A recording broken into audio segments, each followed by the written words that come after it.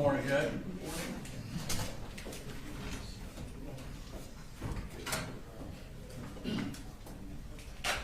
We do have a uniform malfunction this morning. I understand. I'm not trying to throw him under the bus or anything at it. But you're pointing out that you have your jacket. I don't see it any other way to throw it. That's okay. Do you want me to say anything to the jury, or do you want me to just? No. I was going to approach it with the jury, Your Honor. His son is on the way. He should be here. We'll start. Momentarily, within an hour. Jimmy's going to handle all the crosses this morning anyway. I have a lot of cross, so. I suspect you will owe your son for that one. Well, it might even out. Your Honor, just to let you know, our second witness is Zane Sinney. He was a senior in Apalachee, so he's over 18 now. He does not have a problem with his face being on camera, so we don't have to worry about that. Thank you. Are there any juveniles today? No, sir, he would have been the only one. Using the restroom. All right, they're all here, just let them take a restroom break before we get started.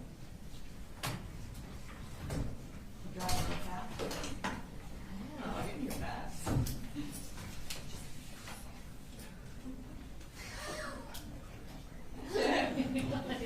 One thing I know. Yes.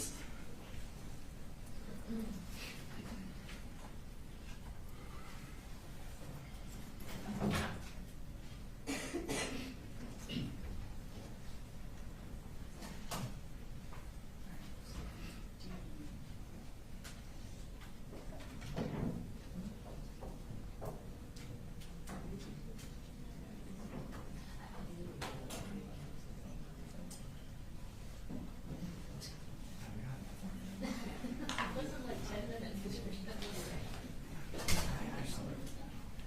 There's some emails that are all in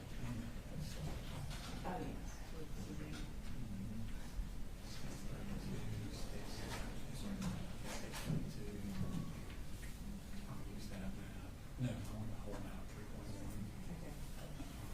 Sex worker offices, some cults over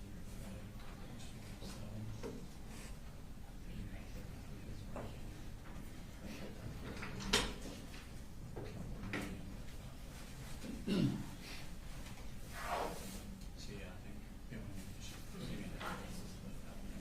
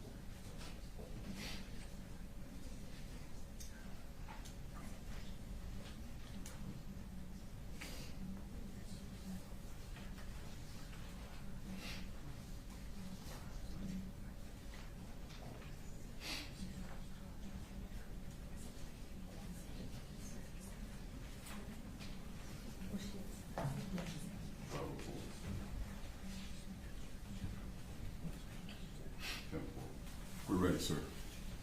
Y'all ready for the jury? Yes, Your Honor. Yes, Your Honor. All right, bring them.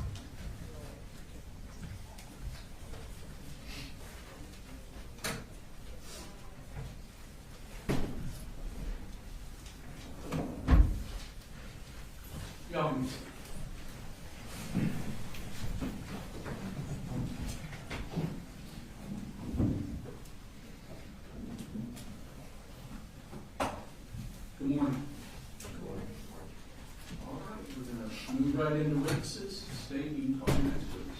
The state called Special Agent Joseph Clark.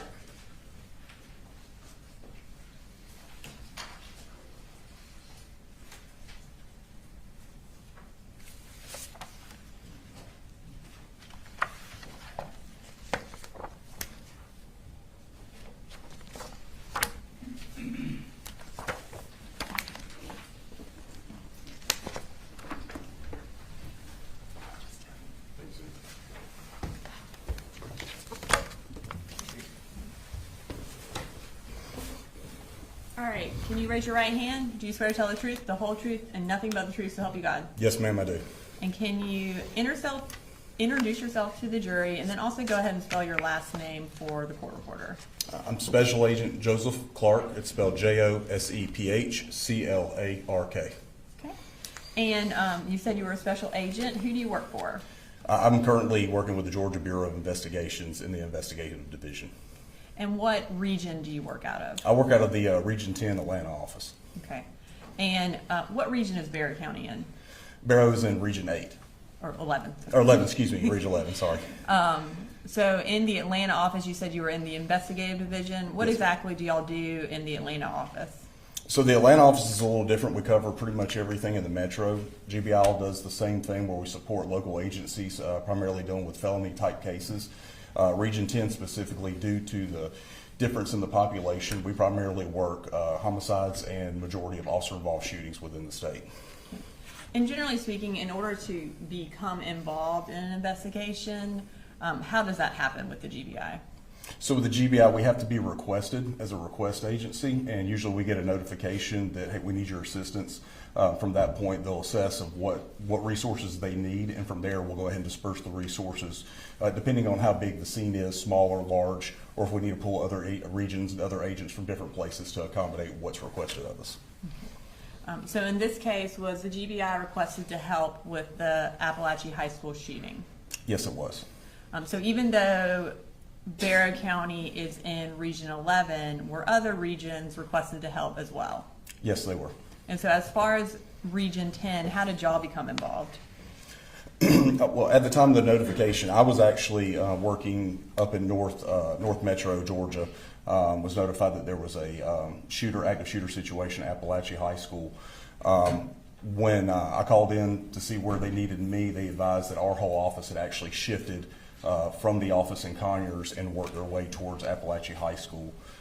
Myself, I let our supervisors know, due to our high volume of calls that we have, that I would respond down to the Atlanta area. That way, if something did go out, we would have personnel at Region 10 to be able to accommodate what's requested of us at that time. And as part of your assistance in the Apalachee High School investigation, what was the first thing you did? I was notified that there was potential casualties, extreme casualties coming in. With Atlanta, we have Grady Hospital, which is a trauma 1. That's where usually the most severe go. I was advised that we would have patients going there. There was several numbers going around due to the chaos. There wasn't an exact number, but there would be multiple people coming in, possibly there as well as CHOA. So they asked me to respond to Grady. Since we go to Grady so much, we know the processes, we know, how to get things working. So they asked me to go and respond there and then start the process. Okay. So I guess initially you were unsure of how many people would actually be coming to Grady. When you arrived, did you determine how many patients had actually come to Grady? Eventually it was determined that there was, I originally heard that there was 3, and then there was 2, and then there was 1 patient that was at Grady Hospital. Okay. Was anyone else at Grady Hospital in addition to patients? Yes, the family members of 1 person was there at Grady Hospital. Okay. And how did those family members end up at Grady? The family members were originally in the understanding that their family member was being transported there due to their injuries. They weren't advised that that person was not there at Grady. So when they arrived, I had to make contact with them. Okay. And did you have to do any sort of notification to that family? Yes, once the family got there, basically what I did is I set up a family room for everybody and called in resources with Grady. They provided the family room for me as well as the other agents that were there. Then I had to provide a death notification to the wife and the parents of the person. Okay, and who was that? It was Ricky Aspinwall. Okay. After you provided the death notification to that family, what did you do next? After speaking to Miss Aspinwall, I then made contact with the doctor of Taylor Jones, got a short briefing, just basically if she was stable or not, and then found out where her family members were in order to go make contact with them. Okay. At the time that you found the doctor, was Taylor in or out of surgery at that time? She was currently in surgery at the time. After locating the family members, what did you do? After locating the family members, we were able to obtain the evidence or the clothing of Miss Jones. Since she was in surgery, they had already removed that and gave that into our possession. Once we got the evidence, we went and met with her grandfather, I believe, and the rest of the family. There's about 20 or 30 people there. There was multiple family members. Given Taylor's situation, were you ever able to talk to her or interview her while you were at Grady? No, ma'am. She was in surgery the whole time, so we just didn't have a chance to talk to her. Okay. And you indicated that you received her clothing from medical personnel. What did you do with that clothing? It was originally given to me in a brown bag with a label on it. Once we finished what we were doing at Grady and Choa, I then responded back to, basically we had a command center at Apalachee High School where I took the evidence from Grady to Apalachee High School. I then took that evidence and turned it over to crime scene specialists so that way they could process it at a later date.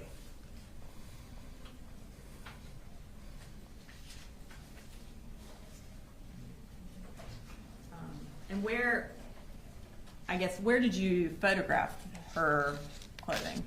Part of the processing for us to document is once I got to Apalachee High School, I photographed everything that was there and bagged everything up and sealed it up myself. Okay.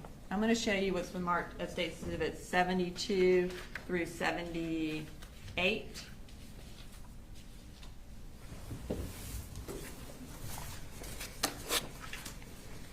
Will you review those and let me know if you recognize them?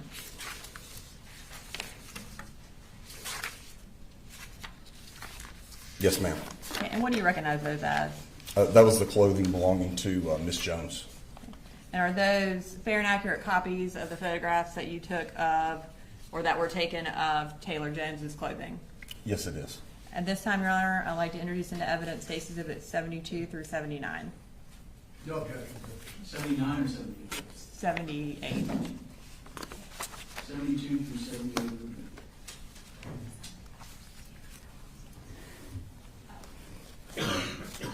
And are also, and we'll just to clarify, are some of those pictures also of Melanie Delira Castaneda's clothing? Yes, ma'am. Okay, and we'll get to those later. All right, so starting with State Exhibit 72, let's go ahead and display that for the jury. Can you tell us what that is? It's women's underwear that's got a apparent red liquid substance on it. Okay, and is that Taylor Jones's clothing? Yes, ma'am. All right, and moving to 73. What is that a picture of? I believe that is the pants belonging to Miss Jones. Okay, and were those removed during medical procedures? I don't know for sure, but I would assume due to the cutting, the style, the way the cutting is, that it was removed while they were trying to assist her in her medical. And then State Exhibit 74. It's a jacket, I believe, or no, it's the pants, excuse me. It's the pants of Miss Jones. And then and those are it for Miss Jones's clothing. All right, so the next thing I'm going to do at this time, I'm going to introduce into evidence State's Exhibit 79, which are Taylor Jones's medical records from Grady Hospital. We're introducing them under the business records exception.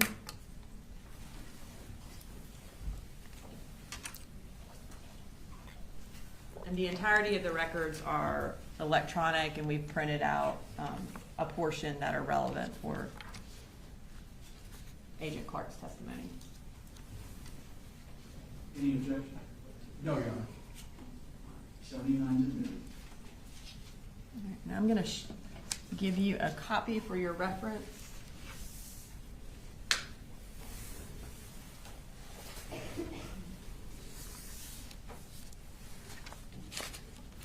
I know you're not a medical professional, but I know you did speak with some at the hospital. I want to talk through Taylor Jones's records with you so we can talk through what her injuries were and what the treatment was. Yes, ma'am. So you said that Taylor was admitted at Grady. Can you tell us what they have for her full name and her date of birth there at Grady? They have her listed as Taylor Leanne Jones with a date of birth of 10/14 of 2009. Okay. And on the next page, can you tell us how she was transported to Grady? Yes, ma'am. On the September 4th of 2024, she was transported via air vac. And is that like a helicopter? Yes, ma'am, or life flight is another term for it. What time did she arrive at the hospital? 11:38. And if you could refer to the next page, can you tell us what the description of Taylor's condition was under medical decision-making? Yes, ma'am. It states that the patient is 14-year-old female with a GSW or gunshot wound and massive swelling to left thigh with tourniquet in place. Patient appears pale with cyanotic mucous membranes and a cool skin. O2 being delivered via NRB mask. She was speaking, oriented, and maintained her airway. No traumatic injuries noted to head and neck. Manual and automated blood pressure cuff unable to assess BP. On arrival with only access present, an IO in the injured leg and 20G IV in left hand. Access rapidly established with peripheral IV and A-line placed in right femoral artery. Patient given 2 units with rapid infusion device. Once BP obtained, patient rolled and no other injuries noted. X-rays of chest and lower left extremity obtained and analgesia achieved with pain doses ketamine. HR remained tetracardic in 130s to 160s. Tourniquet left in place and patient immediately taken to the OR, too unstable for CT imaging. Okay. And then I'm also going to pull up page 8 from the medical records for the jury. Okay. And does this indicate the location of the gunshot wounds on Taylor's leg? Yes, ma'am. Okay. And how are they notated on this picture? With the numbers 1 and 2 and the circles around them. Okay. All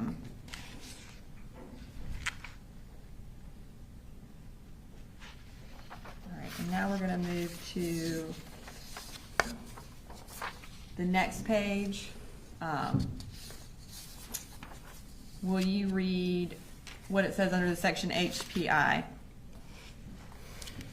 Says 14 FSP GSW or gunshot wound to LLE lower leg extremity brought from Athens to Grady by life flight with tourniquet in place on lower left extremity. Taken directly to OR by trauma, large thigh hematoma, and 2 ballistic injuries.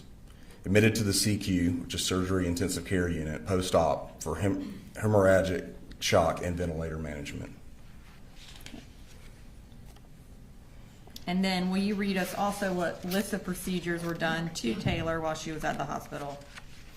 States 9-4 R subclavian cordis, 9-4 femoral artery, 9-4 ballistic wound exploration with the following: primary repair of SFA, femoral vein ligation, profound branch ligation, lower limb extremity X-fix and 4-compartment fasciotomy, 9-6 left femur IMN and fasciotomy wound closure.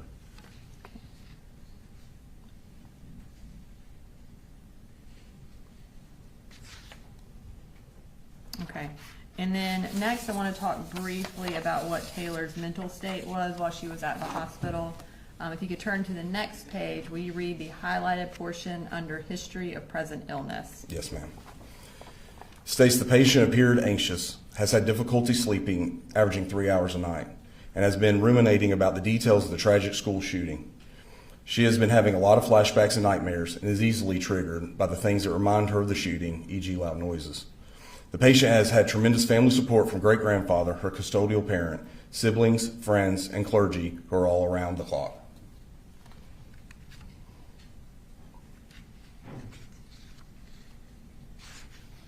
Okay.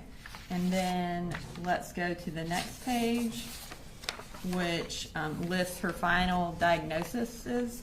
Can you tell us what those were? Yes, ma'am. It states displaced fracture of left femur, acute respiratory failure, traumatic shock, major laceration of femoral artery, left leg, major laceration of femoral vein at hip and thigh level, left leg, acute prosthomoratic anemia, displaced commuted fracture of shaft of left femur, puncture wound without foreign body, left lower leg, lesion of lateral nerve, left lower limb, acute stress reaction, sleep terrors, anxiety disorder. And can you tell us what her date of discharge was? Yes, ma'am. It shows 9/4/24 is being administered, and her discharge date was 9/15 of 2024.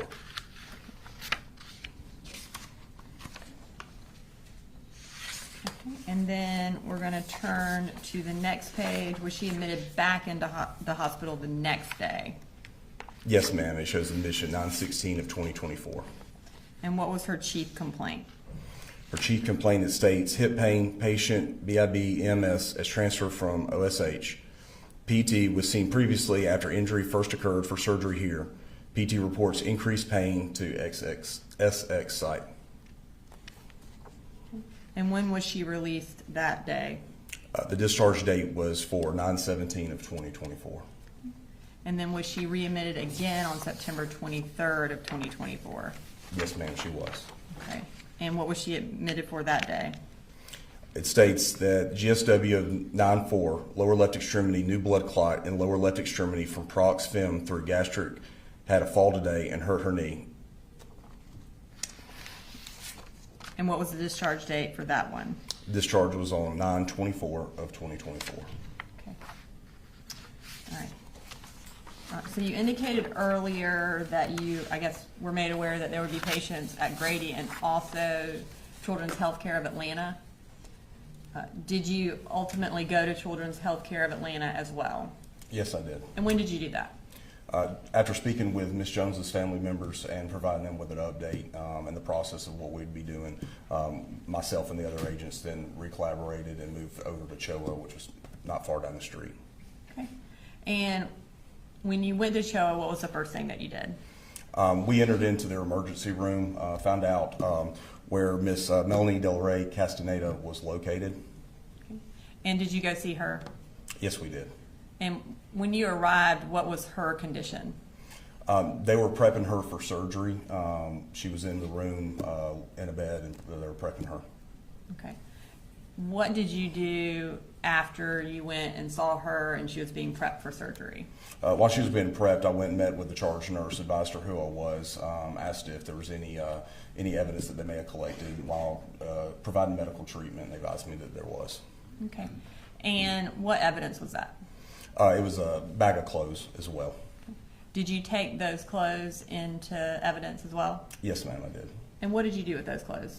After collecting the evidence and once we were finished at CHOA, I then also took that along with Ms. Jones's items at the same time to Apalachee High School, where I processed it, sealed it up, and transferred custody over to our crime scene specialist. And in processing it, did you also take pictures of those clothes? Yes, ma'am, I did. Okay. And I believe those are States Exhibit 75 through 78, and they've already been introduced into evidence. So I'm going to start with States Exhibit 75 and display that. Can you tell us what that is? Yes, ma'am. It's a Mack Trucks shirt. And was that the shirt being worn by Miss Delira Castaneda? Yes, ma'am, it is. All right, moving to 76. And what is that a picture of? It's a gauze with a red liquid substance that was on it. Okay. And then moving to States Exhibit 77. What is that a picture of? It's a Gap sweatshirt with a red liquid substance on it, and it's also been cut. Okay. And then States Exhibit 78.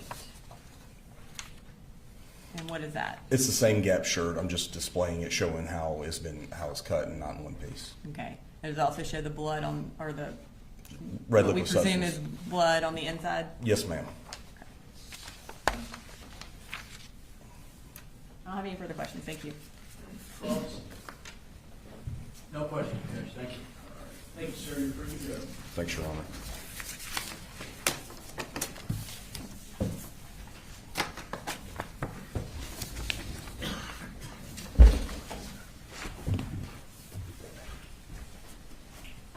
You call your next witness. They call Zane Zinni.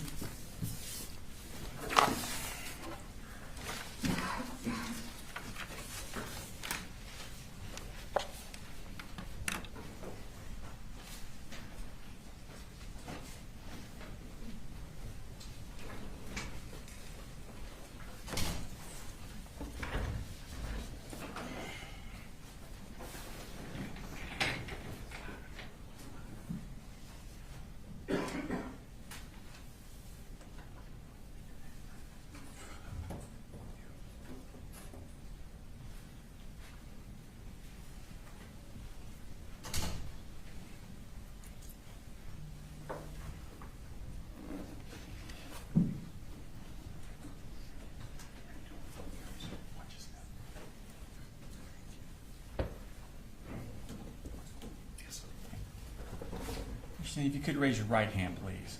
Swear the testimony you give in the matter now pending before this court be the truth, the whole truth, and nothing but the truth. Yes, sir. Okay. Put your hand down. If you could introduce yourself to the jury, please. Jury, my name is Zane Zani. I'm a freshman at Georgia State University. I graduated Apalachee High School in 2025. Okay. There's a microphone in front of you. You can probably move it around a little bit. It'll probably help. So you, last year, the school year 2024 and 2025, where did you go to school? Apalachee High School. Okay. And how old were you on September 4th of 2024? 17. 17. Okay. And what grade were you that year? I was, I believe, a sophomore. Oh, no, sorry, senior, sorry. Yeah. Senior. Okay. In second period, do you remember what you had for second period? It was personal finance. Okay. You remember who your teacher was? No. That's fine. Made a mark then. I have next to you a partial map of Apalachee High School. If you could kind of orient yourself to it, and if you recognize where everything is. Yeah. Okay. Do you see the classroom you had for second period on that map?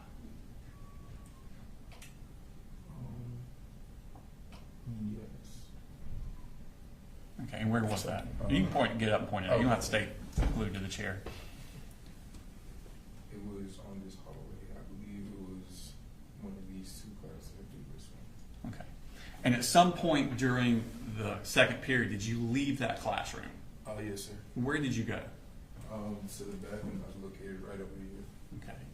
And when you left the bathroom, how was everything normal when you left the bathroom? Oh, yes, sir. Okay.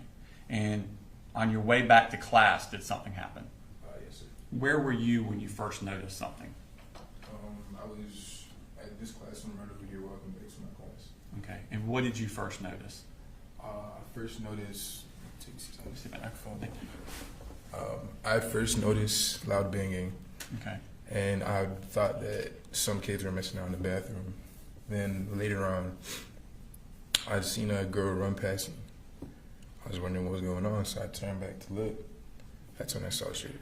Okay. And what did you see when you say you saw the shooter? Describe him for me. I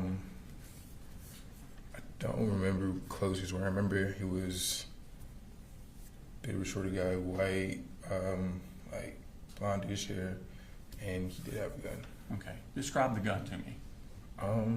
Probably something typical like an AR that a lot of people are familiar with, that they probably never held, but they've seen before. Like an AR? Yeah. Okay. What was he doing with it?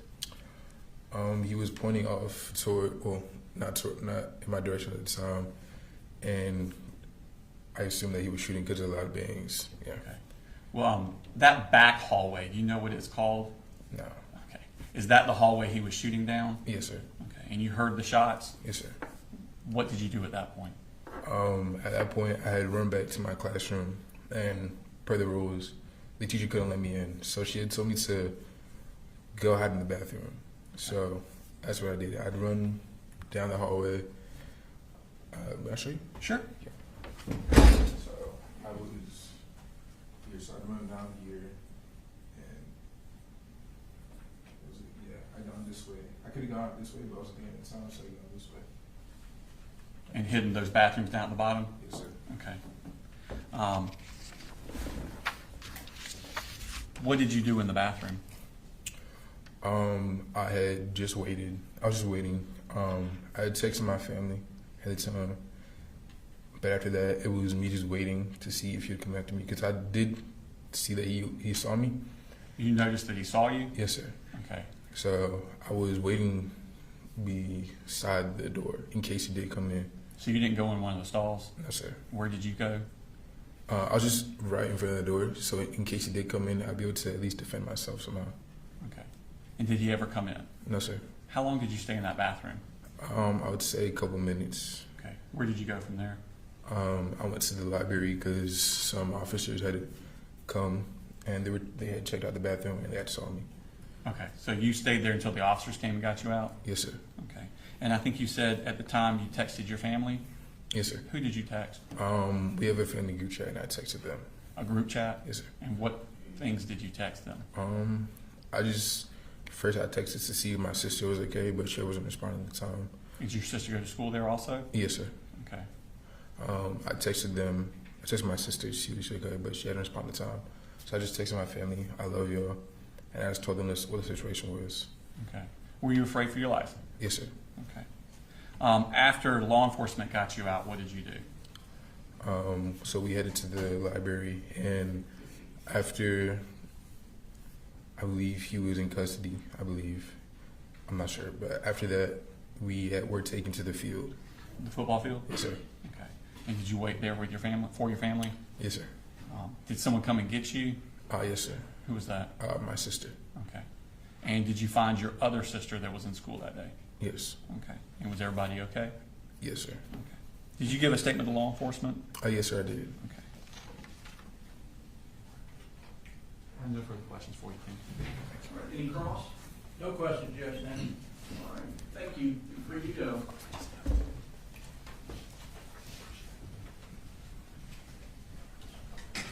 State calls next. Your Honor, state calls D. Martin.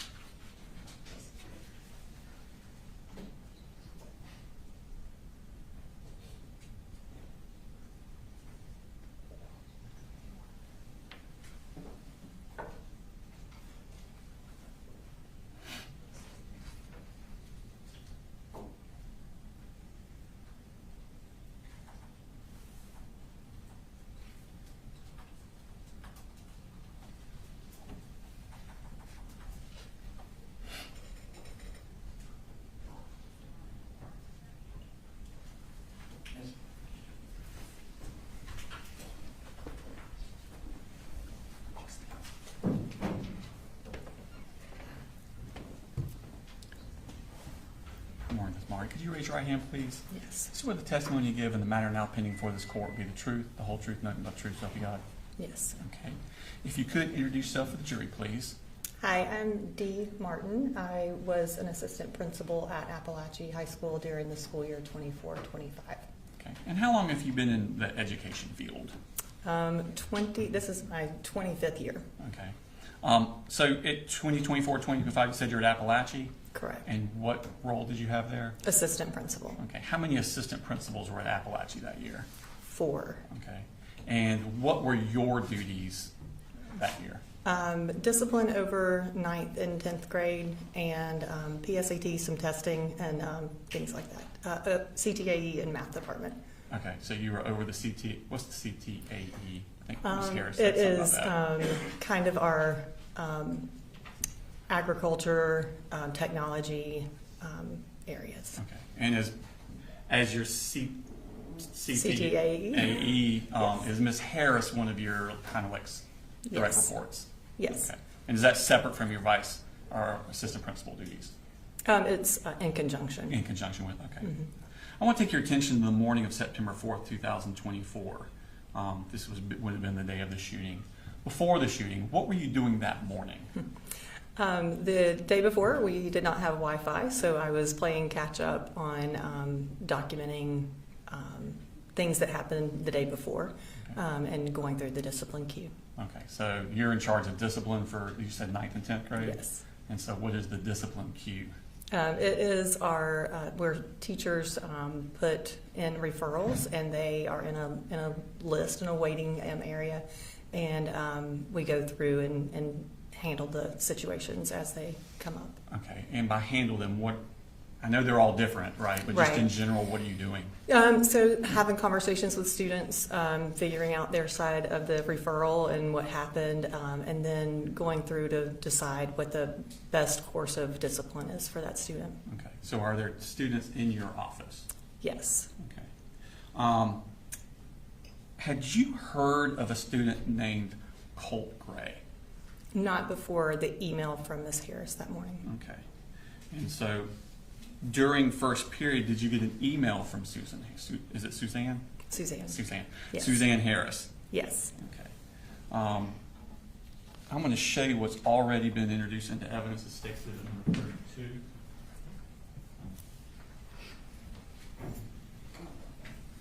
And ask you if you recognize that. Yes. Is that the email you got? Yes. And who is Suzanne Harris in relation to Colin Gray? First period teacher. Okay. And what does she teach first period? A computer class of some sort. Okay. And when did you receive this email? Timestamps 8:46. Okay. So I probably looked at it within the next 5 minutes. I was going to ask you that because I don't read my emails for a long time. How quick are you at reading your emails? Very. Okay. Yeah. I mean, definitely within 5 minutes. Okay. And what is she telling you there? She is making Lisa Butler and I aware that this student has asked about active shooter drills. Okay. And who is Lisa Butler? Lisa Butler is Colt Gray's counselor. Okay. And when you say she's Colin Gray's counselor, how is that assigned? They each have a portion of the alphabet. Okay. So anyone with the last name that starts with a G would Yes. be Miss Butler's. Correct. As well as other letters that are also signed there. Correct. Okay.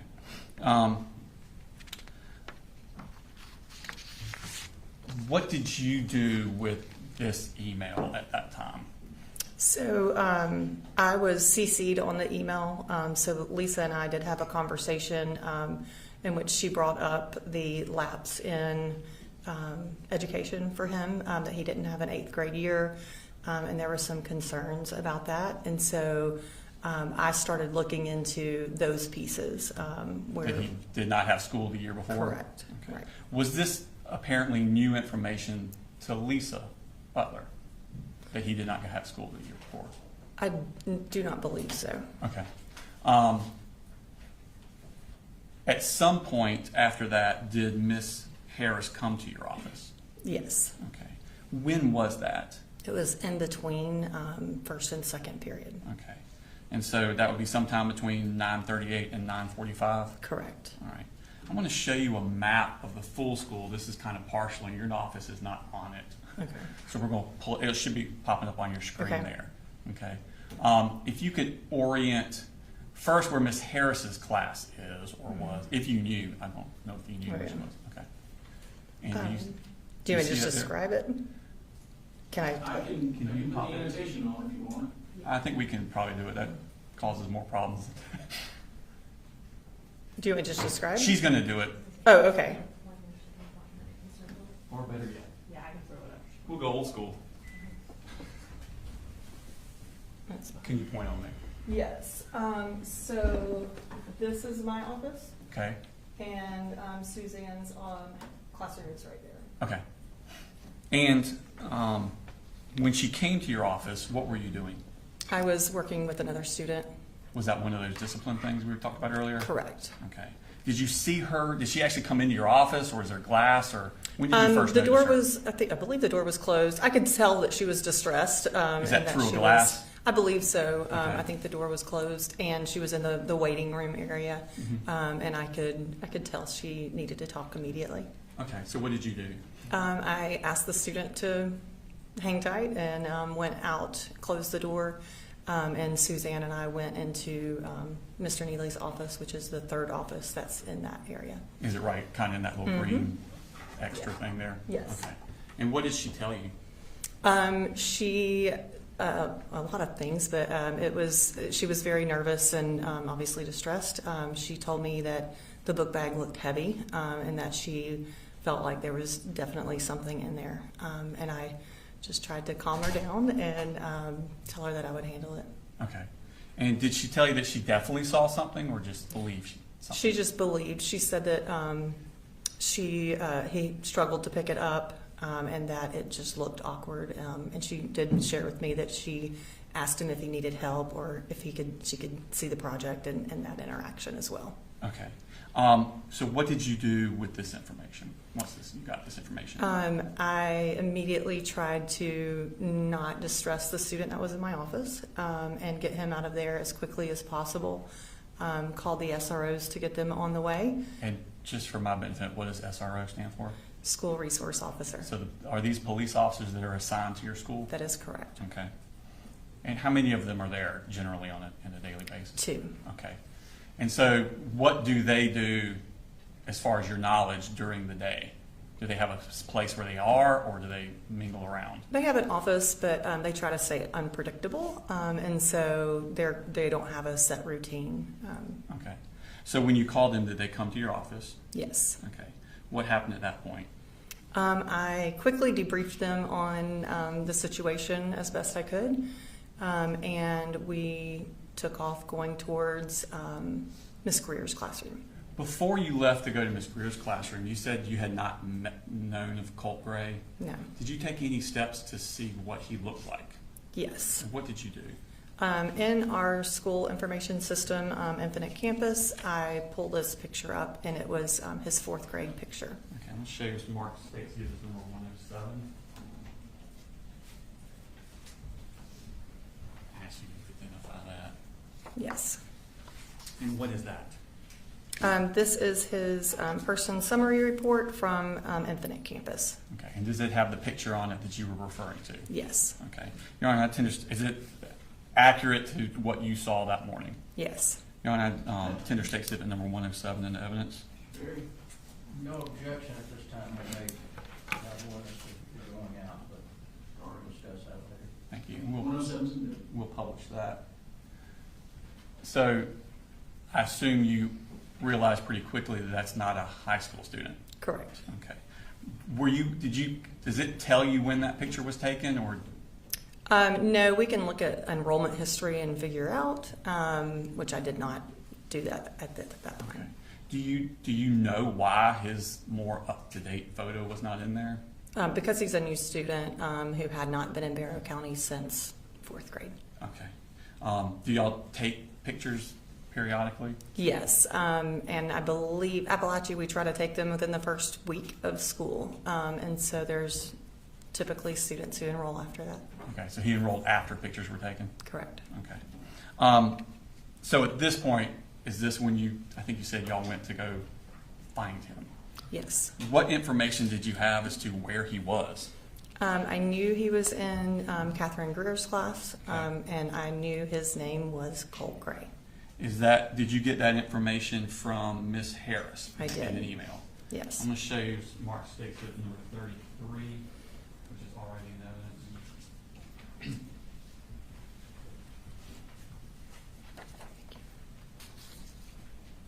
And is that the email you got from Miss Harris?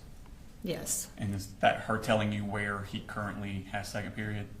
Yes. Okay. And when time did you receive that email? Timestamp's 9:52. At this point, I probably was reading it in real time. Okay. So who are the school resource officers that arrived to assist you? If you remember their names? Brandon King and Dawson Matherly. Okay. And are they normally assigned to Apalachee? Yes. Okay. Do you know them Yes. professionally, I guess? Yes. Okay. And where do y'all go? Like I said, we debriefed right outside the office, and then we go towards down F Hall. Pull that map back up and you can show what you did there.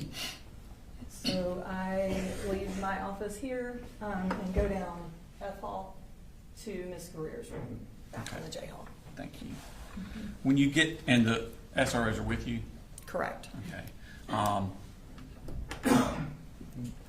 When you get to the class, what is the procedure between you and the SROs?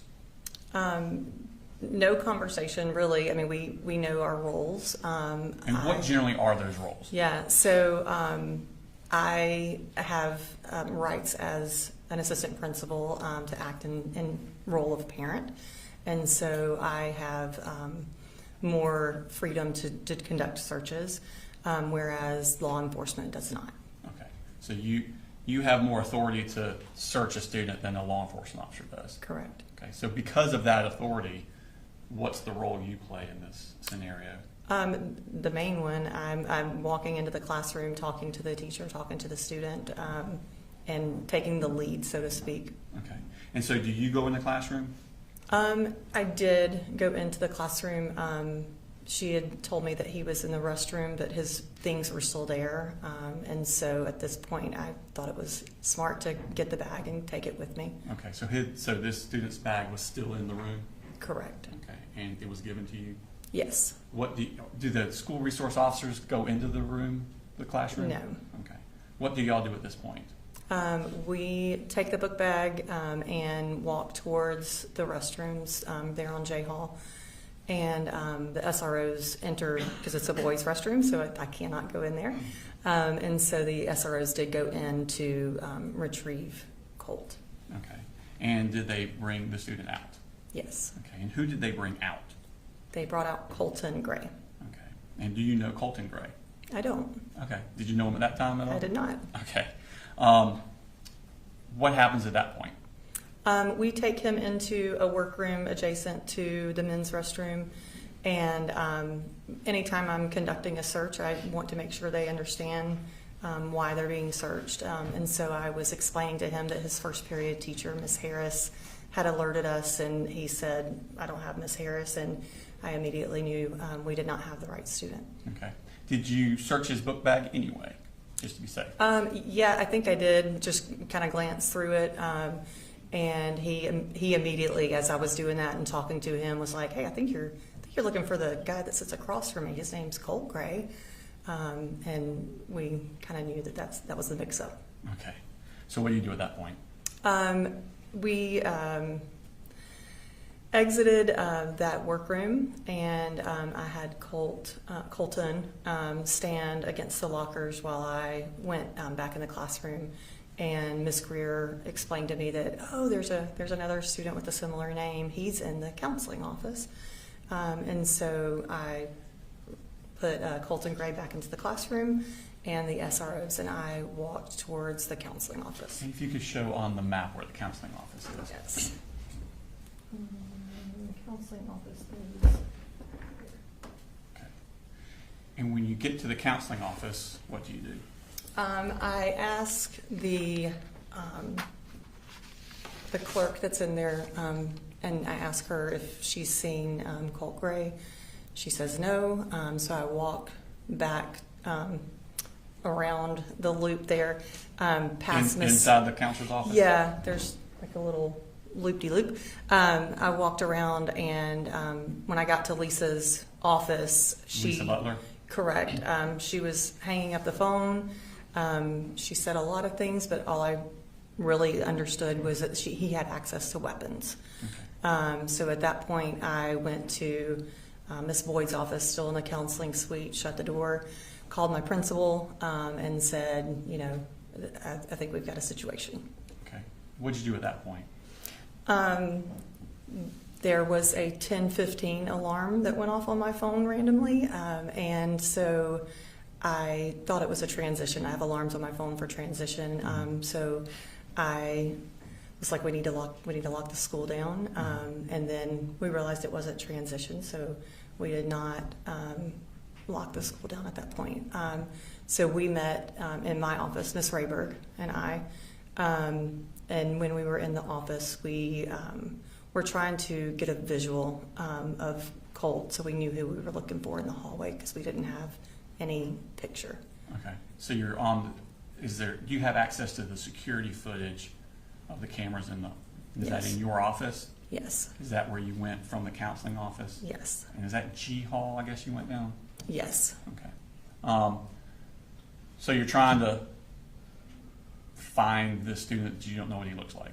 Correct. What steps do you do to try and do that? So we are trying to first get a visual of him when he left the classroom.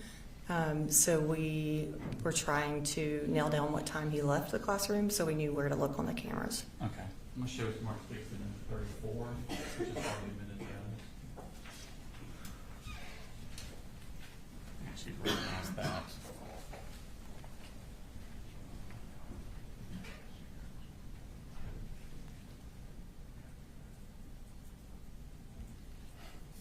Yes. And what are those?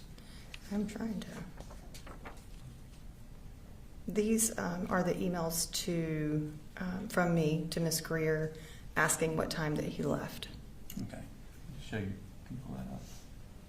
And what time is this that you're asking what time he left? 10:18. Okay. And did you get a response from her? Yes, I called into the classroom and asked her to check her email, and she responded at 10:20. Okay. What did you do at that point? We went to the cameras and found a student who left around 9:50. Took a screenshot. I don't even remember if we got it emailed to her, but it was not Colt. Okay. And did you subsequently get an email from Ms. Greer? Yes. I'll show you 635. Already exhibited evidence. Ask you if you recognize that. Thank you. Yes. And what is that?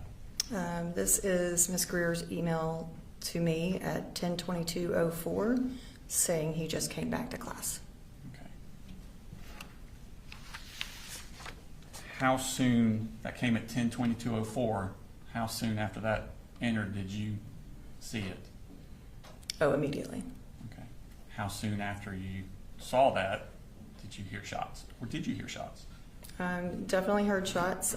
Once I saw this, the location of my office is with the atrium. I've got windows right there, and the SROs were.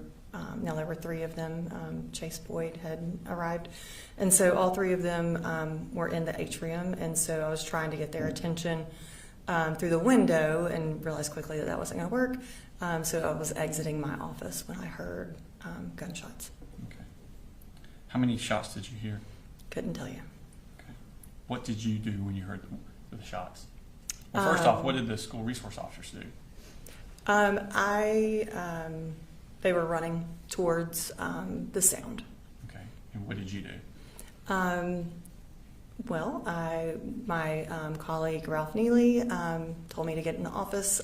We sat in the office, looked at footage with Rayberg, and just trying to figure out what was going on and if the scene was secure. Okay. And were you able, so you're looking live on the security footage? Yeah. Were you able to see that the shooter was apprehended? Yes. Okay. What is your role, or what is administration's role at this point? So once the 8-button push happens, we are no longer in control of the building. The law enforcement is. And so I knew that I was at their discretion. So I was basically just trying to ask the law enforcement where they needed my help. Okay. And how long did you stay in your office? Maybe a minute, maybe 2. And where did you go from there? The 3 of us, that would be Neely, Rayberg, and myself, We went into the atrium and we were trying to kind of orient ourselves with what had just happened. And they were starting to release kids from rooms. So I felt like it was best for me to go out with the students and navigate them towards the stadium. Okay. And did you go up to the stadium? I did. What was the process at the stadium? Was the school doing that, or was law enforcement? Like, I mean, it's kind of be weird being in charge one minute and not being in charge the next Right. minute. How did that kind of work out? It was so once we got most of the students to the field, I think law enforcement was trying to keep the community away, and Rayburg came on the radio and said the community let these parents see their kids, and so we did allow the parents to come onto the field. They just couldn't leave after they came on the field. Okay. And what was the purpose not letting them leave? I guess trying to be respectful of law enforcement. Okay. Yeah. And how long was everybody out on the field? Hours. Okay. And at some point, did you give a statement to law enforcement about what had happened? I did. Okay. Just a second, please. I have no further questions, thank you. Cross. Thank you, Aaron. Good morning. Good morning. Just have a few questions just to get a couple of things right in my mind. Approximately what time did Ms. Harris come to your office? It would be about 9:40. About 9:40. Okay. And she seemed to be upset and wanted to tell you about this book bag. Correct. Okay. And did she describe the book bag to you? She said that it was awkward and heavy, and had a poster board with a sock hat on top. Okay. So when you went to look, you knew that you were looking for something heavy with a poster board coming out. Correct. Correct. I assume you got, since she was concerned, she knew what Colin Gray looked like. Correct. Did she give you a description of him? No. Did you ask her? No. Okay. Did you ultimately find out he was white male? Yes. Okay. Had long blonde hair? No. Okay. You didn't find that out later? No. Okay. Did you take Ms. Harris with you when you went down to the classroom to look? No. And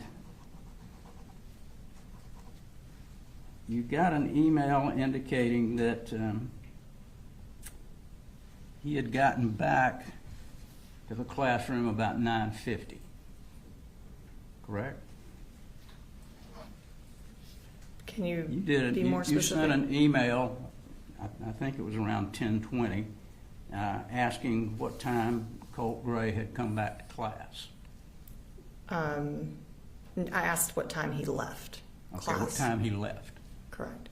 All right, and that was 9:50. At 10:18, I asked her what time he left, and she said he left towards the beginning of first, probably around 9:50. And what time did the shooting actually start, if you remember? 10:22. So he had been missing then for 32 minutes, correct? Correct. All right. Thank you. Any redirect? The 32 minutes is based on Ms. Greer telling you he left around 9:50. Correct. Did you look to see who was coming on the security cameras? Did you look to see who was coming out the door at 9:50? Yes, and it was not Colt. It was not Colt. Correct. So he did not leave at 9:50. Correct. No further questions. Anything else, Mr. Berry? You did know at 9:40, though, when Ms. Harris came, that she was concerned about him having a gun. Correct. Thank you. All right. Thank you, ma'am. You're free to go. Thank you.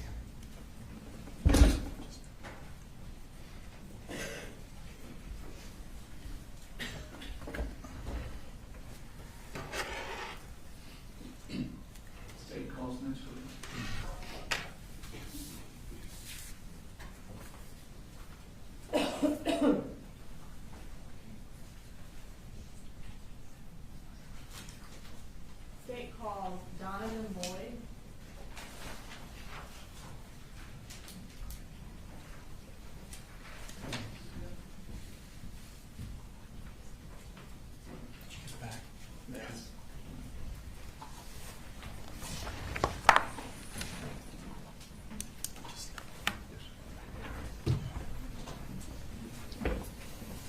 Please raise your right hand.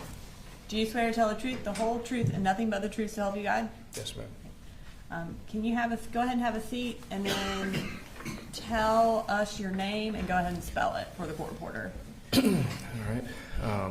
I am Donovan Chase Boyd, Donovan, Boyd, Boyd. Okay. And what do you do?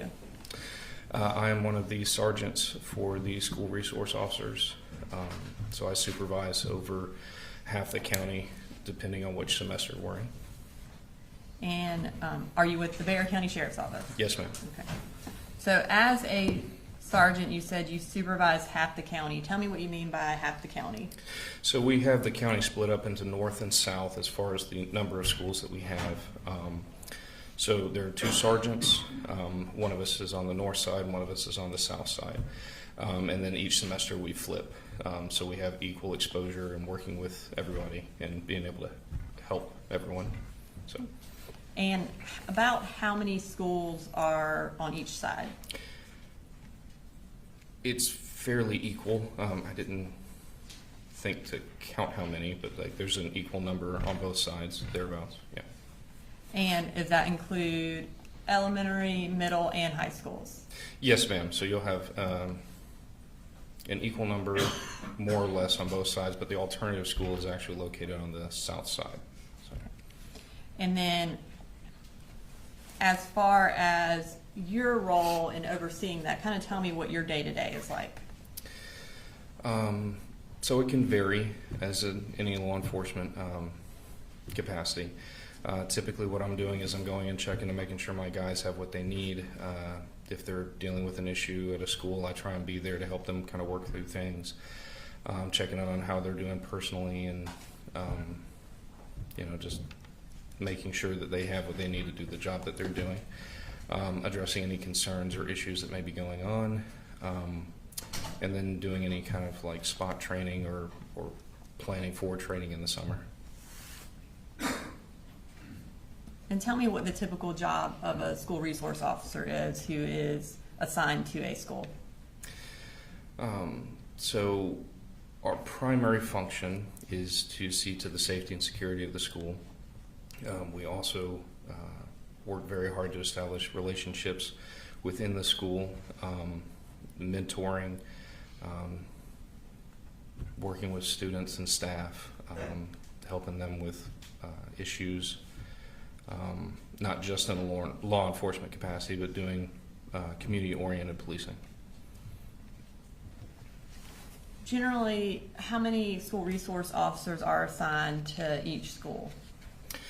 So each high school has two, and we are currently in the process of getting one in every middle and every elementary school. Prior to that, and even right now, we have a few middle and elementaries that share one SRO, and they go back and forth, and we actually have a set of elementary schools where the SRO goes back and forth. But at present, both high schools have two SROs assigned to them. And generally, are you assigned to a particular school? Not typically. We as the supervisors will fill in when an SRO is out sick or in training and that kind of thing, so there's not a gap. Or we'll go and check in at the school. But we're typically not assigned to a school per se. Back in September of 2024, were you in your same role as sergeant over the school resource officers?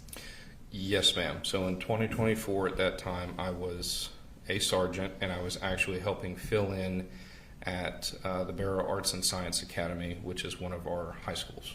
Okay. Is that also known as BASA? Yes, ma'am. Okay. And in addition to filling in as a school resource officer at BASA, did you still go around to other schools? Yes, ma'am.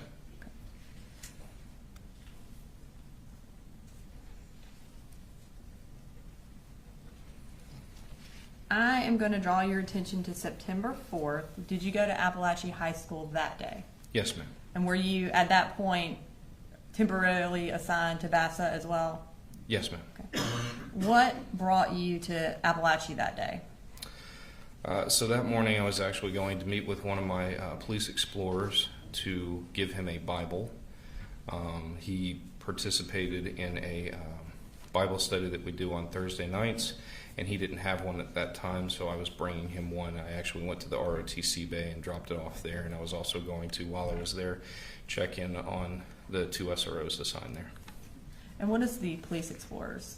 So the Police Explorers is through the Boy Scouts of America, or Scouting as it's known today, and it is a program for students and juveniles between the ages of 14 and 21 who have an interest in law enforcement. They can learn from us, and we do it once a week in a like training type capacity. And so you indicated that you went to the ROTC office to drop that off. Can we pull up the full map? And I'll just have you, if you could look and tell us where on there the ROTC is. Oh, goodness. There should be a pointer up there after you kind of orient yourself. Yeah, sorry. It's weird to see it in this format versus walking through. Use this? Yes, sir. Okay. All right. Just for the record, is this 3.2? This is 3.1 for the record. Right. Sorry. Oh, gosh.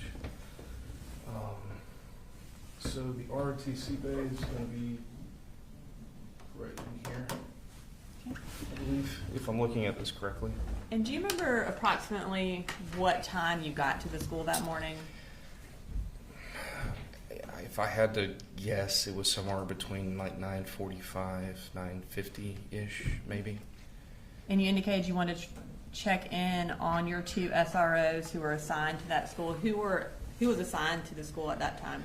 Deputy King and Deputy Matherly. After dropping off the Bible at the ROTC bay, what did you do? As I recall, I went back to the atrium. Do you want me to point? Yes, to that? yeah, that'd be great. Okay. So at that point, I went to the atrium here,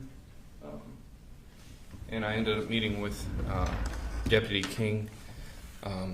He was briefing me a little bit about a potential issue at the school, and we were also discussing, as I said, we do Bible study on Thursday night, so we were actually standing there talking about what that topic was going to be. So you and Deputy King were in the atrium. Did you know where the other school resource officer was at that time? No, ma'am. Okay. And when you say you ended up meeting Deputy King there, did y'all just kind of happen to run into each other? I don't recall exactly if I met him there or on this hall here, but we made our way back to the atrium, as that's kind of a centralized hub where everyone kind of passes through and moves through. So that's kind of a natural place that we tend to gravitate to at that school. So you indicated that he was briefing you a little bit on the situation that was going on. Mm-hmm. Do you remember what he told you? As I recall, they were trying to locate a student that had expressed that they were... And Judge, I think this would be hearsay at this point, unless Deputy King plans to testify. If he does, then... Yes, Deputy King is testifying next. Okay, that's fine. You drawn? I will draw. Okay. Would you like me to continue? Yes, go ahead. Okay. So he was speaking with me about how there was a kid that they were trying to locate that he had ended up leaving the classroom. And I believe that And I'm sorry, he was coughing. I couldn't... What? I'm sorry. You said you were locating him, and then I couldn't hear the next part. They were trying to locate a child that had left one of the classrooms. And again, my understanding was the student had requested to go to counseling. So they didn't make it to counseling, so we were just trying to figure out where the kid may or could have been. Did you have any information that that student had made any direct threats or had any sort of firearms at that time? No, ma'am. Okay. All right, so before we go any further into September 4th, I want to briefly talk about your trainings and protocols as related to locking down a school. Yes, ma'am. So in a case such as what you had on September 4th, where a student has not made any direct threats, but is missing and you're trying to locate him, what protocol do y'all generally follow? So for us, if admin is asking us to help look for a student, we will look in bathrooms, hallways, depending on where the student's coming from. We try and look kind of in the general area of where they may be roaming from to where they're trying to get to, without any additional indications of anything like that. It's not uncommon for students to take longer than anticipated to go from one point to another. What is a hard lockdown? So a hard lockdown is where everyone, at present, everyone goes into their classrooms, the doors are locked and secured, they go into what is known as a deep corner. So they are as unvisible as possible. Lights are out, everyone's instructed to be quiet and wait until law enforcement comes by and unlocks and opens the door and removes them and moves them to another location. And as far as entrances and exits to the building, are those all locked as well? Yes, ma'am. So the schools always operate in what would be kind of a level 1 or a basic lockdown, where you don't have just free movement to come in and out of any exterior door into the building. And what are some of the issues or risks associated with issuing a hard lockdown? So depending on the situation, you can potentially create a barricaded armed individual in with other students or staff. That's the one that really kind of sticks out as far as why a lockdown could be an issue. Also panic, depending on what it is, and what would be the reasoning for us to issue the hard lockdown. Again, there's a lot of factors that kind of come into play, so it's hard to kind of give a concrete one way or the other, if that makes sense.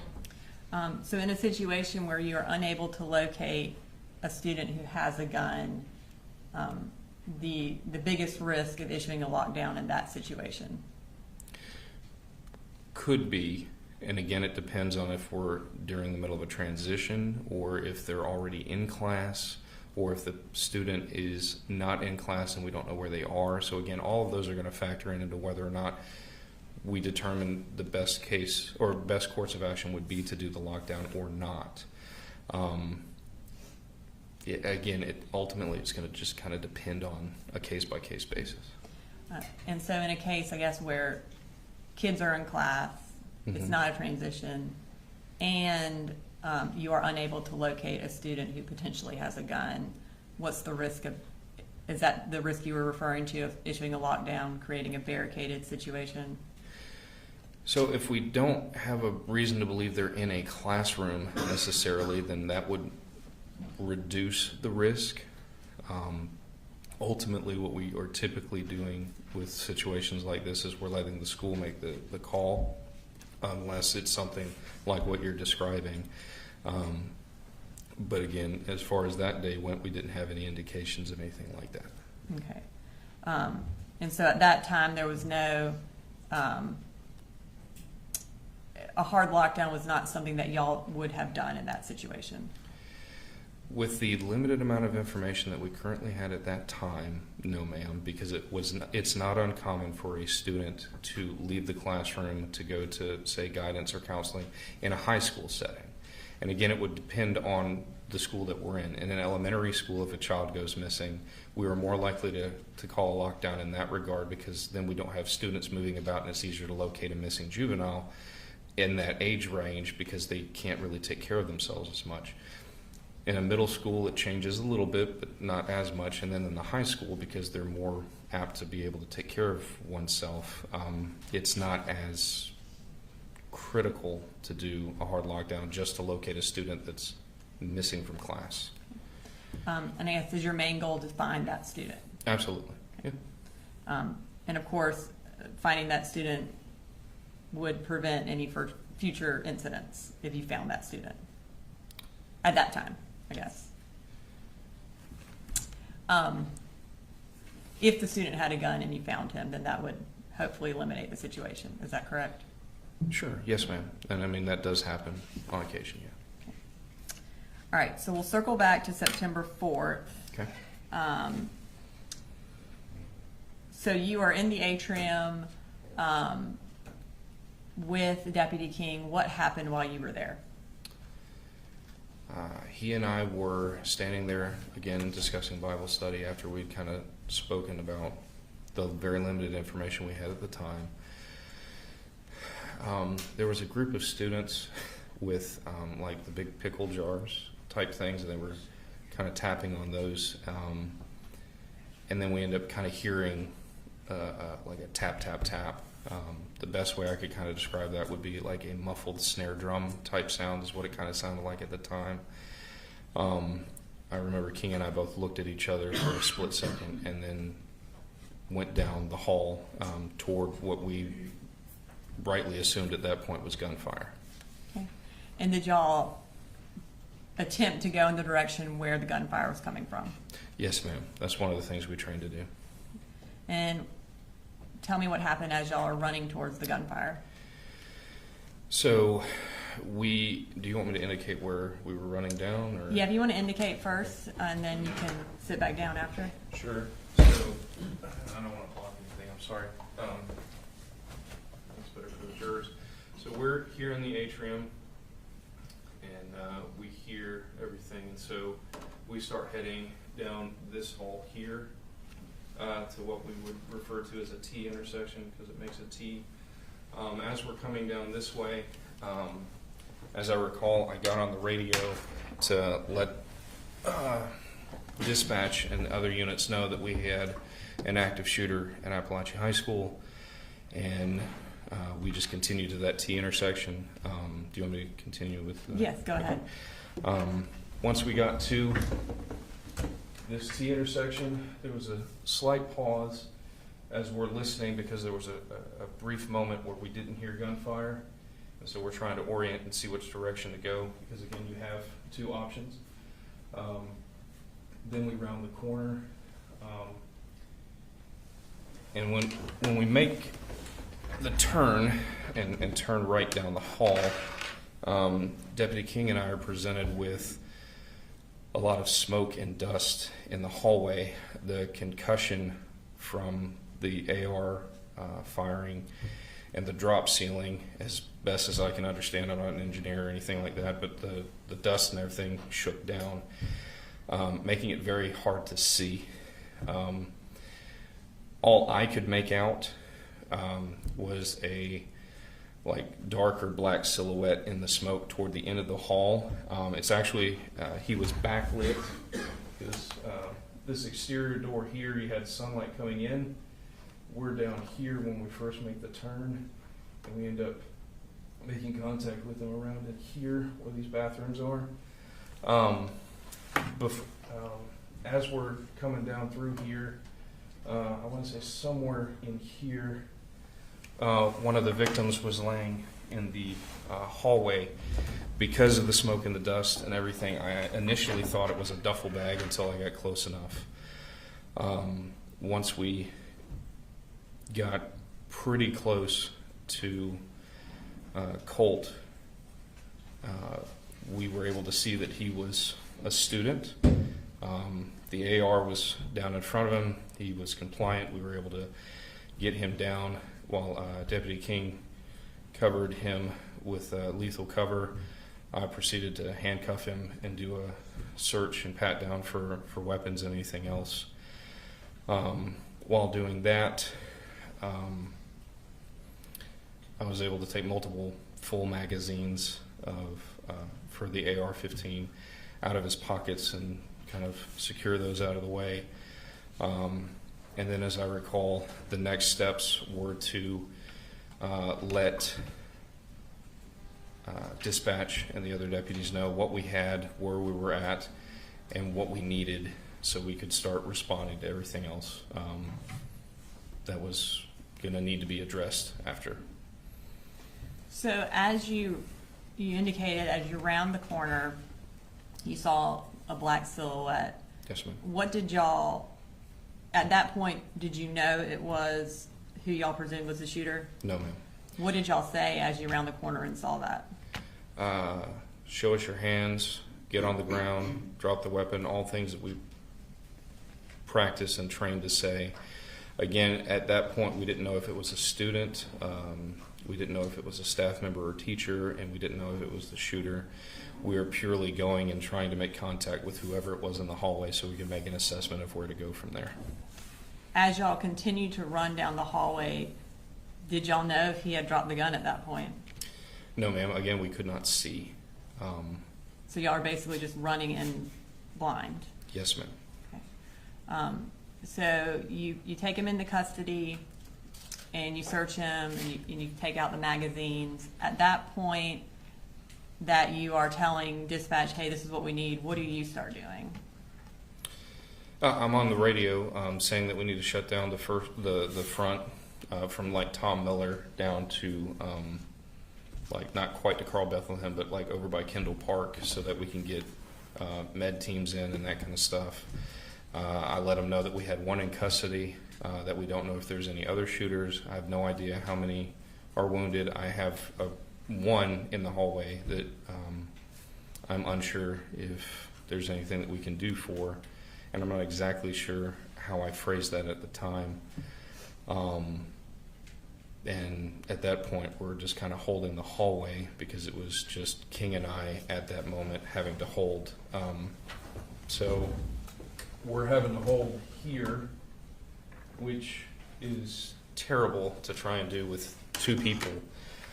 Because again, we don't know, sorry, we don't know if there's any additional threats at the time. So we're having to try and hold, and we have to keep control of Colt, and we're responsible for him at that point once we took him into custody. Excuse me. A short time, and it felt like a long time, but a short time later, Deputy Cook responded from Heyman Morris, and he helped us hold things until additional units got there. And were additional units there pretty quickly? Yes, ma'am. I would say that they were there very quickly. I do recall the colonel, sheriff, Jeremy, one of the firefighter guys, with one of our RTF teams, got there very quickly, and they were in there and they started working through and triaging and figuring out who needed assistance and things, so we were able to get people out pretty quickly. And RTF, does that stand for Rescue Task Force? Yes, ma'am. Yes. So when more individuals get there, more law enforcement get there, and you're no longer having to hold kind of the scene with the shooter, what did you do? So at that point, we were going to have to systematically sweep the school and check the condition of everybody and start evacuation processes. As SROs, all of us in the unit have universal keys that work for all the school buildings. So when we started forming the teams up to go, I had a set of keys. So I started going and clearing with a group of some of our guys, but we had so many people that responded from all over the state. So we had people from Gwinnett and Commerce and GBI and FBI and GSP, but we went through and started the systematic, methodical clearing or static clearing of the building at that point. And then you indicated you weren't, at that point, sure if there were other threats. Correct. Is that something else you were looking for to make sure that there were no additional shooters in the building? Yes, ma'am. We never assumed that the singular threat that we've dealt with is the only threat until we do a sweep and subsequent sweeps of the building to make sure that there isn't someone else who is either waiting or is actively doing violence. And on this particular day, were there potential threats at other schools as well? So during the process of clearing Apalachee for the second or third time, I don't exactly recall where we were in that because of the building I cleared multiple times. We were getting reports of threats against other schools, like Winder Barrow was one of those. So at that point, they took people from Apalachee and started sending them out to the other schools to sweep them and make sure that they were good. At that point, Deputy Good, who had come to the scene and was the SRO the previous year, he and I, who were at Bassa normally, left this school and went over to Bassa and cleared it and held things there until I came back later in the evening. I don't have anything further. Thank you. The defense may have some questions. Well, just a few things. Thank you. Good morning, Sergeant. Morning, sir. How are you? Great, thank you. Just want to ask you a few questions. You gave a statement to, I think, David Kissinger, GBI special agent, shortly after the incident. Is that right? It was that evening, yes, sir. Okay. You remember indicating to him that you arrived about 10:30. Sure. I don't exactly recall the time, no, sir. I don't want to put any words in your mouth. No, I'm glad to show you if you'd like one. No, and I believe you have no reason to think that it's Do you not. recall it was about that time, though? Sure. Okay. And you indicated to us that you were having conversations. Was there more than one person there that you were talking with? In other words, was an assistant principal there at that time? I don't recall. Don't recall. How long were you there before you heard the first shot? I'm not sure. I wasn't keeping track of it. Well, were you having conversations when you heard the first shot? Yes, sir. I was speaking with Deputy King, as I recall. And Deputy King had indicated to you that they didn't have a description of this young man that Correct. you were looking for, correct? Mm. Did he indicate to you that that Ms. Harris had emailed Lisa Butler at 8:56 telling her that this is somebody that y'all need to check up on and look at? Not that I recall, no, sir. Did the assistant principal give you any information about this person? Not that I recall. So the only information that you got was from Detective King that there was somebody that y'all needed to look for? Deputy King, as far as I recall, yes, sir. Okay, but you didn't know what they looked like?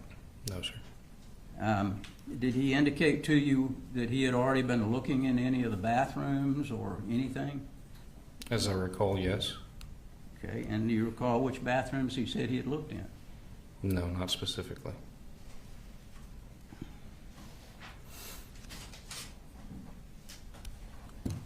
So you don't really know, other than you know that y'all were looking for somebody. Do you know how long people had been searching for this person? No, sir. So if there was an email from Ms. Harris to counselor at 8:56, it would have been about an hour and a half before the shooting. Is that right? I guess if it occurred around 10:30 and you're saying that the email was at 9, then yeah, I would think the math would, an hour and a half. Thank you. Yes, sir. Redirect. Nothing further from the state, Your Honor. May he be excused? Ready to go. Thank you. Thanks, sir. Ladies and gentlemen, let's go ahead and take a little morning restroom break, 10 to 15 minutes.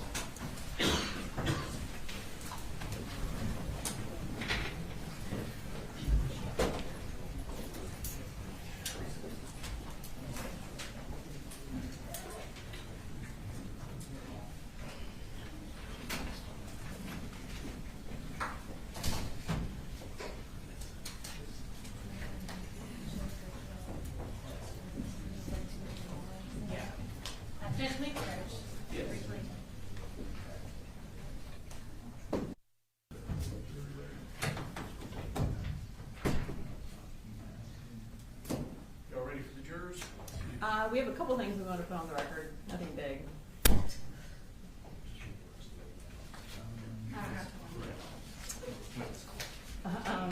The first thing is, I inadvertently gave the Grady medical records the same number as another exhibit, so I announced on the record it was 79, but they are actually 71, and those are Taylor Jones's medical records, just so the record can be corrected for that. So 79 is actually 71? Yes. Yes. No correction. The 79 was previously tendered, I think it's Natalie Griffith's medical Yes. records, and that was correct. 79. And then we went ahead and presented our charges. I gave them to Danielle and the defense, and I'll file them later. We are going a little faster than anticipated, so I didn't want to wait until the last minute to do that, because we could be done by Friday, next Friday.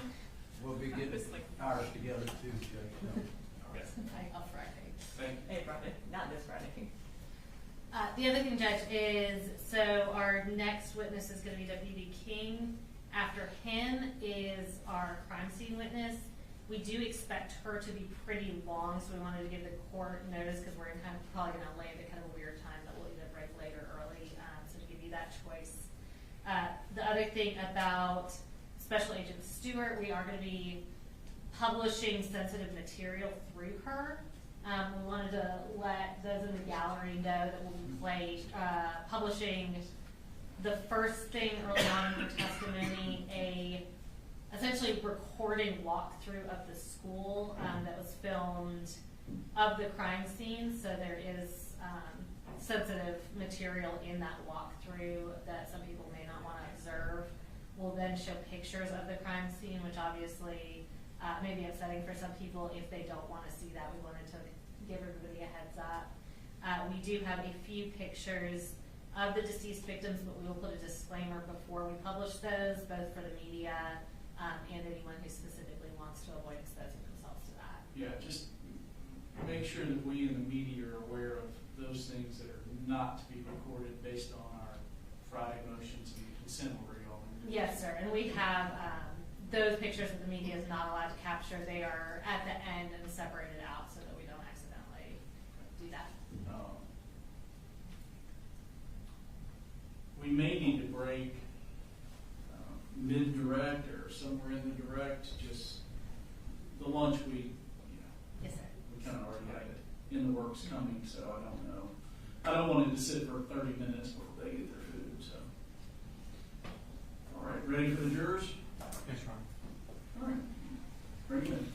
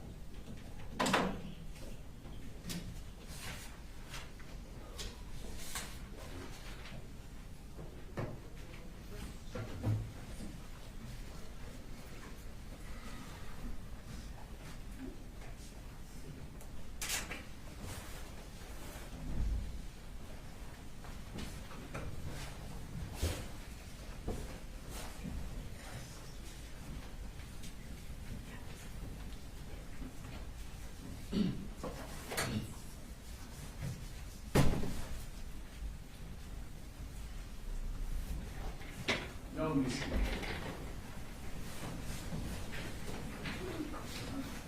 Somebody calls next one. State calls Brandon King.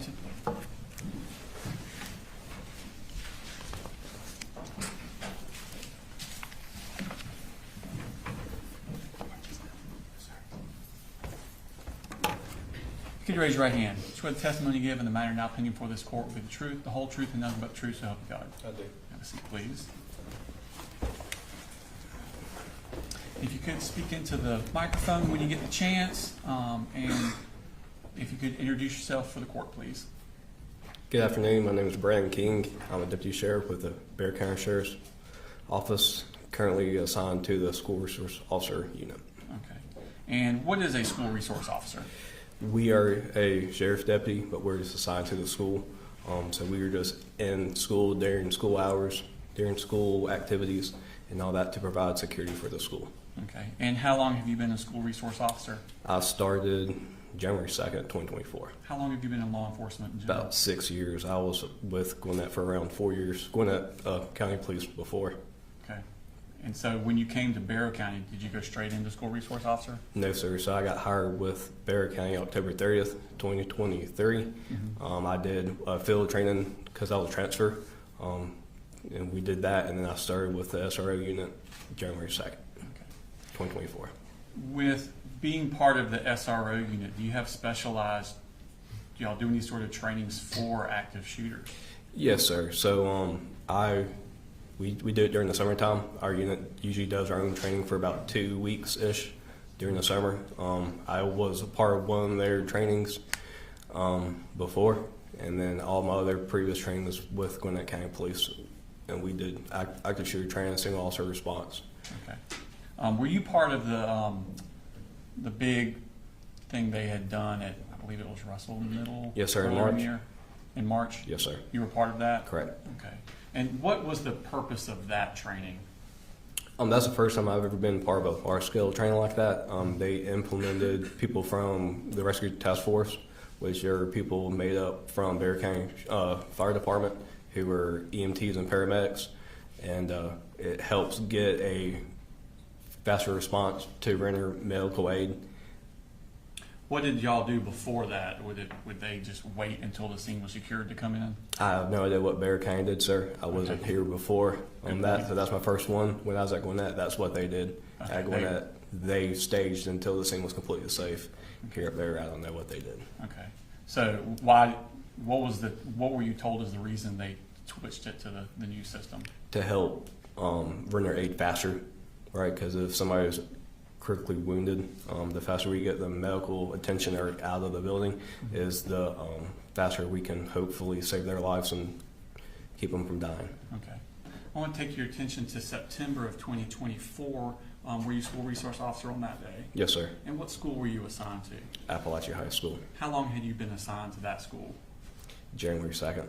Or actually, probably the second week of January. When I started the 2nd, I did a field training officer with our SR unit, which I went around different schools and learned their process. So probably the second week of January in 2024. Okay, so basically the second semester. Correct. Yes, sir. The spring semester. What do school resource officers do in the summertime? So we go help the roads. We go help civil transports, that kind of thing. And then we also have like a summer camp, which is what we do. We take a group of usually middle school boys. We take them on like day trips, like hiking, stuff like that, and then we also take them to Jekyll Island most of the time, and it's like a little camp, just kind of like a boys' camp. Okay. So in September, when did school start for Apalachee? August 1st, if I recall correctly. Okay. And what did you do generally day to day from August to September? I was in the school all day during the school hours. I personally like to walk around. I can't sit still very well, so I just did laps around the school, checked classroom doors, make sure they were shut. That's something I was really, really big on. I ruffled some feathers about how to close some doors a couple of times. I was also really big about keeping the exterior door closed and make sure everything is secure. What is the protocol for the secure, like how secure is the school on just a daily basis? So I guess the easy way to explain it, we're in essentially a soft lockdown. And what that means is classroom doors are shut, and they have a mechanism in the door handle where it automatically locks behind the teacher. So when you walk out, if you exit the classroom and you shut the door behind you, it automatically locks. Okay. How would a student get back in? They would have to knock on the door and have either a teacher or whatever trusted student the teacher assigned to let the kid back in, the student back in. And how would someone say, my kid forgot his cleats for soccer? How would I, as a parent, get into the school during the school day?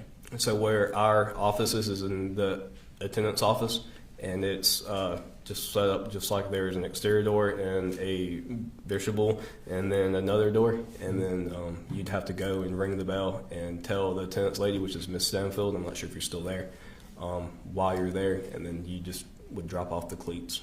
Okay. Or We'll rubber pull up shoes. a larger picture of the school. This is States 3.1. Just behind you. Is that, well, it's in front of you and behind you. Yes, sir. Could you orient yourself to the school and then tell me where is this office that's your office or y'all's office? Do I have permission to stand? Please, that'd be great. There should be a pointer there.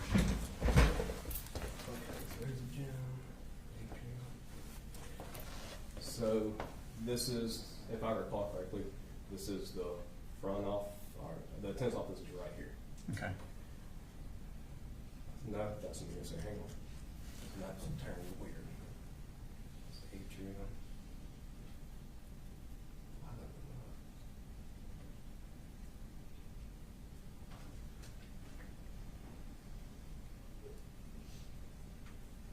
know. My best guess is this is the media center, if I remember correctly, Mhm. and then this is the entrance Okay. to the attendance office, and our office is right here. Okay. Yes, sir.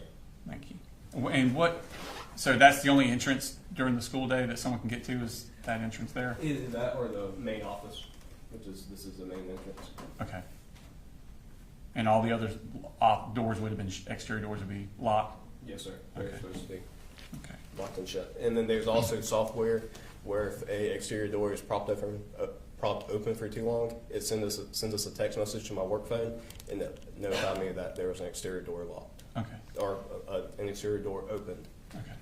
You can have a seat. Are you familiar with what's called the Centegic system? Yes, sir. What's that about? So a strategic system is what the school implemented. I can't remember the exact date. And what that does is it notifies everybody who has a strategic app of either a soft staff alert, which is a 3-button press, or hard lockdown, which is an 8-button press. Staff alerts usually used for like fights, medical, that kind of stuff. And then the hard lockdown, the 8-button press is when there is an immediate threat inside the school or on school property. Okay. And do you have that app on your phone? Yes, sir. Okay. So I want to take you to the morning of September 4th, 2024. Were you working that day? Yes, sir. Okay. What were you doing that specific day, that morning? So that specific morning, I went and did traffic. Back in those days, we did morning traffic, which is either for the parent drop-off or for the bus lane. I had actually had a nail in my tire I've been trying to get fixed for 3 or 4 days, and I finally had the time to get it fixed after my morning traffic, which is I'd say around 7:35ish, maybe. I went to Quick Lane, which is just right up the road, and got my tire fixed, and I returned to school. And I let my partner at the time, Dawson Matherly, know I was going to be out and off school campus for a short while. Okay. So that's there's another school resource officer Yes, sir. assigned to that school? Correct. Okay. There's 2 at every high school. About what time did you get back from that? Before 10 o'clock, so probably 9:30, 10 o'clock-ish. I know I got a phone call on my office phone around 10 o'clock, so it was before then. Okay. So you get back and I guess you were in your office? Correct. with I was that in my read? office checking my emails I could do every morning, just make sure there's nothing that I need to know about, nothing I missed. So it kind of put me back a little bit because I usually do that right after students arrive, after I do my first initial walkthrough. Mm-hmm. So I was a little bit behind. No problem. And you said you got a phone call. Correct. Who was that from? From Miss D. Martin, assistant principal, calling my desk phone in the SRO office and advised that she has a concerning email from a teacher and she needed to see us. Okay. And what did you do at that point? So me and my partner took the most direct route to Miss Martin's office, which is the admin suite, which is pretty much in the center of the atrium. Okay. And could you show us on the map? Yes, sir. where you went? Permission to stand? Please. So this is the atrium, Mm-hmm. and these are the admin offices. So we went out, the attendance office doors here, took a right, went in the atrium, and then the entrance to the admin suites back here. Okay. And when we went to Miss Martin's office, she was actually dealing with another student, so we stood outside for just a few minutes while she was finishing up with that one student. Okay. And when she came out, what did she tell you? She said that she has a concerning email about from a teacher in reference to a kid that had a large book bag and was asking weird questions about the active shooter procedure. Okay. And what was the plan of action at that point? What was she asking of you? So what we do is we just aid school admin. So we were just there for security. It's one thing. When they get a threat, we don't have probable cause to exactly search every student just because of an anonymous tip. A school admin doesn't have to abide by the Fourth Amendment like we do. So what they do is they conduct an admin search, which is they look through the students' things and all that while we stand by for security.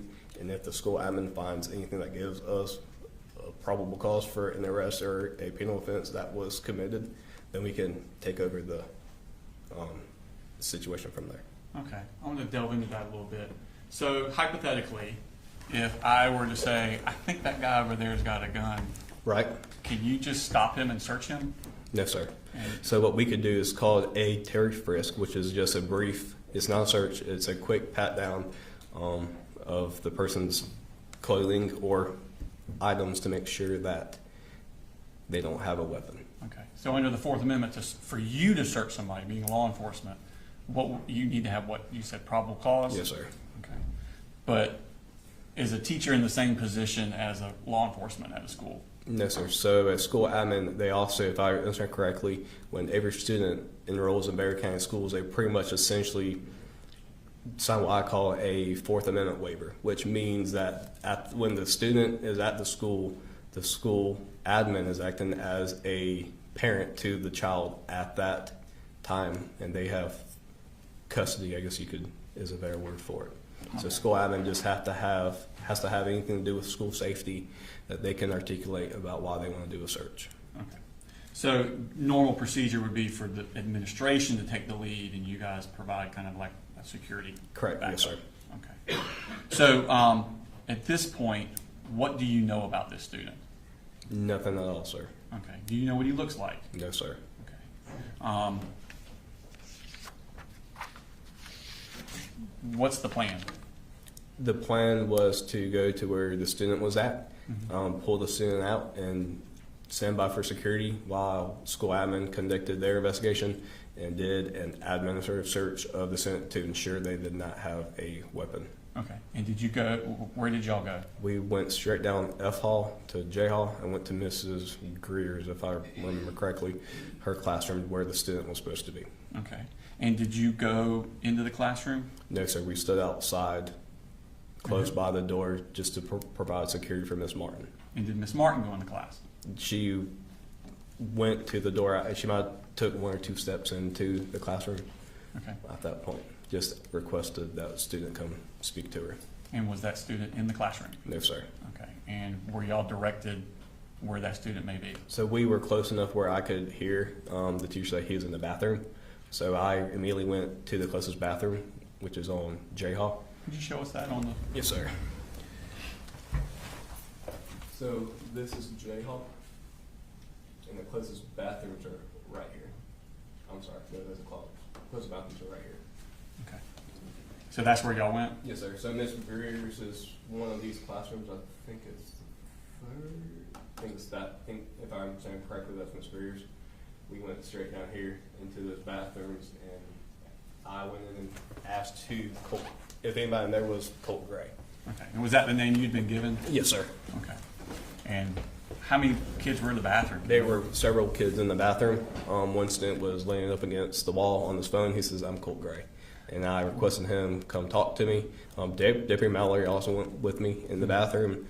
I requested him check the rest of the bathroom while I got that one student out, and we escorted him to the nearest teacher workroom. Okay. And where's that located at?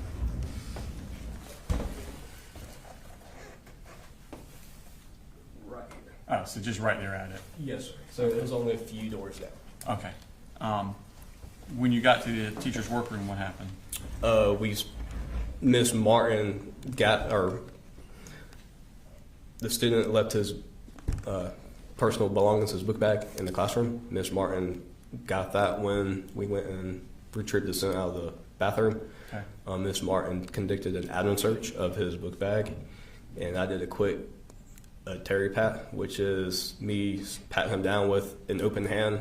I did not articulate or not articulate. I did not move any objects in his pockets or anything like that. Just a quick pat down to ensure he didn't have something I could identify as a weapon. Okay. And were there any weapons on there? No, sir. Was he being cooperative with y'all? 100%. And he was in shock. He didn't know what the heck we were talking about. Okay. At some point, does he tell you that there's another kid with the same name? I can't recall directly if he told us or if when we escorted that student back to the classroom, the teacher advised Ms. Martin there was another kid. Okay. With But that at some name. point in that time, you realized there's Correct. another kid. The way I recall it is first time I've heard that is when we took that student, Colin Gray, but he also goes by Colt, back to the classroom, and then I heard the teacher said, we also have another Colin Gray, and he's in the counseling office. Okay. And where's the counseling office on there? We're right here. Okay. So what we did as soon as we got that information, we took the most direct route, which is down J Hall to K Hall, and we call this H Hall, straight to the counseling suite. When I arrived at the counseling suite, I immediately did a quick search of the suite to make sure that to identify if the student was in there.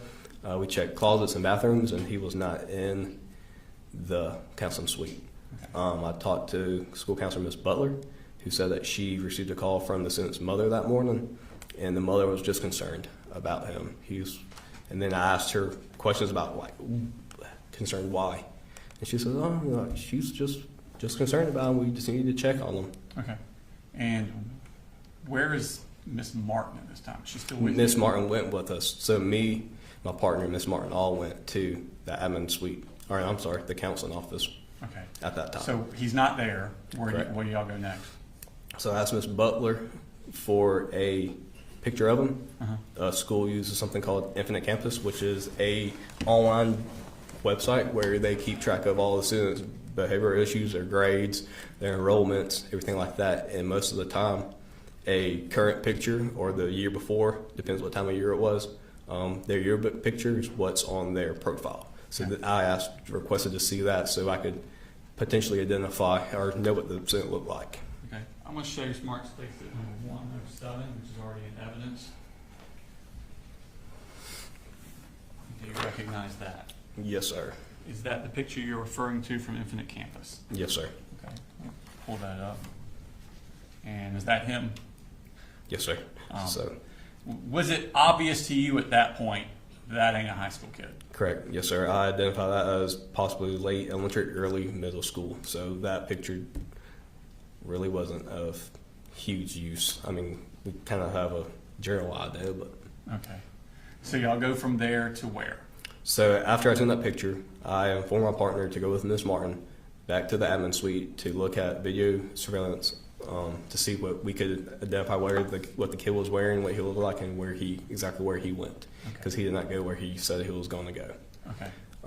As soon as we left the admin suite, the counseling suite, I observed Sergeant Boyd walk up G Hall, and I gave a quick rundown of what exactly we had, which is kid had a large book bag, asked some questions about active shooter procedures, informed him that Miss Butler received a call from mom concerned, and didn't give really information, didn't give any kind of. Where is this conversation with W. Boyd taking place? It's either at the intersection of H Hall and G Hall, or somewhere G Hall close to H Hall. So this is G Hall, and we call this H Hall. Okay. So it's either, if I recall, somewhere around here, it might have been a little bit further down G Hall, but somewhere in this general vicinity. Are y'all moving and talking? Yes, sir. Okay. What direction are you moving to? We were walking down G Hall to the atrium. My plan of action was, since I didn't know what the center looked like, I was trying to go somewhere where I could observe the vast majority of the school. The good thing about the atrium here, you can see down all these long hallways. Granted, you can't see all the school, but at that one particular spot, you can see the most of the school. That's the best spot to see the most? Correct. Okay. Y'all normally go there? This is where I stood very often. It's where I just like, because you can see most of the school from that area. And so do you and Deputy Boyd make it to the atrium? Yes, sir. So we walked down the atrium. We stood at the atrium at the table, and we were just talking. Me and Sergeant Boyd were part of a small group with a few students and all that for. What do you mean by small group? Bible study? Yes, sir. So we were sitting there talking about what we're going to do that next day for Bible study. Okay. And I guess you're waiting on Martin and Matherly to Correct. find this kid on Yes, the sir. video. Okay. How long are you standing there before something happens? If I predict a few minutes, it wasn't very long. While we're standing there, there was a class that had some kind of science project. They had empty pickle jars with plastic spoons, and they were beating on the jars, and it kind of makes like a drum sound. Because why not? Right, correct, makes sense. So I heard that, and then I also heard a noise similar to it off in the distance, but I quickly realized it was a different sound. Okay. When you say quickly and it was a different, how's your brain working here? I quickly identified them as gunshots. I took off down F Hall. Sergeant Boyd followed me.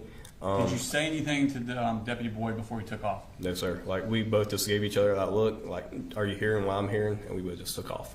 And is that the direction you're hearing the shots come from? Somewhere in that corner of the school. I'm not sure exactly what drove me to that corner. It's just probably like the kid was supposed to be over here on J Hall. That's the best. It sounds like it's coming from that area. So that was my best, I guess you'd call it a guess at that time, to start there and start looking for what was going on. Okay.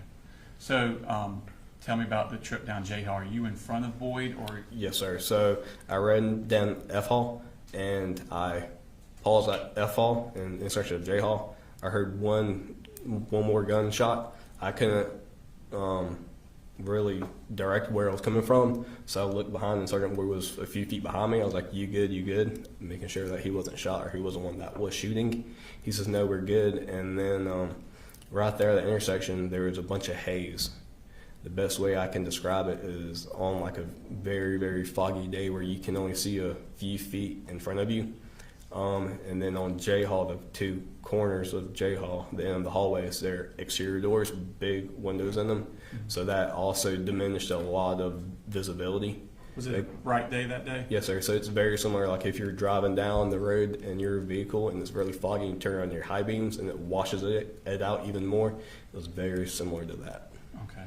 So do you have an idea, you're at this T intersection with J Hall, do you have an idea of whether you want to go left or right? So I'll look left and right, which is what I'm trying to do. And to the right, I've seen a human-shaped object laying on the ground and a human-shaped object above, or right next to that. Was the second one standing? Yes, sir. The second one was standing. I wasn't sure if it was a teacher, if it was another student, or if it was a shooter. It was so foggy I couldn't see any weapons in his hands or anything like that. I gave one command to show me your hands, to put it in a nice way. Did you say it in a polite manner? No, so I said, show me your fucking hands. Okay. And where about on that were you when you started yelling? So as soon, this is F Hall, this is J Hall. So as soon as I was right here and I turned the corner and I started walking, I yelled. The shooter was down here close to the intersection of J Hall and K Hall. Okay. So where were you when you yelled? My first command was somewhere around here. Okay. And then we continued to yell throughout the whole thing. I didn't really know what was going on until about halfway down the hallway, which is closer to I Hall. Mm-hmm. And that's when I seen a body on the ground, and then the person I was sitting on the ground next to it, and then a rifle next to it. Okay. And did you have your duty weapon drawn? Yes, sir. At what point in this trip did you draw your weapon? As soon as I was ran down that hall. Okay. This person, this figure that you saw, and you're yelling commands at him, did you see whether or not he abided by those commands? He abided as soon as I yelled the first command. The first time? Yes, sir. What did he do? I could observe the head area of the human-shaped object turn and look at us, and then he or she immediately got on the ground and didn't move after that. Okay. What did y'all do at that point? So me and Sergeant Boyd were stacked up. I was in front of him behind me until about the halfway point where we could observe a lot better and see what we had. And then we split off. I was on the right side of the hallway, and Sergeant Boyd was on the left side. We were running down the hallway still yelling commands to not move and to not reach towards the rifle. Okay, what was he doing? He did the textbook as we were trained in the academy. He got on the prone position, which means he got on the stomach. He put his arms out to the side like an airplane, and then he turned his head and didn't look, turned his head away from us and wasn't looking. Are you telling him to do these specific things? No, sir. So he's doing that on his own volition? He did exactly on his own, almost like he knew exactly what to do. So what did y'all do when you were riding with him? So when we got close enough, Sergeant Boyd pulled his handcuffs out, and I kept him at gunpoint to provide lethal coverage while Sergeant Boyd placed him in handcuffs. Okay. Were you able to determine what was on the ground? So the human-shaped object was a body laying motionless. There was what I identify as an Air Star style rifle very close to the shooter. And then after Sergeant Boyd placed him in handcuffs, he conducted a search incident to arrest, where he found several magazines still fully loaded in the shooter's pockets. Okay. I'm going to show you what is marked as State Exhibit 118.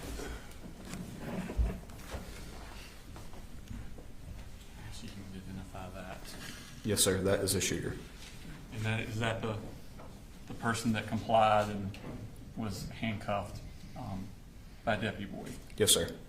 Your Honor, at this time I tender State Exhibit number 108 in evidence. Any objection? No, Your Honor. All right, 108 is submitted.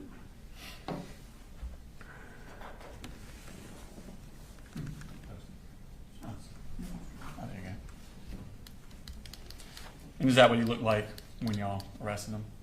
As far as the hair color and everything, yes, sir. But that was not the clothes he was wearing. He was not wearing those clothes. Correct. Yes, Okay. sir. I want to now show you Smart State Exhibit number 111.117. 111.117. Yes, sir. I should identify that. Yes, sir. That is the aerosol rifle I observed on the ground very close to the shooter. And is that the condition that y'all saw it in once Deputy Boyd pulled out the magazines? Yes, sir. So where the rifle was laying, as far as I know, nobody touched the rifle. I know I didn't and Sergeant Boyd didn't. And when the first wave, nobody moved the rifle. The magazines were placed next to it out of the shooter's pockets. Okay. And is And that so were the accurately, glasses and the AirPods. okay. Is that accurately reflected as you remember seeing it that morning? 100%. Your Honor, I tender State Exhibit number 111.117 into evidence. No objection. All right, it's It's published.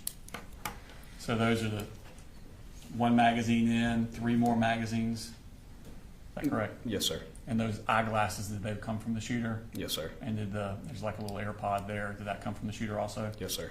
Okay. So you have the shooter now. Deputy Boyd has cuffed him. What happens then? I immediately went to the human-like object on the ground to render aid.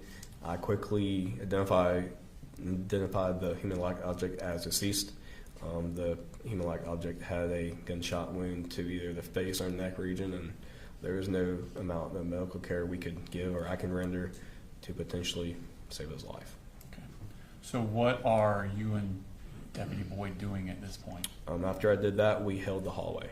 And what I mean by that is we were trying to provide as much coverage, make sure nobody else was coming down, because at that point, where we're trained is if there's one shooter, there might be 2 or 3. So we weren't sure if he was by himself or if anybody else was acting with him. So what we did was our backs were to person stand up. Sure. Could you go back to the other thing? We're going to pull up that name now. So this is about the area where myself, Sergeant Boyd, the shooter, and the deceased body was at. Me and Boyd stood in this general area, so we see down this hallway, and behind us, while I watched the suspect in handcuffs. Sergeant Boyd went into his 2 classrooms to make sure they were clear. What I mean by clear is make sure there was nobody else in those classrooms that could potentially harm us. Why were you worried about those particular ones? Because that's where our backs were to. Okay. So we kept our backs towards the classrooms, and so we could see on the hall, see out of this exterior door, and see down all of J Hall. Okay. And did y'all stay like that until backup arrived? Yes, sir. And the next person that arrived was Deputy Dawson Matherly. He stood here with an aerosol rifle, his patrol rifle, and provided coverage down K Hall. Okay. And then after him, Deputy Cook, who's the SRO at Heyman Morris. Where is Heyman Morris in relation to Apalachee? Right above Apalachee High School on the same piece of property. Okay, so he could come on foot? Correct. No, sir. So he drove his car and he made entry into the building. And then when he arrived, he stood somewhere around this general area and provided coverage with a long rifle, his patrol rifle, down J Hall. Okay. And how long did y'all stay like that? Probably a few minutes, sir. Okay. And then what happened? The first wave of reinforcements, as well as the first RTF team, arrived. And then as soon as they got there, I took off and started to check classrooms. What were you checking for? Checking for any other shooters, and also checking to make sure there was nobody else in the building that was injured and needed medical assistance. How long after the shooter was secured before the first wave arrived? Less than 10 minutes. Okay. More than likely, granted, sure. it was like in that situation, it feels like a long time, but it was pretty quick. Okay. And tell me about the process of entering these classrooms. Are they accessible? No, sir. So during the hard lockdown, and plus hearing the gunshots, everybody was stacking bookshelves, desks, chairs, whatever they could against the door. So when we made entry, it was kind of like wasn't like making forced entry, but you had to really push really hard to get whatever bookshelf or desk or whatever out of your way to gain entry into the classroom. Were they also locked? Yes, sir. How are they unlocked? So all SROs are issued a master key, several master keys, but they have one key that does all classrooms.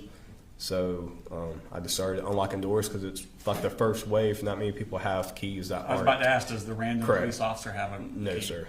Okay. So the random police officer does not have keys. So I started running down, checking doors, unlocking doors, and assisting with any victims or anything within J Hall. So you're going down J Hall? Correct. Okay. At first. Do you come upon a room where there is victims? Correct. Which room is that? Mrs. Ryan's classroom. Are you one of the first ones there? Yes, sir. Okay. Describe the scene of Miss Ryan's room when you arrived. There are a bunch of bullet holes in the wall. I looked down to my right-hand side, closest to the door. I observed a human-like object laying on the ground motionless. Went and checked on him and deemed he was deceased. No amount of medical care could save him. And then there's a few other victims in that room. And then one student caught my attention and said, "She just went out. She just went out." So I went over to that student, picked her up. Do you know now what that student's name was? Her name was Taylor Jones. Taylor Jones? Yes, sir. Where was she injured at? I had no idea, sir. Okay. I just know that she was, her friend said she just passed out. I went up to Miss Taylor Jones and I observed her. She was laying motionless. She was white as a sheet. Her lips were blue. I wasn't exactly sure. So I picked her up and started making my way to the door. So I made my way to the door. A stretcher was right next to that door. I laid her on the stretcher, myself and Lieutenant Woody. Started to see where she was hit. I lifted her shirt to see if she was hit anywhere in the upper torso region. Lieutenant Woody went down around her lower, like her legs and all that. I said to lift her shirt. He started doing her legs, and the RTF member came up, and then I immediately left and started checking more classrooms because that's not my area of expertise. Okay. Where did you go after that? I just started checking classrooms down F Hall, and then after that, Were other people coming into Correct. Miss Ryan's room? Yes, sir. So you checked which hall after that? F Hall. And that's the one you had originally run down? Correct. And then I went everywhere. I think I ran 7 miles that day according to my watch. So you said first wave. Right. How long before the second? What do you mean by waves? So the first group, sir. The Okay. first group of people came, and then I took off. I really wasn't paying attention to when more people got there and how many people. I was very antsy. I was going to make sure nobody else was hit, nobody else was injured. So once that first wave got there, I just took off, started checking, and I was just trying to stop the dying. Okay. And how long before y'all had cleared the school?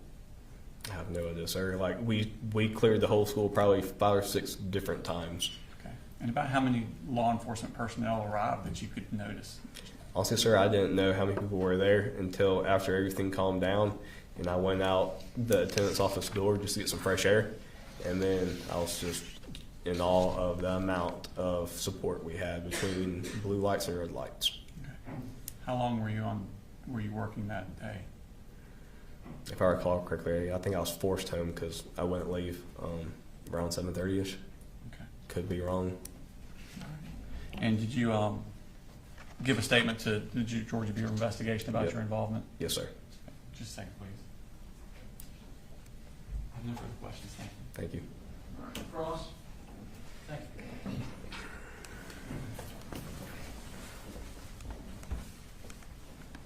Good morning, Deputy King. Morning, sir. How are you? Good, thank you. Where in relation to Ms. Greer's room is the closest bathroom? Permission to get up and show you? That'd be great.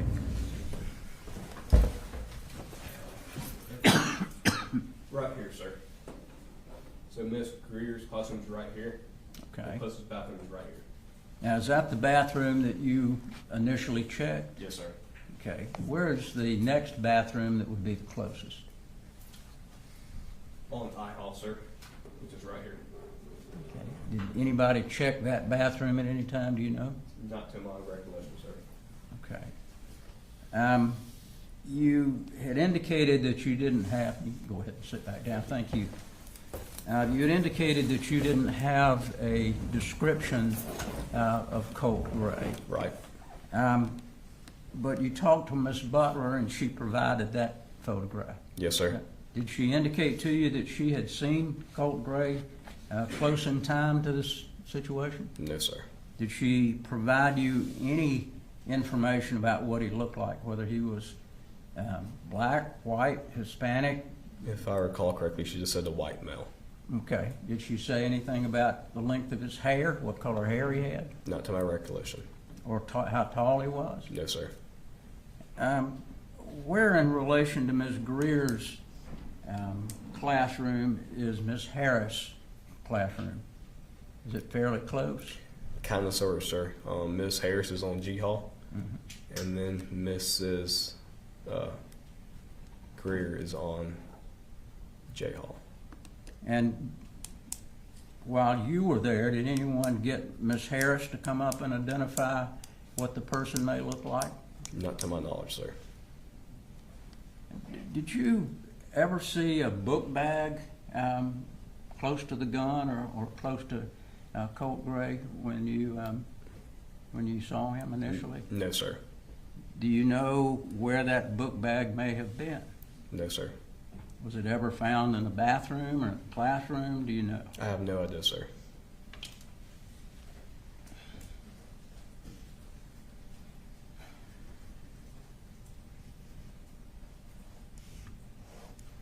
You didn't take a statement from Mr. Gray, correct? No, sir. All right, that would have been someone else. Correct. Yes, sir. All right, thank you very much. Thank you, sir. Any rewrite? No, Your Honor, I ask you to be excused. Thank you. Thank you, sir.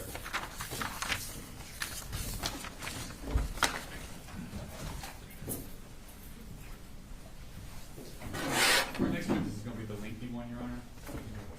I don't think there's any food here yet, so if you want to go ahead and start them, and then we'll stop them. State Call Special Agent Daniela Stewart.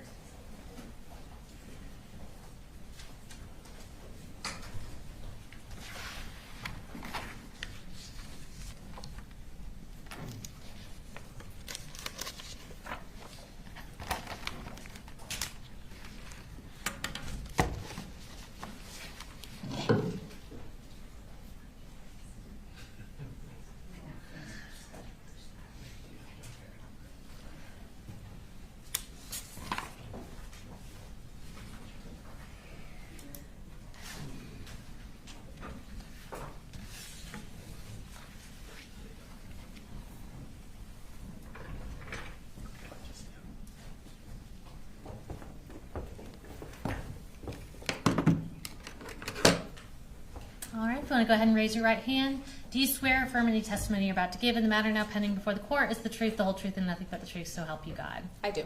All right, you can have a seat. And if you will start just by introducing yourself to the jury, and I'll have you spell your name for the court reporter. I'm Daniela Stewart, DANIELLA STUART. And Special Agent Stewart, where are you currently employed? I'm currently employed with the Georgia Bureau of Investigation. And what region? I was previously assigned to Region 11, which covers the Athens office. I have since taken a full-time position as a technical leader, which means I'm not specifically assigned to a regional office. I'm responsible for overseeing several regional offices in terms of the crime scene specialists that are in those offices. Okay. And back in September of 2024, were you specifically with Region 11 at that time? Yes. Okay. And tell us about Region 11. What area does that cover? Region 11, the office is in Athens, and it covers the 11 counties that surround the Athens area, and Barrow is one of them. All right. And tell us a little bit about your role now, and then I'll have you kind of go into what your role as a crime scene specialist is as well. Okay, so as a technical leader, like I stated previously, I'm responsible for helping train new crime scene specialists and teaching them how to work crime scenes. I'm responsible for 4 offices. So I have the Athens office, I have the Calhoun office, which is in the northwest region of the state. I have the Metro Atlanta office, and then I also have the Augusta office. Okay. And tell me about what being a crime scene specialist entails. So in my role as I'm a technical leader, I'm also a crime scene specialist. So my official title is special agent, but I specialize primarily in crime scene. So being assigned as a crime scene specialist to the Region 11 office back in September of 2024, my responsibilities specifically were to only work crime scenes. I'm not typically the one responsible for interviewing witnesses or getting medical records or running the case, so to speak. I'm responsible for running the crime scene and gathering the evidence that goes along with that crime scene. And give us a little bit of background on your education and training that led to that position with the GBI. So I have a bachelor's degree in sociology from Wake Forest University in North Carolina, and then I have a master's degree in criminal justice and criminology from Georgia State University, which is in the heart of downtown Atlanta. And I started working in the crime scene capacity for the Atlanta Police Department back in 2013. I was with them for approximately 2 years. I operated in a civilian capacity, which means I was not a sworn law enforcement officer. I did the same roles, though. I was photographing, collecting evidence, processing evidence, so I did that for about 2 years. Atlanta is a very busy agency, so there I responded to close to over 500 crime scene calls, ranging from burglaries to homicides. And then I was with the DeKalb County Police Department, also as a civilian crime scene investigator. And I was there for about 5 months, worked a handful of homicides and assisted with processing vehicles and working homicides. And then I got hired by the GBI in 2015. So I've been working with the GBI for about 9 years total. I did take a 2-year gap to kind of do something different in investigation. So I wasn't in a crime scene role, but I got back into a crime scene role. Once you're with the GBI, do you get additional training in crime scene processing? You talked about photographing, collecting evidence, that kind of thing. Does the GBI continue to train and hone your skills in that area? Yes. So we go through a special agent academy. Well, first of all, to be certified as a law enforcement officer, you have to go to a police academy, which back then it was about 10 weeks. You have a 2-day crime scene processing class within that academy. And then when you get hired with the GBI, we have an agent academy, which back then it was about 11 weeks. So another 400 or so hours of additional training. We have a week specifically of crime scene in there. I am also a graduate of the National Forensic Academy, which is an 10-week academy in Oak Ridge, Tennessee, which is just outside of Knoxville. So we do training in bloodstain pattern analysis, shooting reconstruction, latent print processing, photography. We get specialized training specifically in working crime scenes and analyzing evidence. I also teach for the University of Tennessee, so I teach crime scene classes throughout the state and also throughout the country. for them. And specifically within the GBI, we have additional training crime scene wise. We do monthly training on various crime scene topics. So we're constantly training in the area of crime scene and forensic science. And I want to talk briefly about one specific area of what you do, which is laser scanner operations. Can you tell me about kind of what specifically y'all use and what that is? Yeah, so we use a 3D laser scanner, and the specific model that we have, well, we have two models at the agency currently that we use. We use an RTC 360, which is a bigger scanner. The range is about 130 meters, which is approximately 426 feet. And we also use a BLK 360 scanner, which the range for that is 45 meters. So it's shorter distances, better for inside scenes. So we have additional specific training in how to utilize that equipment. Okay. And tell us kind of what situations that equipment is useful for. So it is primarily a measurement tool. So if you've ever seen people on the side with the giant yellow colored tripods surveying the land, a lot of them are using Leica equipment. And I think the biggest thing to understand with the Leica, again, like I said, is it's not necessarily a photography tool. That's what our camera's for. It is a measurement tool. So it allows us to capture millions of measurements within our scene and create a 3D point cloud so that we can go back in, get additional measurements, and essentially be able to walk through our crime scene in a three-dimensional space. Okay. And just to be clear, even though it's not a replacement for photography and its primary role is measurement, can it be used to kind of create a recreation of a crime scene to some extent? Yes, because it does take panoramic images, so it overlays the images on top of the point. So how it works is there's a laser that's on the inside of it, and the laser hits a surface. Do you mind me demonstrating? No, she has a demonstrative aid to show how the laser works. But okay. We're not tendering it to evidence. So before we had 3D laser scanners, we used digital measuring devices, which essentially help us measure on scene. So there's a laser, you can see this red laser beam, this red dot on the wall. The laser is shooting out, and when you look at the screen, you can see what distance that is. So the scanner is essentially using similar technology. There's a laser inside of the scanner that you can't see, like you'd be able to see that red dot. You can't see that laser, and when it strikes the surface, it returns that information back to the scanner, and it's measuring that distance. It captures approximately 2 million points per second, and it is very accurate. Okay. And have you testified as an expert in court before? Yes. And how many times? I've testified as an expert approximately 2 or 3 times. Okay. And Judge, at this time we would tender Special Agent Stewart as an expert in crime scene processing and Leica scanner use and data. No objection. No objection. All right. So we get to move as an expert. So I'm going to ask you kind of a broad question. When you're processing a crime scene, so I'm talking specifically regarding to photographing, scanning, collecting evidence, talk us through what your general process is in doing that when you get to a crime scene.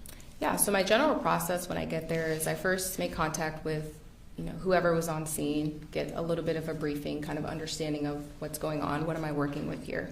And then we typically would do a walkthrough with that individual, and then we start taking photographs because we want to photograph the scene exactly how it was before we add evidence markers or anything additional to the scene. And then once we take the overall photographs, we start putting out the yellow evidence markers that you've probably seen on TV. Sometimes we have different colors. But we start putting out the evidence markers. We will then use the laser scanner to scan the scene to get measurements. And I think the other thing I didn't explain about the scanner is its line of sight. So it's not able to see through things specifically. So if you can't see an object behind a door, the scanner won't be able to see that until you move the scanner to another position for it to be able to view that. So we set it up in multiple places in our scene to capture all of the information that we need, and then we combine it together. So we scan, and then we usually collect our evidence and do a secondary search for additional evidence. Okay. And you referenced kind of being brief when you get there. We've heard some testimony about this, but is the GBI a request-only agency? Yes, we are request only, which means we have to have a local agency ask us for help. Okay. And let's move on specifically to this case. So going back to September 4th of 2024, did you respond to Apalachee High School in Barrow County? I did. And was the GBI requested to assist in that case? Yes, we were. What was your role in this investigation?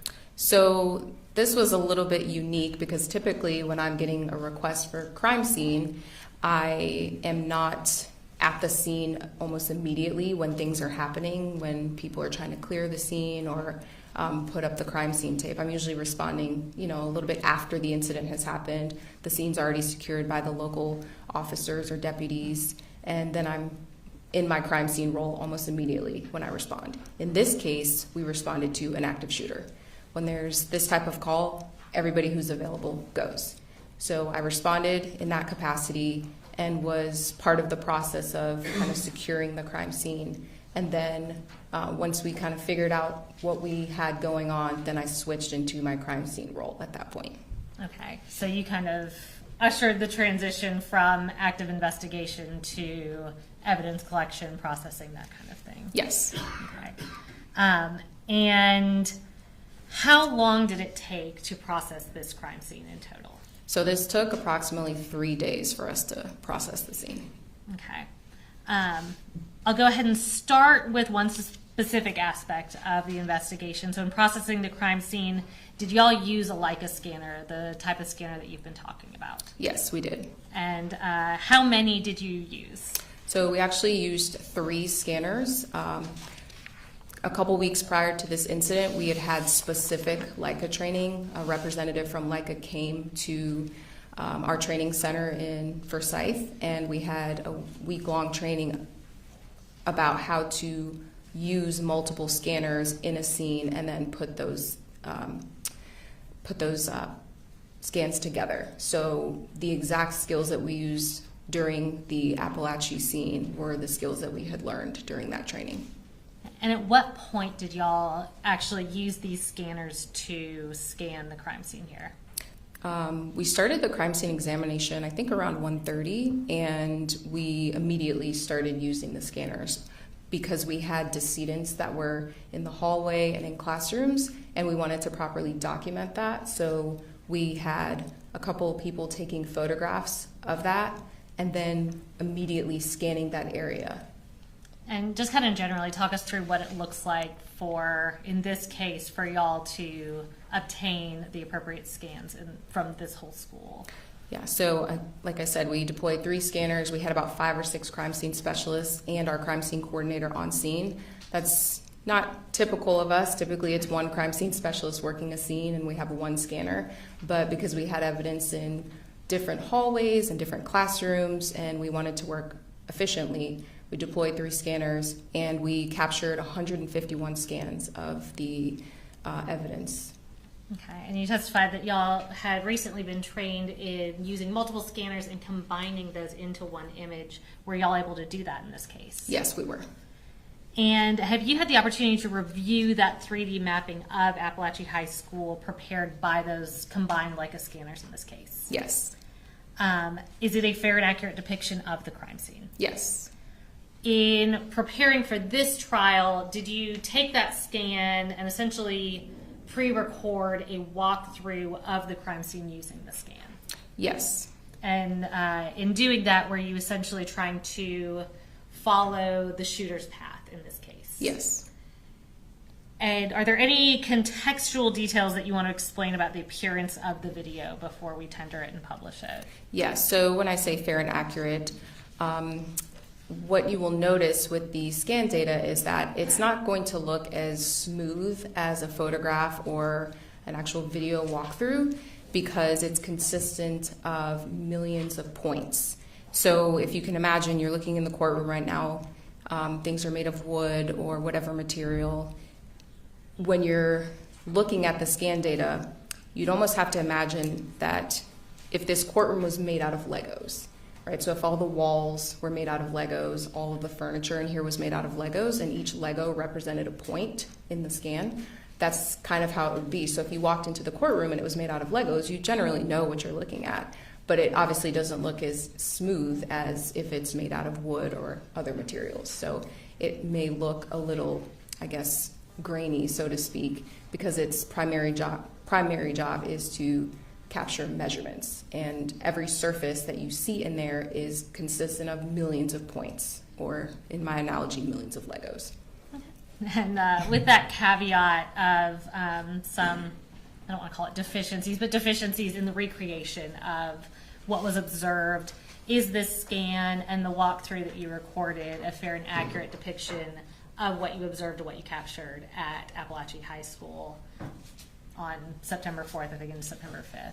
Yes, and you may see when you're watching this fly through, the lockers kind of look a little bit hazy and white.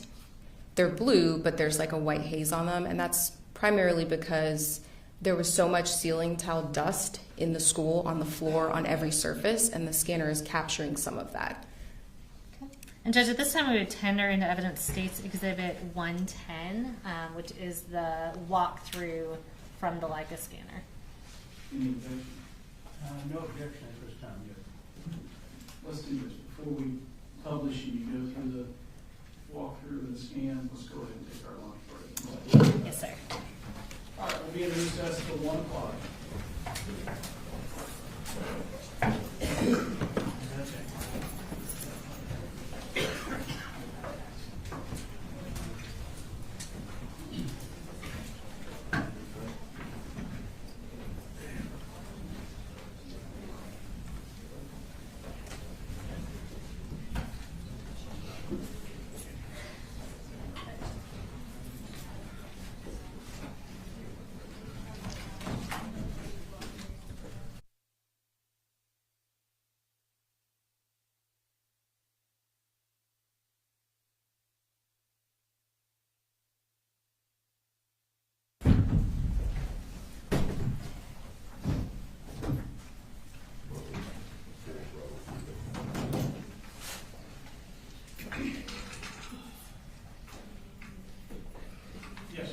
Before we get started, I had an opportunity to look through all the photographs again. We had made a list of the ones we might have problems with being duplicitous. 2 or 3 of them have some writing on them.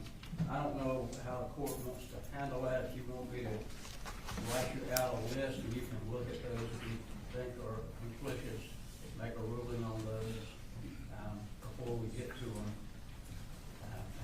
Whatever procedure you feel like you want to do, but we do have some. And you're objecting to the admission of them or the publication? The publication of them to the jury, because they're duplicitous. Some are not even probably, I don't even know why they're in there. So, how many are we talking about? Probably about 15, 18. Has the state seen his list, or have y'all I have talked about not. the issue at all? I haven't given it to them because it just came back out and looked at a couple of others. Okay. So I can write that list out, give it to them, they can look at it, and I can give you a copy. Let's start there, and if they may consent to some of it, and that can narrow it. If not, then that's fine.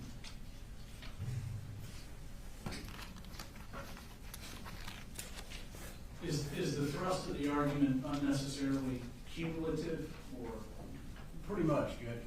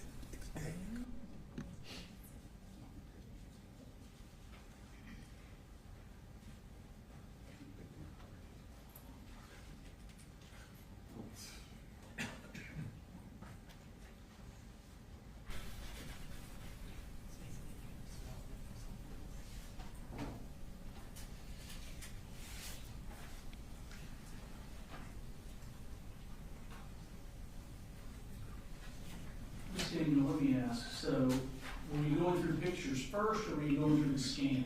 We're going through the scan first, but the video is only about 10 minutes. Okay. We'll probably pause a few times to give some context, but I don't know.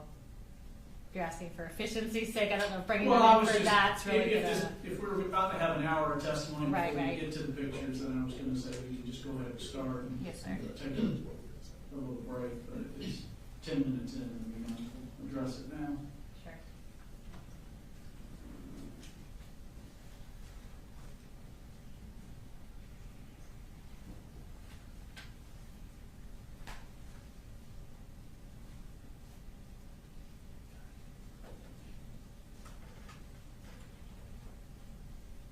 Or to go and just tell them I'm addressing an issue that will be a I did.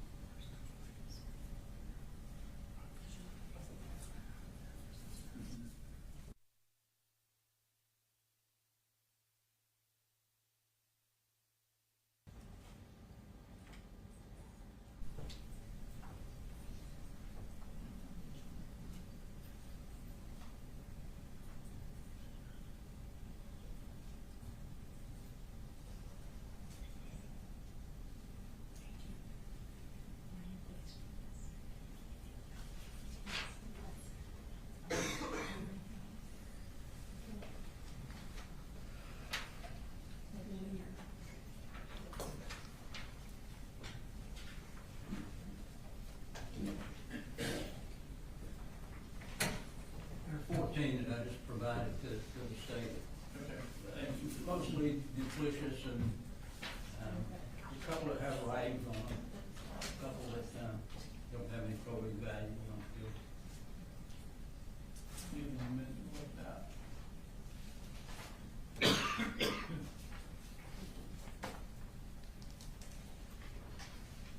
Court like for me to provide you a copy of that too. You gave her the list, Miss Daniel. I can take it from her. Well, you have it already written out? No. Here, I'll just take a picture of it, Judge, and I can hand you the original.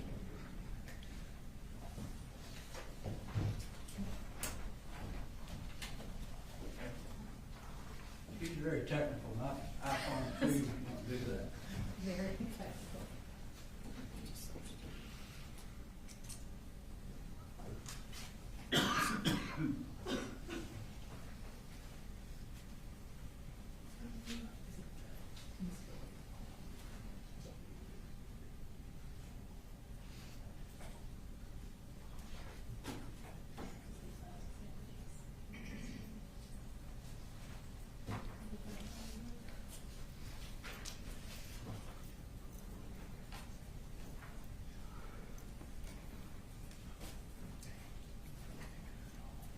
When you say, when you say same, do you just mean they're showing the same thing? When you write same, do you mean just like they're showing the same?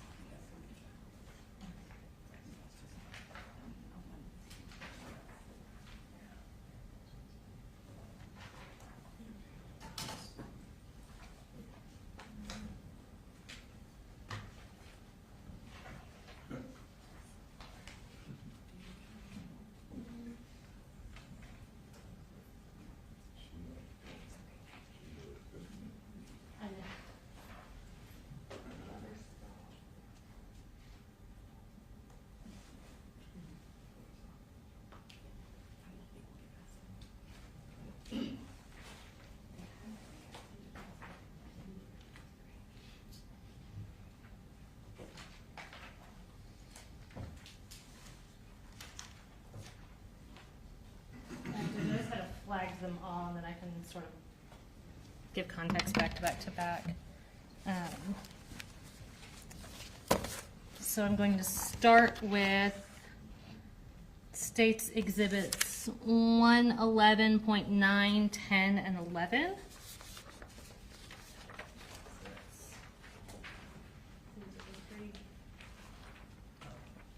So if I may approach with this, Judge, and I'll go ahead and kind of make an aggregate argument about this, Judge. These photos that we're showing are mostly photos from the crime scene at the school. Some of the photos are pictures of evidence that were taken individually, either at the school or outside of the school.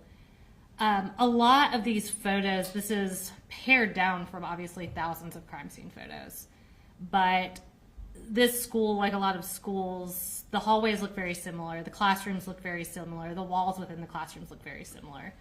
So as we're going through it, we do have some pictures to orient the jury to where we're talking about, what we're talking about. So those three, for example, Judge, I think those are essentially three pictures going down a hallway, but we're showing the jury what hallway we're talking about as we're going down the hallway, and helping orient them while we're talking about the crime scene itself.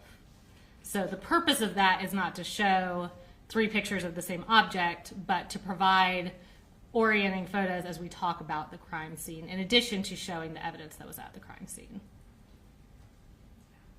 All right. And with these three, you know, I don't.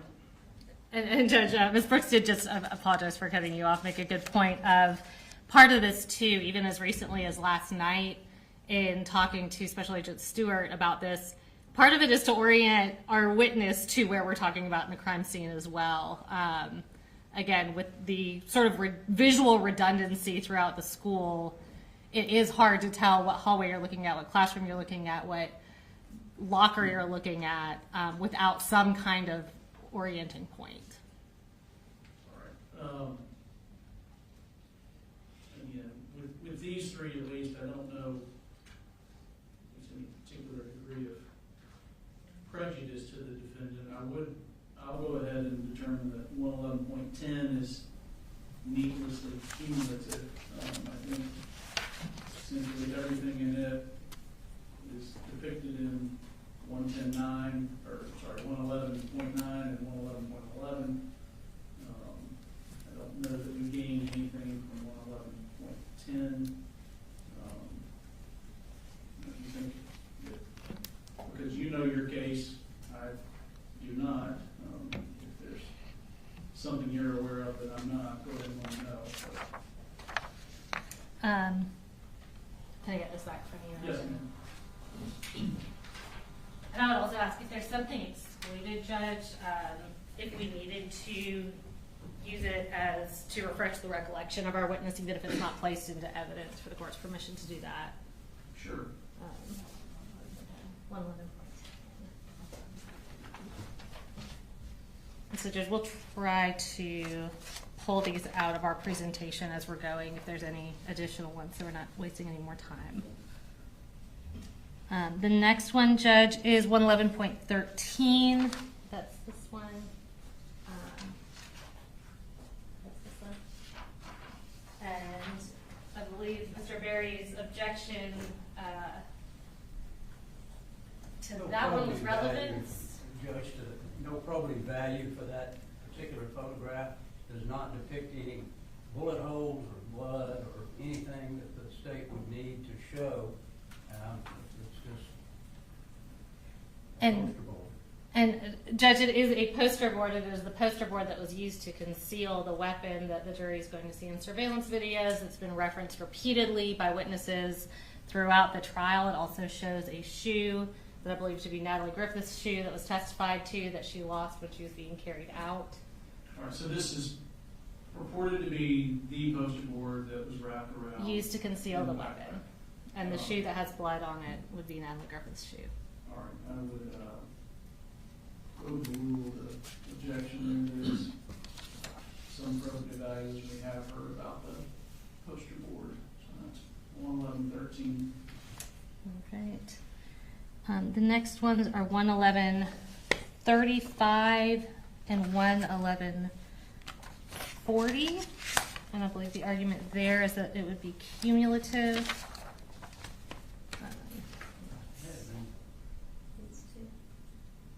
May have been 130, I'm sorry, 139. Oh, I'm sorry. Let's see.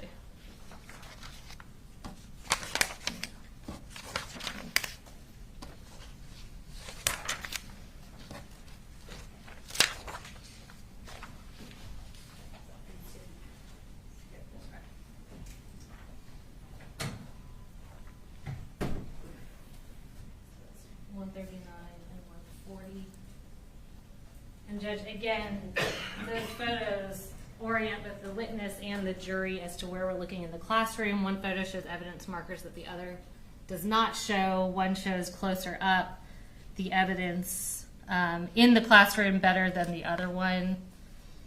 I think it's important to be able to show, this is a complex crime scene, and these classes are specifically from Miss Ryan's room. I think it's important to be able to orient the jury and show the totality of the crime scene. And Judge, Yes. we think that one certainly is enough to orient. One's just a little bit farther away. It's, you know, you see pretty much on the far away everything that you need to show.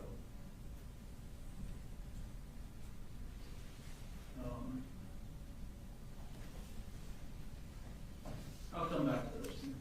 Okay. The next were 51, 54, and 57.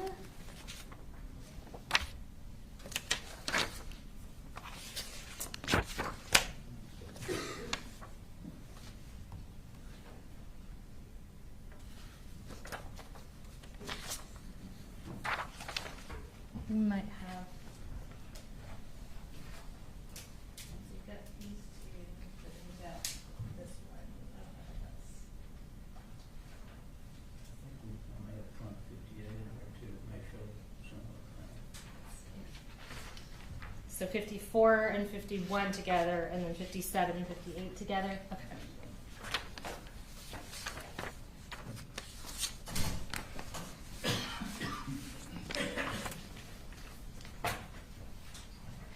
So this is 51, 11, 51, and 54. And then I'll go ahead and hand you 57 and 58. So the first one, Judge, actually does show two similar but completely different whiteboards. So we would argue that shows different bullet defects from Miss Ryan's classroom on two different whiteboards. So, Mr. Gray, my understanding is these are two different whiteboards, not the same whiteboard. And you can tell that one of them has writing on it, but the other does not have. Does your objection remain, or with her adding that? If the one whiteboard is different, if they're two different classrooms or two different whiteboards, I don't have an objection. My understanding is two different whiteboards. Yes, sir. All right, so If they are, then I will withdraw that. all right, thank you. The next two, Judge, show bullet defects outside of a bathroom. They are similar pictures. One is closer than the other.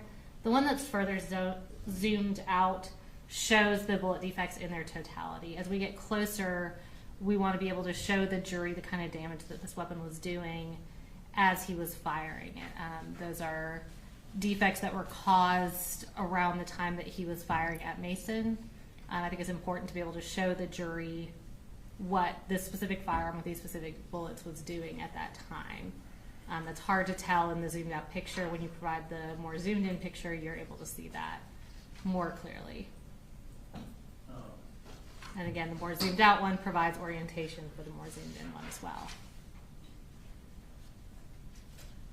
You know, honestly, there's nothing that would prevent the state in 11157, more zoomed out, from publishing it, and then, as we do on a phone, zooming in and showing. It's the same effect as if they just did 58 separately.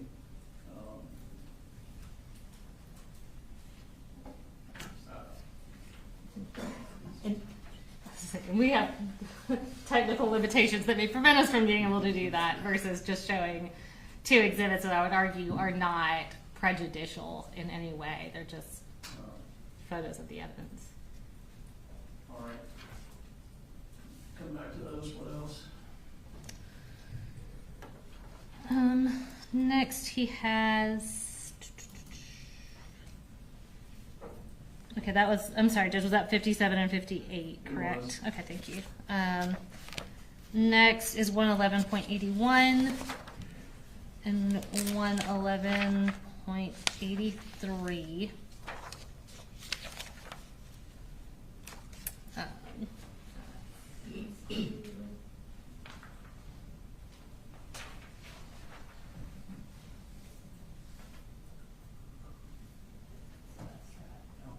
I'll withdraw that one, Judge. I think one is a close-up, but you can't really see it that well, so we'll withdraw our objection on that. All right. Thank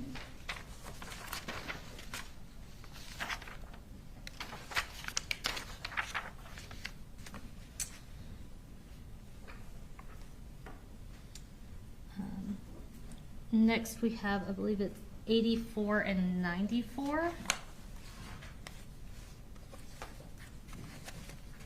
Those are as to probative value. Right.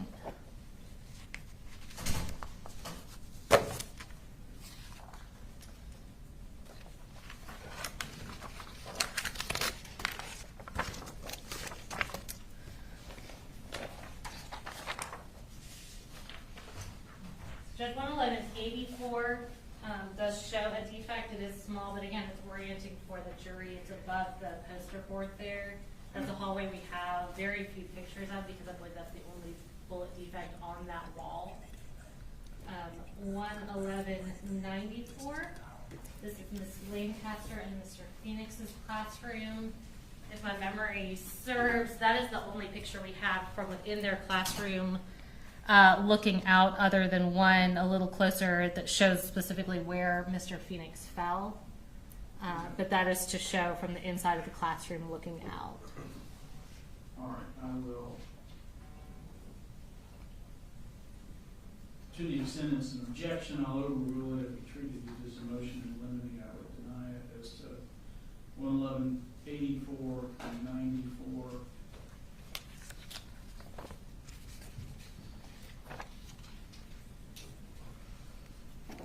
And then I think the next one.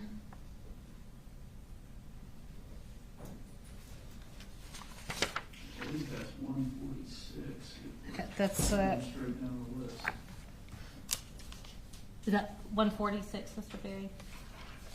Couldn't tell if it was 146 or 116. 116, Judge, I think. What's this one? Right. It has writing on it. Generally, I don't know who put the writing on there, but it is directive sometimes, so I'll always object to any writing on the photograph. That just shows. That is going to be this witness's, I believe this witness's writing. Correct. That's just to orient where it comes from. We're going to tender that actual physical piece of evidence into evidence. The writing on it says from backpack. It is part of the same exhibit as the backpack. So I think in this specific case, I don't really see how that has any sort of negative impact. Well, in your understanding and your proffering is that the witness is going to testify to the same that's written on here. Correct. And then when the physical objects are tendered in, they're all in the same evidence bag. That object, I think another object in the backpack. All right. What I'll do is I'll instruct the jury that the evidence testimony regarding this item or where it came from, not the writing on the exhibit, but I'm not going to exclude the exhibit. Okay. And the next one is 117. We've got a lot of photographs of the gun. Judge, I don't know that we have. Well, we got to, 117. Yeah, 117 was previously introduced through Deputy King. Through Deputy King. All right. So it's already admitted. Yes, sir. And the reason we have it in Agent Stewart's presentation is just to provide context for where that photo came from. Judge, I was using 117 in relation to, I think it's 139, 107, 108, and all that, and they're all showing the firearm, Okay. especially since 117 is already in. 107, 108, 109, and 139.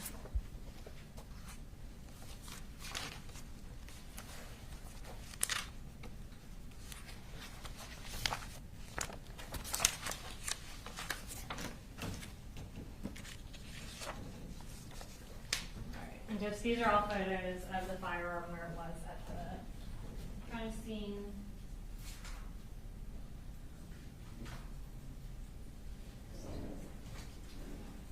Each one of those, Judge, said shows pretty much exactly the same scene. It's not really for orientation because you can orient it completely.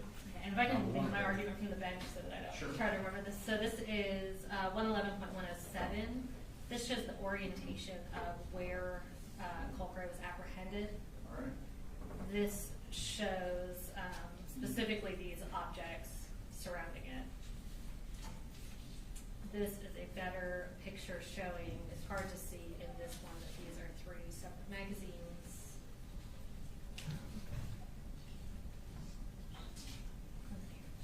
That's the last one, and that is to show the distance between where he was apprehended and where Mason's lab was.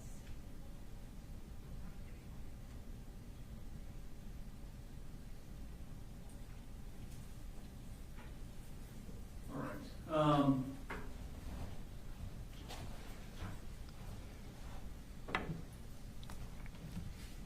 So I would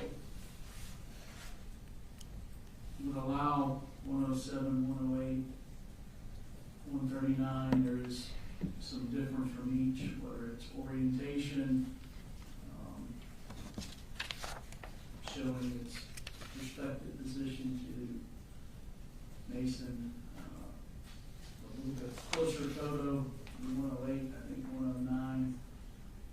I'll call that needlessly cumulative. You can see it fine in 108.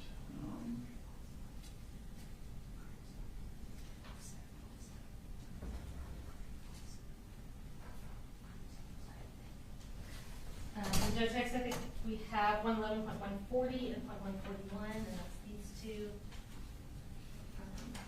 In your, I apologize, you did say you're Everything but excluding 109. 109, so you excluded. Yes. Okay. Judge, we have 140, 141, same as 142, and you already have several pictures of the gun already. I don't think there's any. And these are showing details on the gun, that there have been modifications to the gun, and this shows writing that was on the gun. So I'm looking at 141 and 140. You say, so 141, you say there's writing here, presumably made by, There's writing on the gun, yes, sir. okay. Can you tell what it says? I don't believe it will come into evidence that it's anything really legible. Well, 140, 141 are two different halves of the gun, stock end and the barrel end. I'll overrule the objections to those. You said they're the same as 142? It just shows the gun. We've already got. Oh, I'm sorry, Judge. 17 showing the gun anyway. This is 142. And that's just showing the gun out of the context of the crime scene, just a clean picture of the firearm itself. And again, I don't think its addition is prejudicial in any way. but the crime scene obviously has a lot going on in it.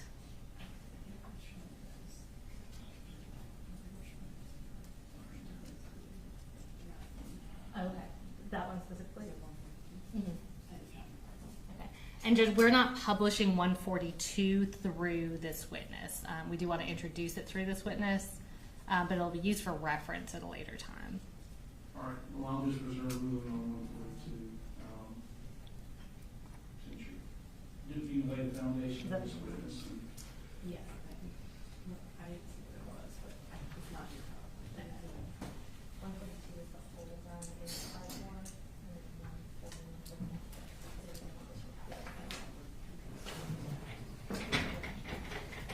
and then 141. Okay, that's the same for those three pictures, Judge, of the gun on the cardboard.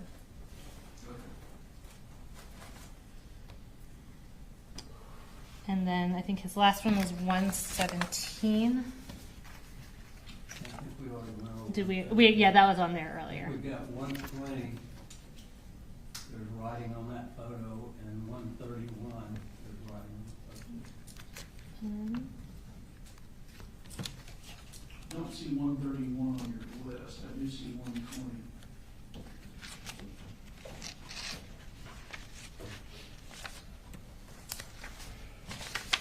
Okay.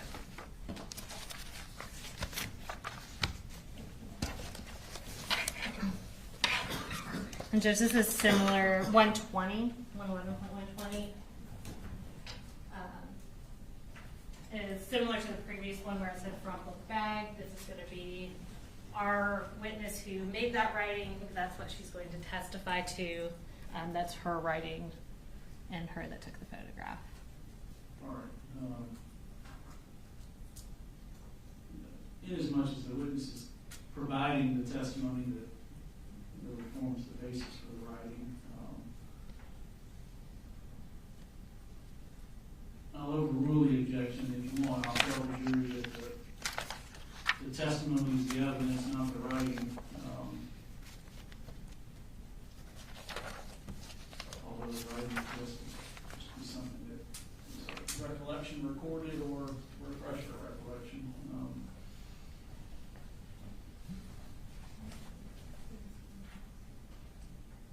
But these is admissible. 122 and 129.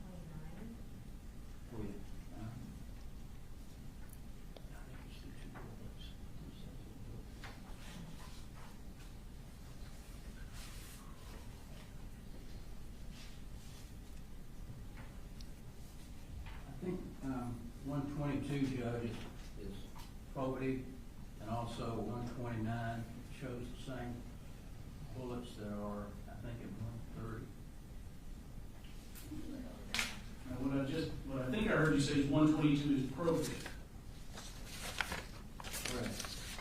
which would be relevant and admissible. It's not, there's another photo that shows the same thing, so it's not really probative. Cumulative of something else.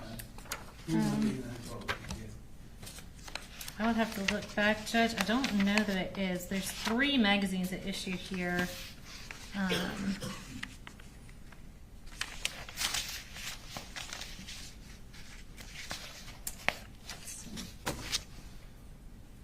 Okay, that's... Yeah, okay, 122 and 123. So that's just zoomed in of that. Okay. So you're objecting to this one in relation to this one. Correct. Okay, I'll start with that. So Doug, this is 123 is a magazine. 122 is zoomed in on that, but the purpose of that is to show the capacity of the magazine. So it has that 60 capacity, but it's black on black, so it's very hard to see in that first photo. You think the 60 is the capacity of the magazine? That's the 60 magazine? Yes, sir. Is it a double magazine? Okay. Yeah, that's what the firearms expert tells us. We're calling a whole expert to cover all that, Judge. All right. But I think the writing on the magazine is very relevant as to what Colin Gray had on him at the school, and that's not easily visible in the zoomed out photo. All right. I'll allow those. I think the last one, Judge, is a series of shells, unfired projectiles And there's another one. Shows the same thing, but they're laying flat. 122 and 129. They're flat. So this is 122. Do you have 122 up I there? have 122 and 23. Okay. So you're saying 122 and 129 are cumulative? Okay. May I see what 122 is? Yes, ma'am, it's the 60. That's on top. So 122 shows the outside of the magazine. Presuming this is from the same magazine, this is showing what was inside the magazine, which obviously is not visible in 122. I'm sorry, Ms. This photograph, which I guess is 129, but Yes, sir. there's another photograph of the same projectiles that they're laying down here, and then they have a photograph of the back end of them. It's the same projectile. I don't know whether there's any reason to Oh, thank you. put both of those in.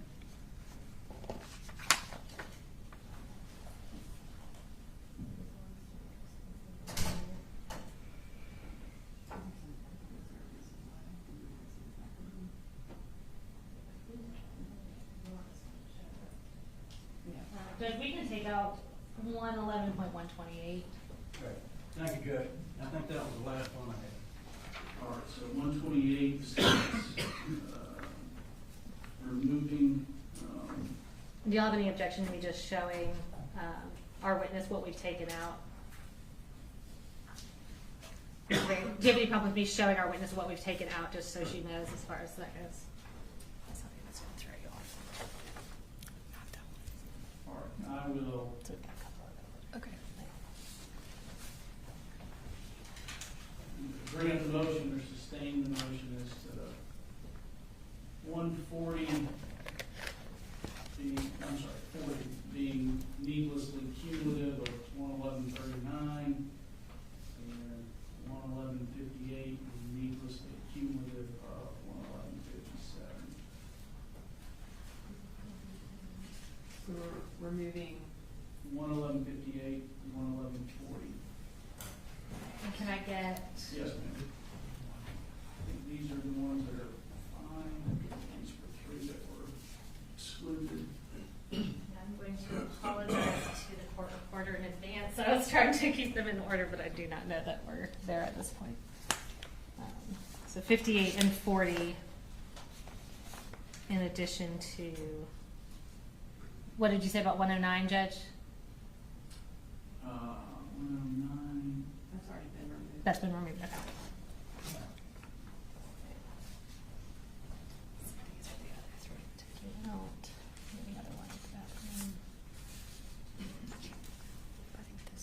Yeah, so 34 is. Oh, yeah. Because it's on the other side of that chair. Okay. So I don't know. Do we have one?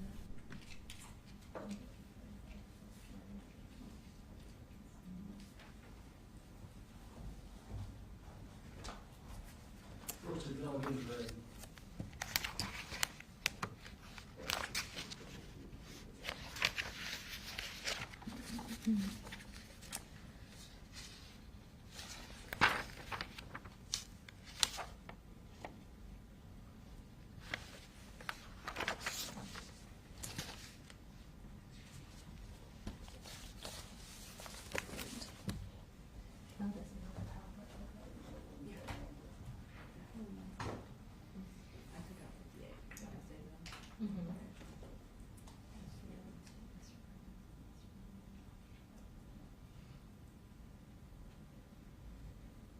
Judge, if I can have just 1 minute, one of the photographs that we took out was kind of for the purpose of orienting our witness, so I just want to give her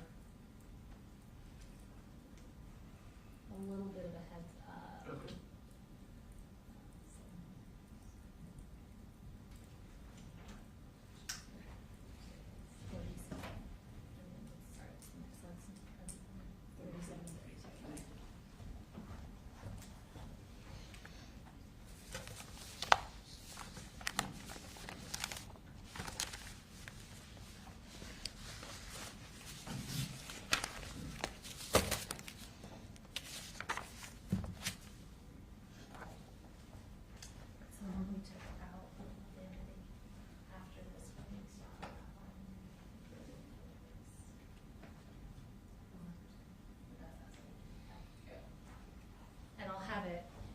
said earlier, I'll have that one up here if you need some kind of orientation, then I can refresh your recollection with that.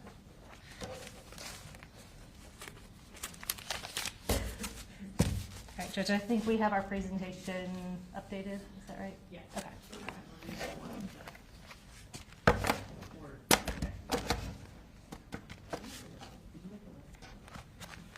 I gotta.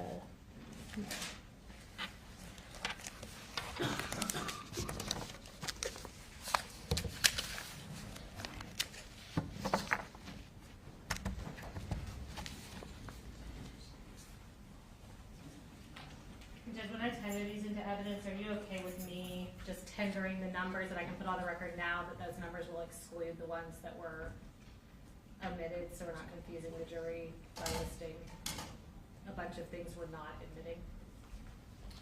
Does that make sense? And just for the record, Judge, we have no objection to those that we did not object to. I think that's fine, yes, ma'am. He's just indicated he has no objection to the photos that he didn't specifically object to. Okay.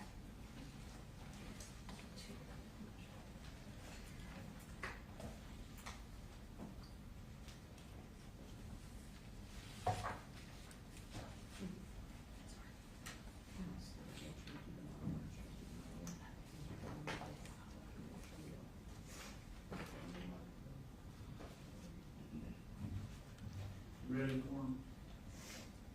Yes, sir. All right, bring him in, folks.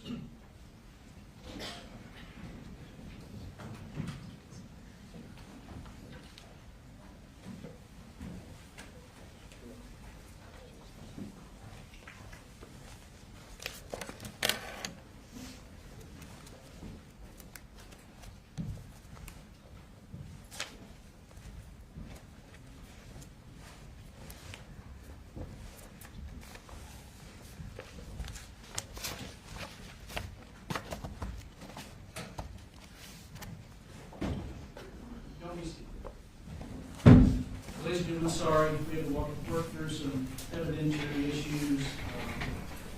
It happens. Stand.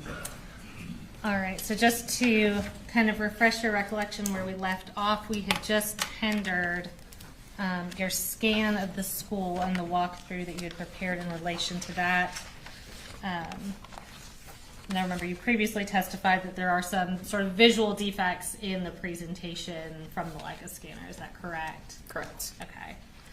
So before we publish that for the jury, do you want to kind of just tell us what we're going to see first off to give us an idea of what we're looking at and what we'll see for the first minute or two of it? Yeah, so the video starts in the boys' bathroom that was on J Hall, and then in the video will be coming out of the bathroom and then turning left down the hall and proceeding down the hallway towards Miss Greer's classroom and Miss Ryan's classroom. Just for clarification purposes, is it the same bathroom that Colin Gray was in and exited in the direction he exited towards on September 4th of 2024? Yes.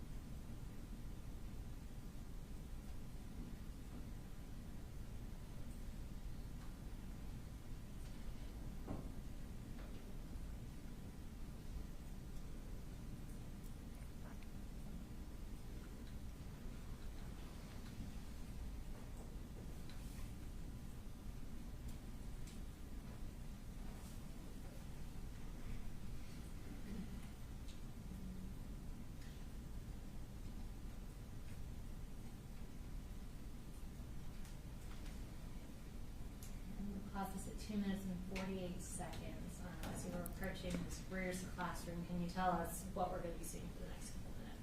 Yeah, so for the next couple minutes, you'll see the video go towards Ms. Greer's classroom, almost like we're going to go into the classroom. The door would have been closed during the time of the incident, but for scanning purposes, we leave the doors open so that the scanner can see into the room because it's a line of sight scanner, so it can't see through the door. What you may also see is some what we call noise. The scanner doesn't love reflective surfaces, so what happens when it's hitting a reflective surface is it's returning back, and it sometimes creates points in error, essentially. So you may have, like, let's say it hits the TV screen, you may have the duplicate of the TV screen on the back wall or something like that. We go in and we try to clean up most of that as best we can, but you can imagine in this school there was a lot of reflective surfaces. So you may see some of that as well. And then once we come out of Ms. Greer's classroom, the video doesn't go completely in it, but then we go next to Ms. Ryan's classroom, and you'll see the video actually go through her classroom to show some of the defects and the other evidence that's in the classroom. Of course, during the incident, Colt didn't actually walk through the classroom. He stepped into the classroom. But for the purposes of this, for you to be able to see everything, we went in that classroom. Thank you.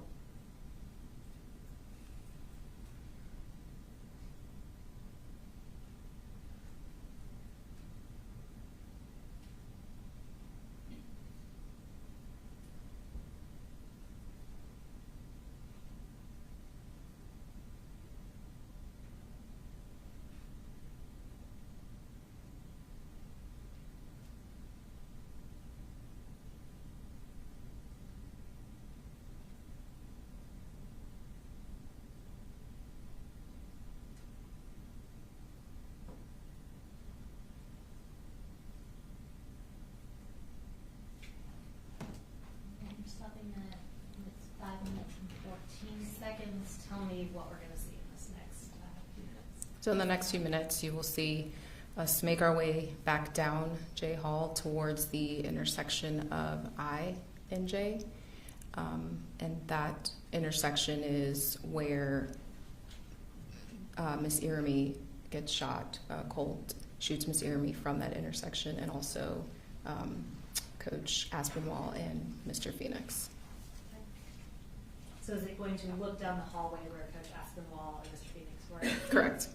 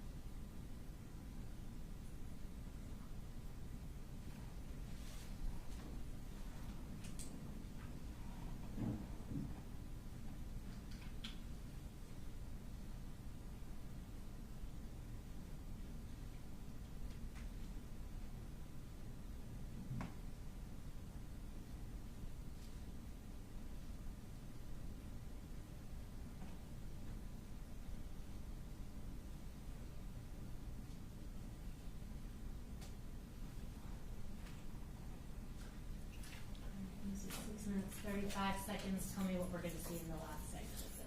So we will continue down J hallway. Obviously in this I'm flying through very slowly because I don't want anyone to feel like they're on a roller coaster. But in the video, obviously, things were moving much faster. And is there an additional hallway we're going to look down as we get further? Yeah, so we'll get to the end of J hallway. It will turn towards that last classroom on the left side of the hallway because in the video it appeared that he almost like he looked into that classroom. I don't know if he was attempting to go in, but he looked in that classroom and then he turns around, points back down J hall.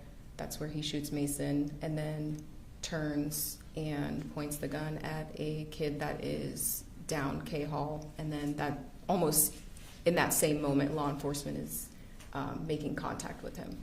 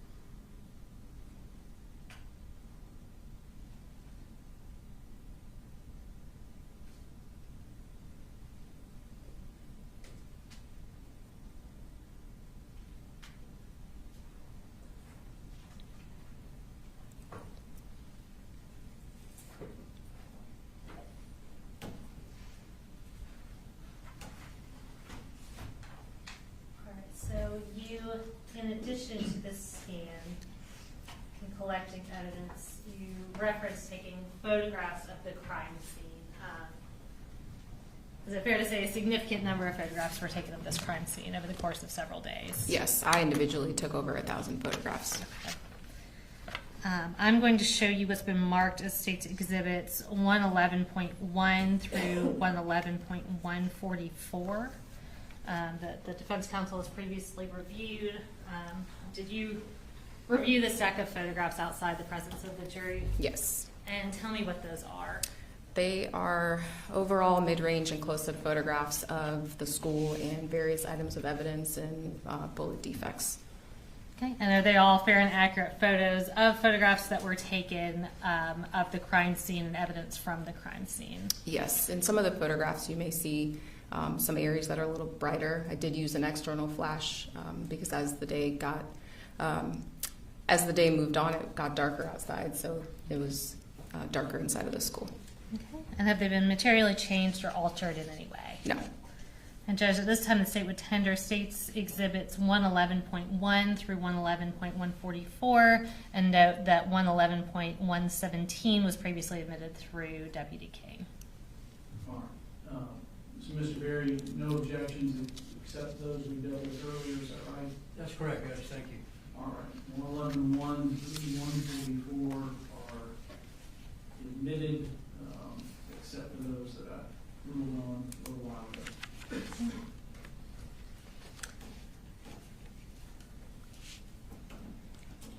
We're going to pull these up, and we will start with 111.1, and we've got some orienting slides throughout this. So we'll start with pictures starting at the J Hall bathroom. And can you just tell us, is that the relevant bathroom to this case that Colt was in? Yes. Okay. And this starting with 111.1, and I'm just going to say the last part of the number. All of these are parts of State's Exhibit 111. So starting with 1, tell us what we're looking at. This is just an exterior photograph of the bathroom. Okay. And is that a bullet defect, on the right side of the bathroom sign? Yes. Okay. And going to 2? This is making my way into the bathroom. And next. Again, continuing into the bathroom. Okay, and that's 111.3. And next, and I know we've got some out of order, so I'll try to avoid saying the numbers, but so the next one, 4, what does that show? That would be the first bathroom stall on the left when you enter the bathroom. Okay, and the next one? This is a close-up photograph of the hat and hall pass or office pass. I'm going to show you what's been marked as State's Exhibit 112 and 113. Continuous bag. And can you identify what this is for the jury? Yes, this is a bag containing the blue and white in color hat that you see in the photograph, and also the media center and office pass. And then there was also a piece of paper on the floor, so it's also in this bag. Okay. And can I have you open that bag? And I think you've got materials up there to do that, and show us that hat and tag.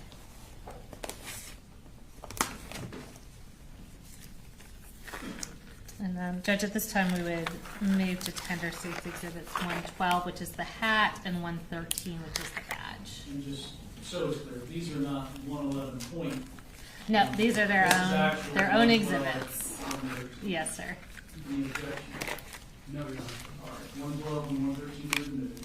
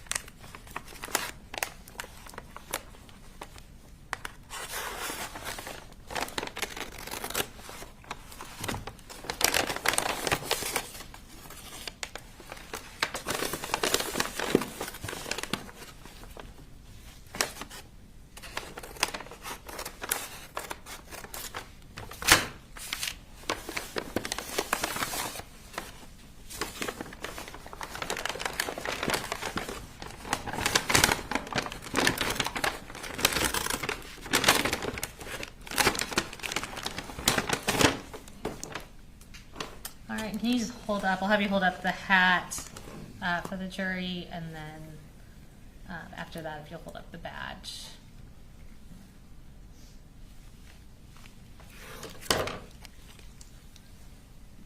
And can you tell us what the writing on that badge says? So it says Apalachee High School at the top, then it says Media Center / office, and then it says Hall J, room 2.151. Okay. And what was the writing on that hat? The writing on the hat says vendor. Okay. Now going back to the pictures, if we can go to the next slide. This is 6, and what does that show? This is a new student information paper. And thank you. And then the next slide. So these next pictures will be from outside the bathroom going down J Hall to the classrooms of Miss Greer and Miss Ryan. If we can go to the next slide. So 7, what are we looking at here? So we're looking at the exterior of the bathrooms and then also down J Hallway. Okay, and next is 8. And what do you see on this picture? Now we're outside of Miss Greer's classroom and Mr. Ryan's classroom. Okay, next is 9. Again, we're outside of that classroom, making our way closer. And what are those objects that you can see, at least in the foreground of that photo? On the floor just outside of Miss Greer's classroom was a poster and a backpack. Okay, and the next, this is 11. This is just another photograph from a different angle outside of the classroom, both of those classrooms. Okay, and in addition to what you identified previously, those blue gloves, are those from the crime scene or from medical personnel? Those are probably from medical personnel. Okay. And is that assumption just based on your knowledge, training, and experience with how these crime scenes are approached? Yeah, I mean, there was a lot going on, so they likely were trying to render aid to people and, trying to change gloves out. Okay. And next, 12. This is a shoe that was just outside of Miss Greer's classroom. Okay, and is that the same shoe that we saw in the foreground of the previous picture? Yes. Okay. And 13. This is a close-up photograph of the poster, and then there's also a crock that has blood on it. Okay. And next. All right, so Ms. Greer's classroom. Go to the next slide. Right, this is 14. What is this showing? This is the area just outside of Miss Greer's classroom. Okay. And next, 15. That's an overall photograph from the doorway of Miss Greer's classroom. Okay. And next. And so referencing Miss Ryan's classroom. So going to the next slide. 16. So just outside of the door of Miss Ryan's classroom. Okay. And next. This- 17. This was taken from the doorway. It's showing the overall from the doorway and those defects that are in the whiteboard. Okay. And this is inside Miss Ryan's classroom? Correct. Okay. Next. 19. So this would be in the doorway looking down. So what you'll notice in this photograph is we have some evidence markers that are out, and then we have sticky notes on the ground. So this photograph was taken on day 2. What happened was day 1, we collected all of our evidence, and then in order to do a thorough search of the room and find additional cartridge cases, we had to move things out, but we wanted to still have a reference of where the evidence was from the previous day. So we utilized sticky notes to do that in place of those evidence markers. Okay. And that's 19. Next is 18. Just another overall of the classroom from a different angle. All right. And next is 21. Again, another kind of overall of the classroom from another corner showing evidence markers. Okay, and that significant amount of blood that we see on the floor there, is that the same blood that we saw when you were coming into the room? Correct. Okay. And that's 21. Can we go to the next one? And this is 28. Yeah, so evidence marker 28 was just inside of the doorway towards the left door jamb. Okay. And next, or I'm sorry, can we go back to 28? What is that evidence marker 28 showing? It's showing a cartridge case. Okay. And next. is 29. Yeah, 29, 30, and 31 were also just inside of the doorway, but towards the right side, and they represent cartridge cases. You're going to hear me say cartridge case. It's the more formal term for a shell casing. Okay. And next is 30. Close-up of the cartridge case that was just underneath the desk. Okay. Next is 22. So this would be with the door closed. There were blood stains that were on the back of the door that we initially couldn't see when we first walked in until we closed the door. Okay. And that's the door, the entrance to the classroom. Is that closed? Correct. Okay. Next, 23. Just a close-up photograph of one of the blood stains on that wall.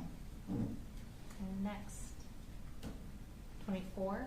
So this is a bullet defect. If you remember, evidence markers 30 and 31 were on the right side just as you enter, and so there was also a bullet defect in that area. And then next, This is a close-up of that defect. okay, that's 25. And next, 27. So just an overall of evidence markers 29, 31, and 32. Okay. And we see that significant amount of blood up in the top corner. Is that same near the doorway that we're at? Correct. Okay. That was 27. And next, 26. So the significant amount of blood that was previously referenced would now be towards the bottom of the photo behind us, essentially, and now we're looking at other evidence markers in relation to that. Okay. And next to that, evidence marker 32. What is that? A cartridge case. Okay. And that was 26. Next is 31. Close-up of cartridge case. And next, 34. These are cartridge cases that were either like under chairs that had been turned over or near desks. Okay. And is that black object on the right side, is that a chair that's turned over? Yeah, that was a chair that had flipped over. Okay. And that was 34. Next is 35. Cartridge case at evidence marker 38. I believe this is under a chair. Okay. Next is 36. So this is an overall photograph of evidence markers just inside the room. Okay. And is that like crocheting or knitting yarn that we see right there? Yes. Okay. That was 36. Next is 38. Another photograph of evidence markers 28, 29, 31, and 32, all representing cartridge cases. Okay. And again, is that door in that top corner the front door to the classroom? Correct. All right. Next is 37. Just a closer photo of 35. There's another evidence marker that's just on the other side of the chair, which would be number 34. That's difficult to see from this photo. Okay. And next is 32. Yeah, so then there's evidence marker 34 identifying a cartridge case. All right. Next, 33. A close-up of evidence marker 35 identifying a cartridge case. Next, 39. So an overall photograph of evidence markers, and there are some blood stains as well. Next, 41. Overall photograph showing some of the cartridge cases that are underneath desks. Next is 42. Just a closer up photograph of those evidence markers. Okay. And going back to 43. So this would be, if you walk into the classroom and turn left, this would be that corner. Okay. And is that screen in the top right corner, does that say clear touch? Yes. Okay. And that's 43. Next is 44. There were bullet defects on that wall. Okay. Next, 49. That's a closer up photograph of some of those bullet defects. Okay. And tell us about the measurements on those markers. What are those, inches, centimeters? What are those showing? So typically we use centimeters. We refer to bullet defects and blood stains typically in millimeters or centimeters, preferably millimeters. Thank you. That was 49. Next is 45. This would be in the previous photo. If you are standing in the doorway of the classroom and you look left, we saw that podium, and these are blood stains that were on the podium, and then also on the wall near that podium. Okay. And next is 53. So these are the bullet defects that we saw on that wall on the left side. If we continue along that wall, there's a whiteboard, and these are the bullet defects that are on the whiteboard, a little below the whiteboard, and then above that whiteboard. And do you have a silver pointer that's up there? Yes. All right. And on this picture, I'm just going to have you on the screen behind you. Can you just point out, since it's kind of white on white, where all the bullet defects are that you see? Okay. So If you can any place that you see in what we call an L scale, it's an adhesive scale, any place that you see that represents a bullet defect. Some of them represent 2 bullet defects because they were so close together. It didn't make sense to try to finagle 2 scales. These dots are dots that were already on the whiteboard in whiteboard marker, probably drawn by the teacher or a student. So if there's not an L scale next to it, then it's not a bullet defect. Thank you. And that was 53. We can go to the next one. 54. Is that same board? Yes. Okay. And just a little easier to see the Yes. defects there. Okay. And next.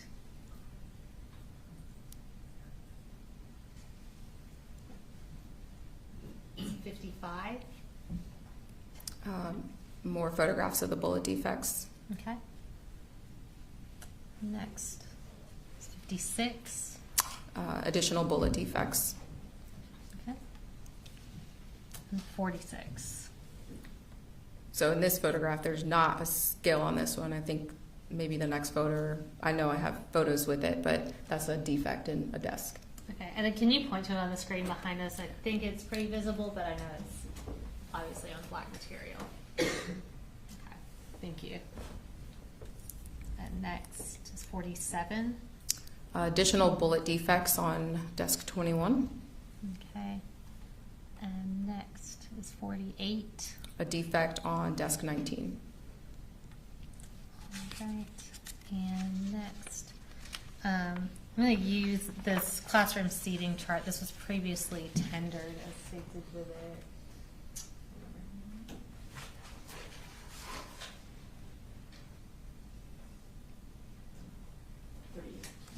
State's Exhibit 38. The desks we saw had numbers on them. Can you tell us which desks it were that had the bullet defects in them? So that would be desk 19 had bullet defects, desk 21. Both of those in the photographs had the L scale, and then desk 9 was that first one that we saw that didn't have the L scale in that specific photograph. Okay, thank you. And we can go to the next slide. This is 50. So if you're standing in the doorway and you're looking straight into the classroom, this is that wall. So there are bullet defects on the blinds and then bullet defects on the whiteboard on that wall. Okay, and again, anywhere where we see an L scale, that indicates a defect? Correct. All right, thank you. Next. It's 51. Just a closer up photograph of that. And as I mentioned before, especially on this whiteboard in particular, there were a couple of bullet defects represented by 1 L scale. Most of them are just 1, but on this particular whiteboard, there were a couple of L scales that represented 2 bullet defects. Okay, thank you. And next is 52.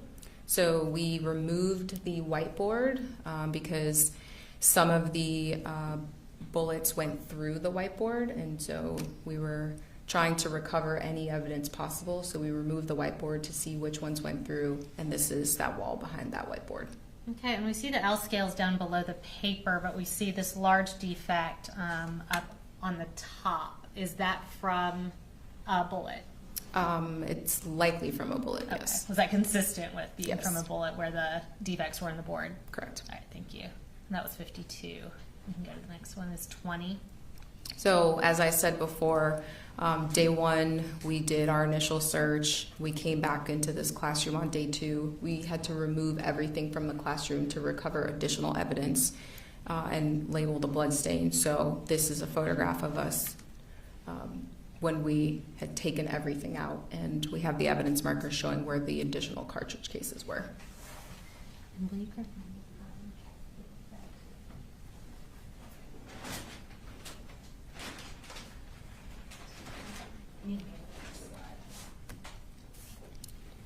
So before we go towards the next photographs, I'm going to show you what's been marked as State's Exhibit 114. And can you just identify what this is? Yes, this is the bag that contains the backpack that was at evidence marker 20. Okay. And what is labeled as being inside of that bag? This bag is labeled to contain the black and colored JanSport backpack, and within that backpack would have been a binder, miscellaneous school papers, a knife, a computer charger, a can of Remington oil. Okay. And does it appear to be in the same condition as when it was packaged and put into evidence with the GBI? Yes. All right. And Judge, at this time we would tender State's Exhibit 114.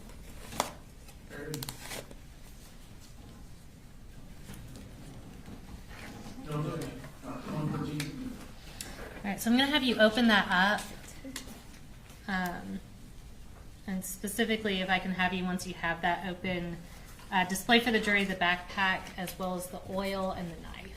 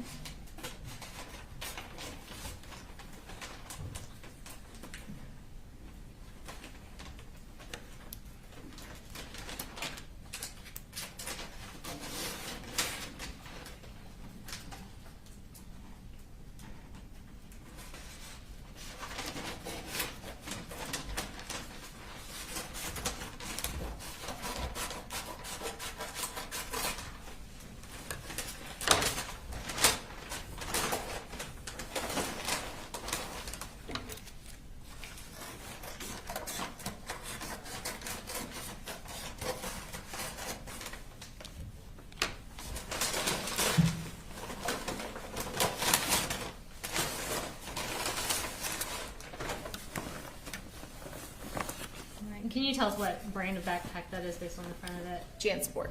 Okay, and is this the backpack that was recovered? We saw in the photos a backpack that was with a white poster board outside of Miss Ryan and Miss Greer's classrooms? Yes. Okay. And based on your review of the crime scene and the evidence, is that consistent both in appearance and location as being the backpack that Colt Gray had with him that day? Yes. Okay. And then inside the backpack, if you could just display for the jury the oil and the knife.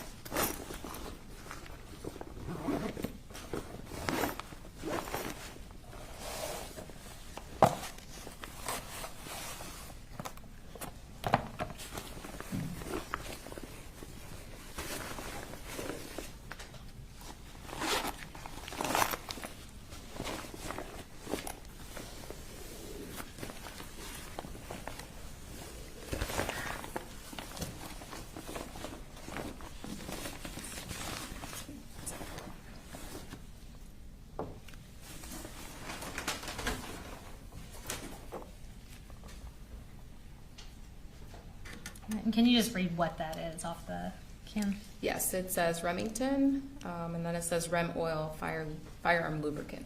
Okay. I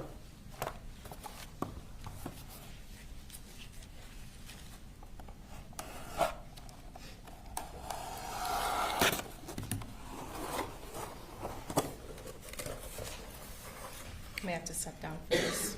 I'm sorry? I may have to step down. Okay, for that's this. fine. And I'll go ahead and ask you, I think it's pretty obvious, but was the knife in that packaging when it was recovered from the crime scene, or was that done by law enforcement? I would have packaged the knife safely.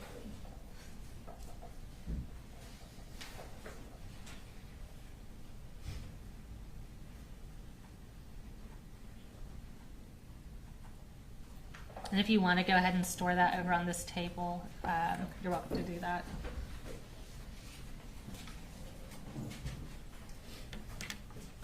Thank you. Next, I'm going to show you what have been marked as State's Exhibits 109 and 115.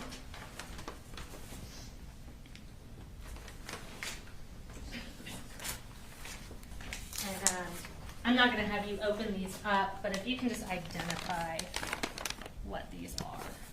Yeah, so 109 is a brown paper bag containing 6 LC223 REM cartridge cases from room 2.152, which would be Miss Ryan's classroom. Okay. And then 115 is a brown paper bag containing 18 223 cartridge cases. Okay, and where were those recovered from? Some of them were from room 2.152, which is Miss Ryan's classroom, and then some of them were from the hallway floor, close to where Mason was shot. Okay. And those appear to be in the same condition and sealed as when you took them into evidence and put them into evidence with the GBI? Yes, the only difference is they have the blue evidence tape showing that they've been to the firearm section for analysis. Okay. And Judge, at this time, we would tender State's Exhibits 109 and 115. Any objection? No, Your Honor. 109 and 115 were reviewed. Okay. And here I can put. And we're going to go back to some of the photographs. So we have our next photographs from when he shot towards Miss Iramy's classroom. If we can go to the next slide. This is 64. Can you tell us what we're looking at here? So we're looking at evidence marker 14, which is kind of close to where Miss Iramy's classroom was. Okay, and is that her classroom where we see her name up on the ceiling? Yes. Okay. And next? This would be the outside of Miss Iramy's classroom. Okay, and that's 65. And next is 66. Just a close-up of the outside of her classroom. Okay. Next. So in this photograph, this is an overall of, there are actually 2 pieces of bullet jacket and I think lead core, so bullet defects that are just outside of her classroom. Okay, and this is 63. And if you can show us on this photo where the defects are on the screen behind you. Thank you. We'll go to the next photo. 67. Those are close-ups of those fragments. Okay, and that's Miss Iramy's doorway? Correct. All right. And next, 68. This is just outside of her classroom, looking down, kind of leading into her classroom. Okay. Next, 69. Looking down at the blood stains that are just inside of the doorway. Next is 70. So this would be an overall of part of her classroom. All right. And we see, obviously, a significant amount of blood and a pink article of clothing. Is that where Miss Iramy was when she was first located by law enforcement? Yes. Okay. And next? Just another photograph of the blood stains. Okay, that's 71. This is 72. This would be her sweater. All right. Next. So this is just on I-Hall. And we can go to the next slide. I-Hall's where Coach Aspinwall and Coach Phoenix's classrooms were located. What are we looking at here in 144? So where the green evidence markers are that's I-Hall. So we used yellow evidence markers on J-Hall and green evidence markers on I-Hall. Okay. And how many markers do we see in that picture? In this specific photograph, there are 11 evidence markers, and each one of them represents a cartridge case. Okay. And go to the next one, 143. So this is evidence marker 12 that represents a cartridge case that would have been just outside of our view in that last photograph on the left. Okay. So is that 12 total cartridge cases that were recovered on I-Hall? Yes. Towards I-Hall. Okay. And I'm going to show you what's been marked as State's Exhibit 203. And again, I'm not going to have you open this, but if you can identify what this is. This is the bag containing those 12 .223 cartridge cases from the evidence markers on I-Hall. Okay, and again, does the evidence appear to be how you packaged it and in substantially the same condition as when it was placed into evidence? Yes, this also has the crime lab firearms tape as well. Okay. Judge, at this time, we tender states exhibit 203. Any objection? No. All right, 203 is admitted. Thank you. And we can go to the next slide.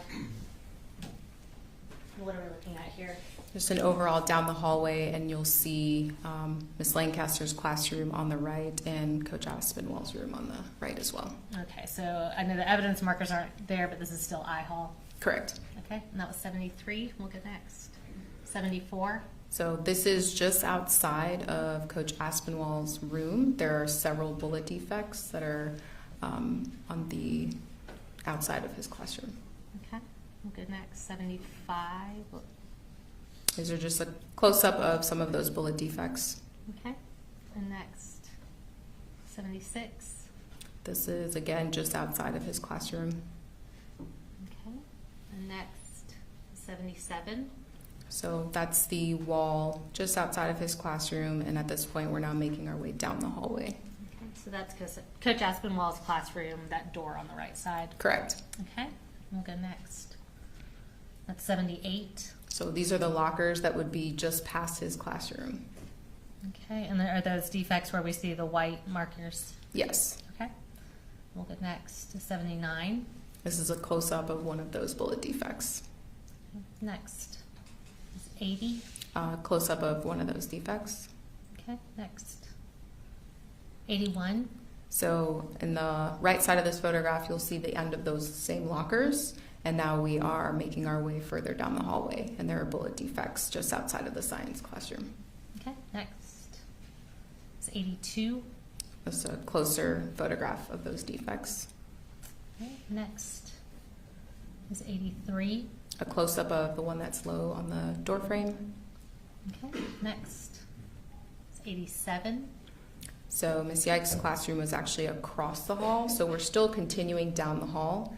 So instead of being on the right side where you just observe those defects, we're now on the left side of the hallway, but we're still making our way down the hall. Okay, and I'm actually going to have you, we've got the map of the classroom right there. If you want to look and show us where Miss Yike's classroom is in relation to Coach Aspinwall. I'm sorry, Brett. So Coach Aspinwall's classroom is here, and some of the defects that you saw were further down the hallway, and now we're across the hall at Miss Yike's classroom. Thank you. All right, and that was 87, and we'll go to the next one now. 88. Those would be close-ups of those defects. Okay, in Miss Yike's doorway. Correct. Okay, and next is 89. And now we're continuing down the hall. We're on the same side of that hallway. Okay, and are those each where we see numbers and or markers? Are those all bullet defects? Yes. Okay, and we'll go next. 90. There's close-ups of the bullet defect. Okay, next is 91. Another close-up of the bullet defect. Okay, so can you tell us approximately the size of that defect? It's bigger than 40 millimeters, so it's probably close to 50 millimeters in length. Okay. And we'll go to the next one is 86. This is now the end of I hallway. Okay. And is that wall, is that where I hallway intersects, kind of on the opposite end from J hall? Yes. Okay. And we'll go to the next one. That's 84. So this would now be the other hallway where I intersects on the opposite side. Okay. And do you see a bullet defect in this picture? Yes. And could you show that to us on the screen behind you?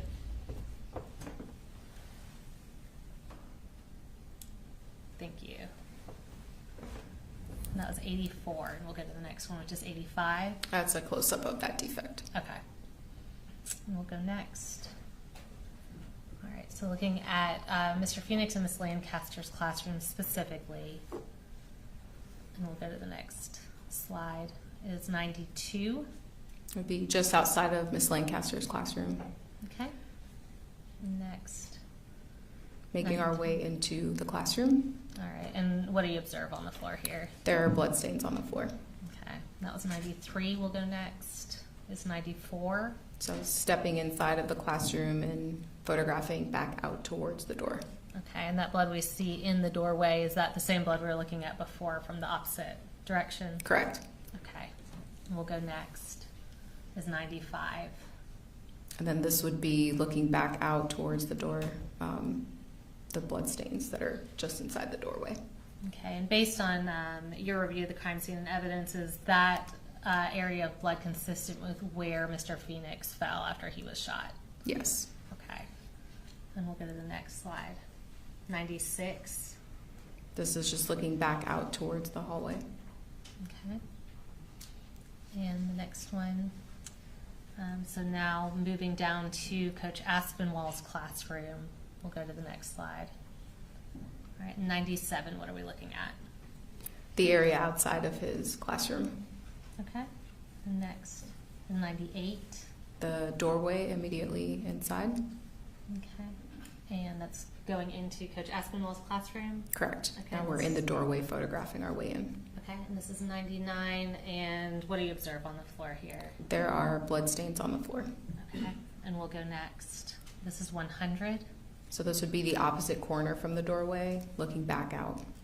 Okay, and that blood that we see kind of in the middle of the photo here, is that same area of blood that we were seeing when you were coming in from the classroom? Yes. All right, we'll go next. Is 101. Just an overall photograph of that blood. Okay, and based on your review of the crime scene and the evidence, is where that blood is consistent with where Coach Aspinwall fell? I believe, yeah, he fell kind of outside of the doorway. I don't know if he was even able himself to make it in. I think someone had to pull him into the classroom. Okay. And we'll go to the next slide. Is 102. Just an overall of those bloodstains, and that's kind of why you see it streaky. That appears to be the drag marks. Okay. And based on your knowledge, training, experience, is that consistent with somebody being dragged? Yes, generally. Okay. And we'll go to the next slide. So we're now going down J Hall to the area where Mason was killed. And we'll go to the next slide now. All right, so this is 7. Can you tell us what we're looking at here? This is back outside of the boys' bathroom. Okay, so we've gone down the hall. Are we now coming back towards the hall, kind of like we saw in the Leica scan Correct. video? Okay. And we'll go to the next one. And this is 57. Is this that same boys' bathroom where Colt started? Yes. Okay, and what do you see in this photo? There are bullet defects just outside of the boys' bathroom on that wall. Okay. And we'll go to the next one.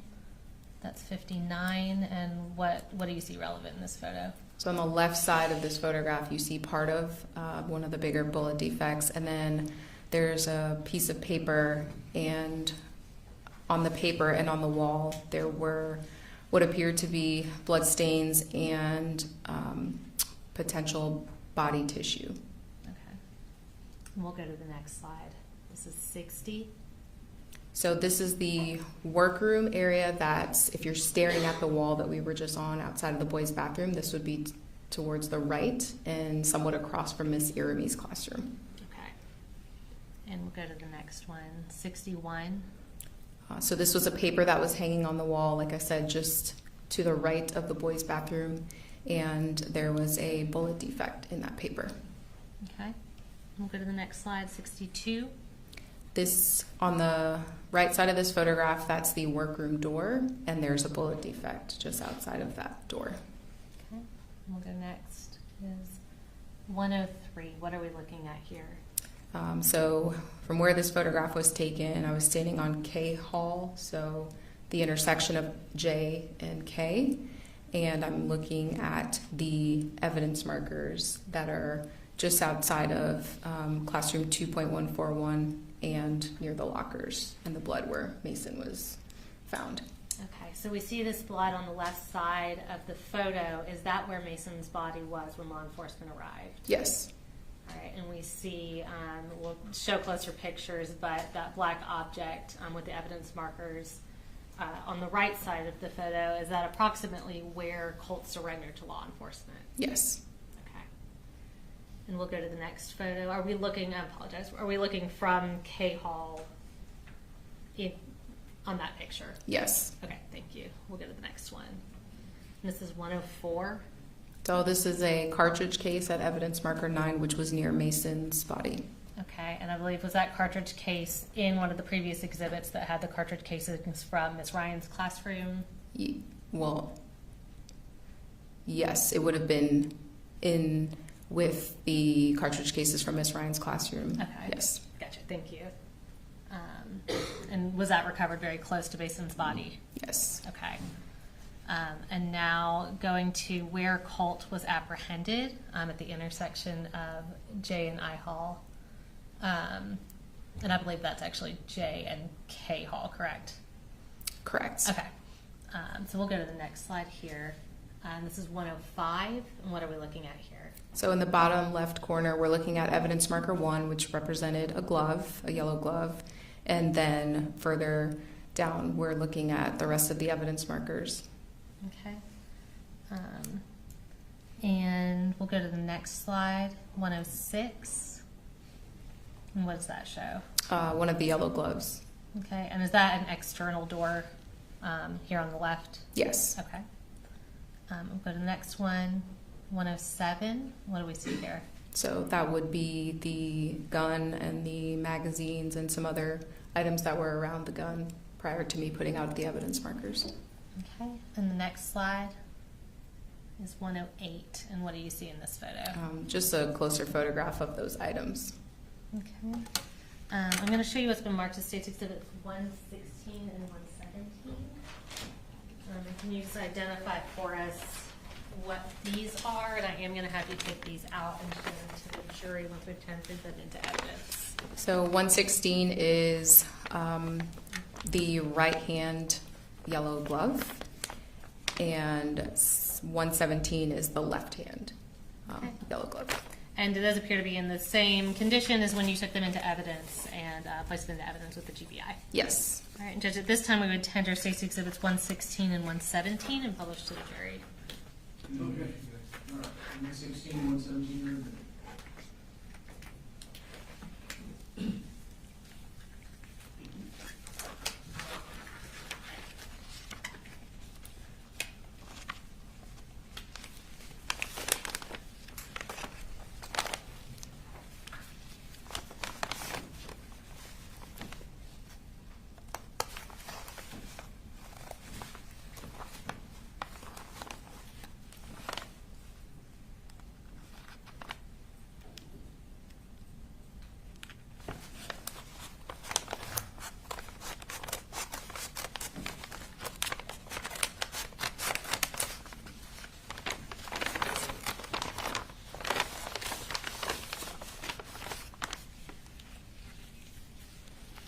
Do you want me to take both out at the same time or one? Yeah, you can bring both out. Okay.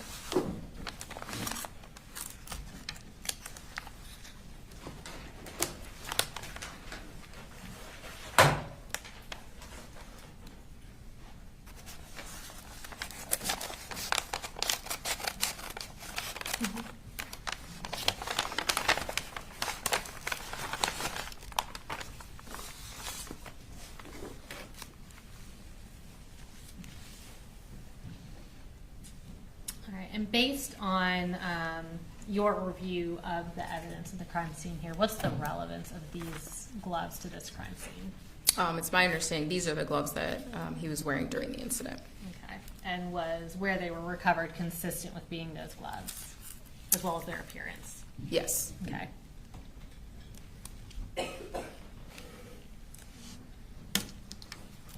And if you want to put this back in the bag, I can move them over. And as I do that, I'm going to ask you a couple of kind of contextual questions. Can you give us an idea of the distance that Colt was from Miss Ehrman when he fired? It would have been approximately 40 feet. And similarly,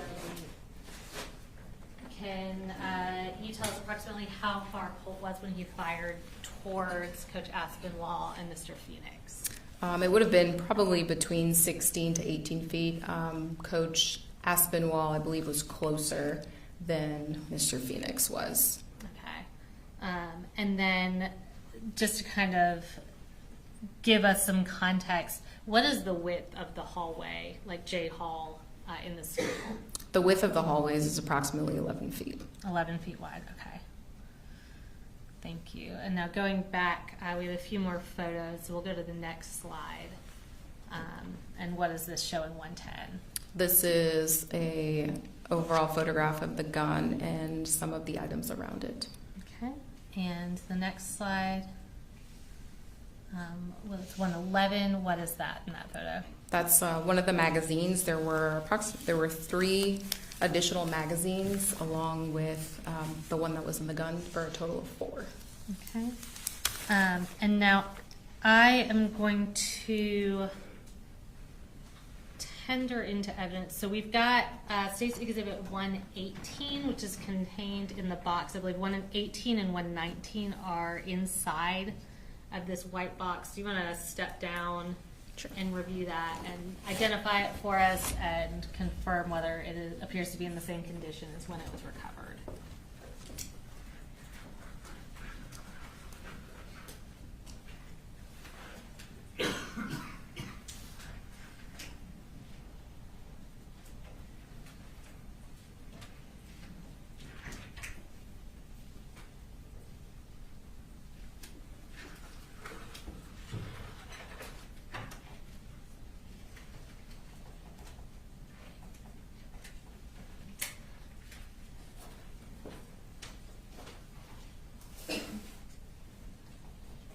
I'm going to tell you, 118 is the firearm itself. Can you identify that for the jury? Yes, this appears to be the same gun that was collected from the crime scene. Okay, and 119 is the other object that's contained in that box. Can you identify that? This appears to be the gun magazine that was in the weapon. Okay. They appear to be in substantially the same condition as when they were taken into evidence? Yes. Okay. And Judge, at this time we would tender State's Exhibits 118 and 119. Okay. All right, 118 and 119 are Okay, and I'm going to have you display, we'll start with the firearm itself for the jury. And has that firearm been secured? Did it have a gun lock in it and otherwise been disarmed? Yes. Okay.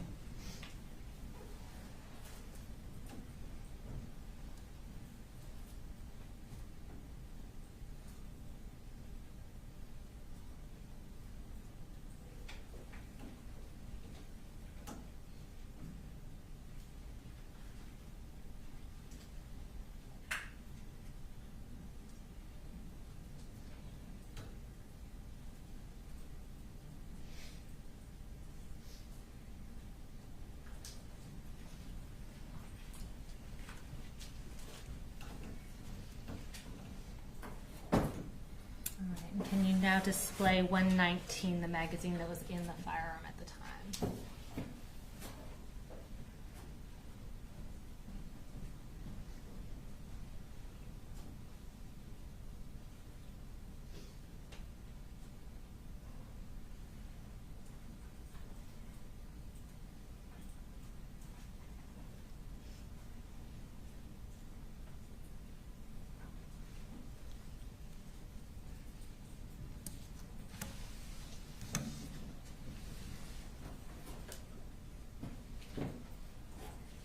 You can have a seat. I do have a couple other pieces of evidence.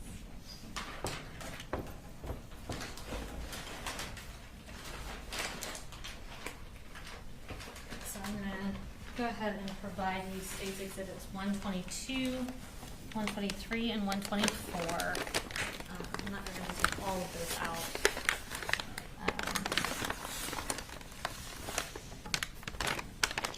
And actually, 122, 123, and 124, we are going to have you remove those. Can you identify what they are for the jury?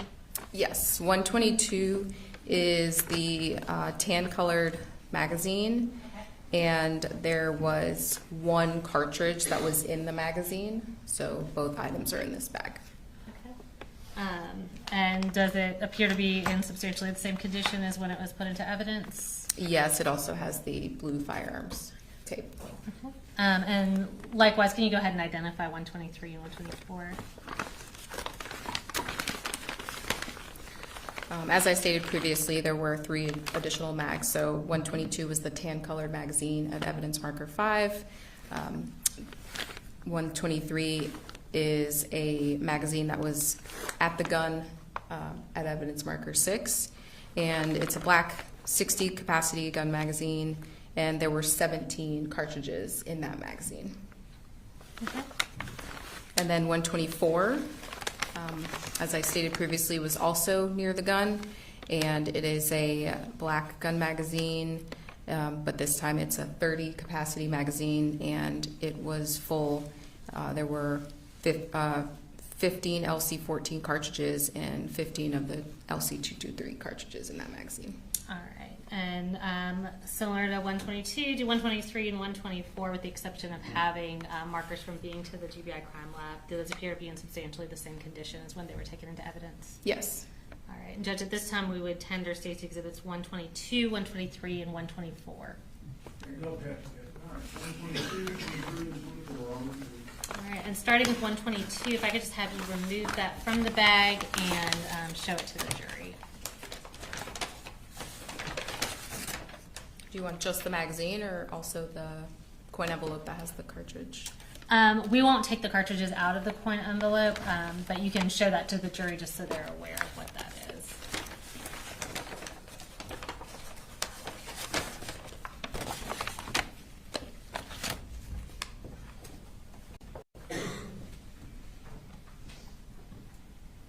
And can you explain what's inside that envelope? Yeah, so when we are collecting evidence, we try to put everything in paper, and when we're collecting cartridges and cartridge cases and fragments and bullets, we tend to put them in coin envelopes.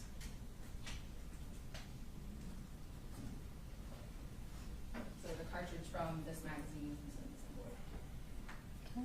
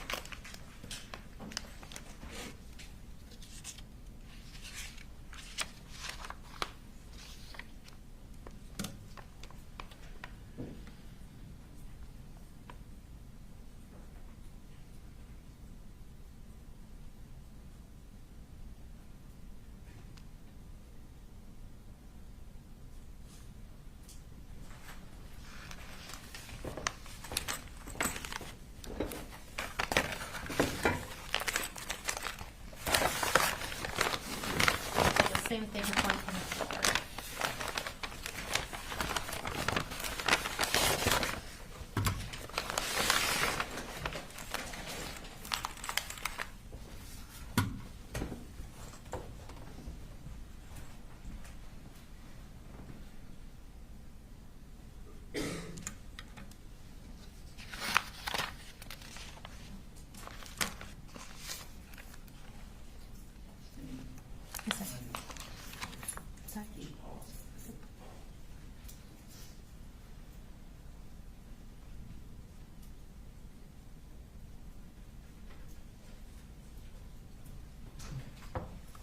I know you all had a longer break than anticipated previously. You've been in your seat more than I need to get you. So we're going to take a 10 or so minutes. Thank you, Judge.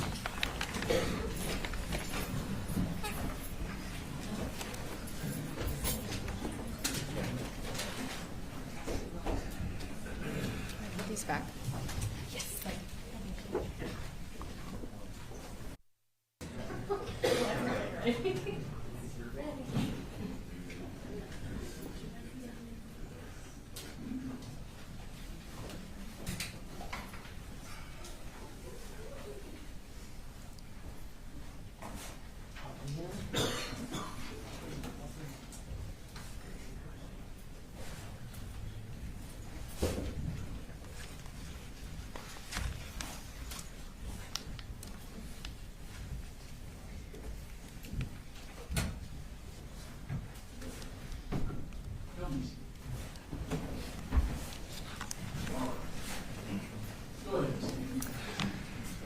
I just have 3 more pieces of physical evidence to introduce through you. I'm not going to have you take any of these out of the bags. I'll start with State's Exhibits 120 and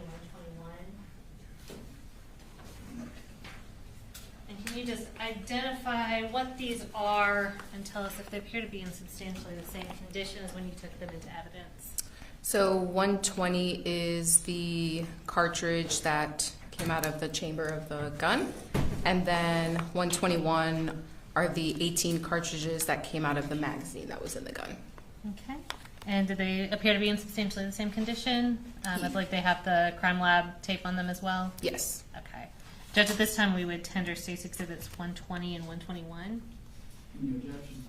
No objection, Judge. All right, 120, 121 are admitted. Lastly, before we talk about the contents of Colt's bag and the firearm in slightly more detail, I'm going to show you what's been marked as State's Exhibit 205. And can you just identify what that is? Yes, this would be the poster that was in the hallway at evidence marker 19. Okay, and we won't take it out since we had a pretty clear picture of it. Again, does that appear to be in substantially the same condition as when you took it into evidence? Yes. All right, and we'll tender State's Exhibit 205 into evidence. No objection. All right, 205 is admitted. And regarding that poster board, just to be clear, we talked about whether the bag appeared to be the same backpack that Colt was wearing at the time. Based on the location of where the poster board was found and its appearance, is it consistent with the poster board that was concealing Colt's gun when he came into Apalachee High School on September 4th of 2024? Yes. Okay. Now at this time, we are going to go back to the photos. We just have a few more if we can go to the next slide. And this is 112. And can you tell us what we're looking at here? This would be a photograph after I've opened the backpack. Okay, so is that what was inside Colt's backpack when you first opened it? Yes. Okay, and we'll go to the next one, 113. And what is this? These are the contents of that previous photograph. Okay, I see it has some writing down there. What does that writing say? That writing says from backpack number 20. I wrote that so that I would know where it came from. Okay, so that's for your own reference, essentially? Correct. Okay, and we'll go to the next slide. This is 114. This would be the knife that was in the backpack. Okay, and we'll go to 115. The oil that was in the backpack. All right, and is that same poster board that was behind it? Correct. Okay. And 116. That's another photograph of the oil that was in the backpack. Okay, and again, did you write from backpack number 20 for your own reference? Correct. All right. We'll go to the next slide, 117. And what does that show? This is a photograph of the gun and the magazines that are near the gun. Okay. And we'll go to the next slide, 118. This would now be with the evidence marker identifying those items. Okay. Next we have 119. Photograph of the gun.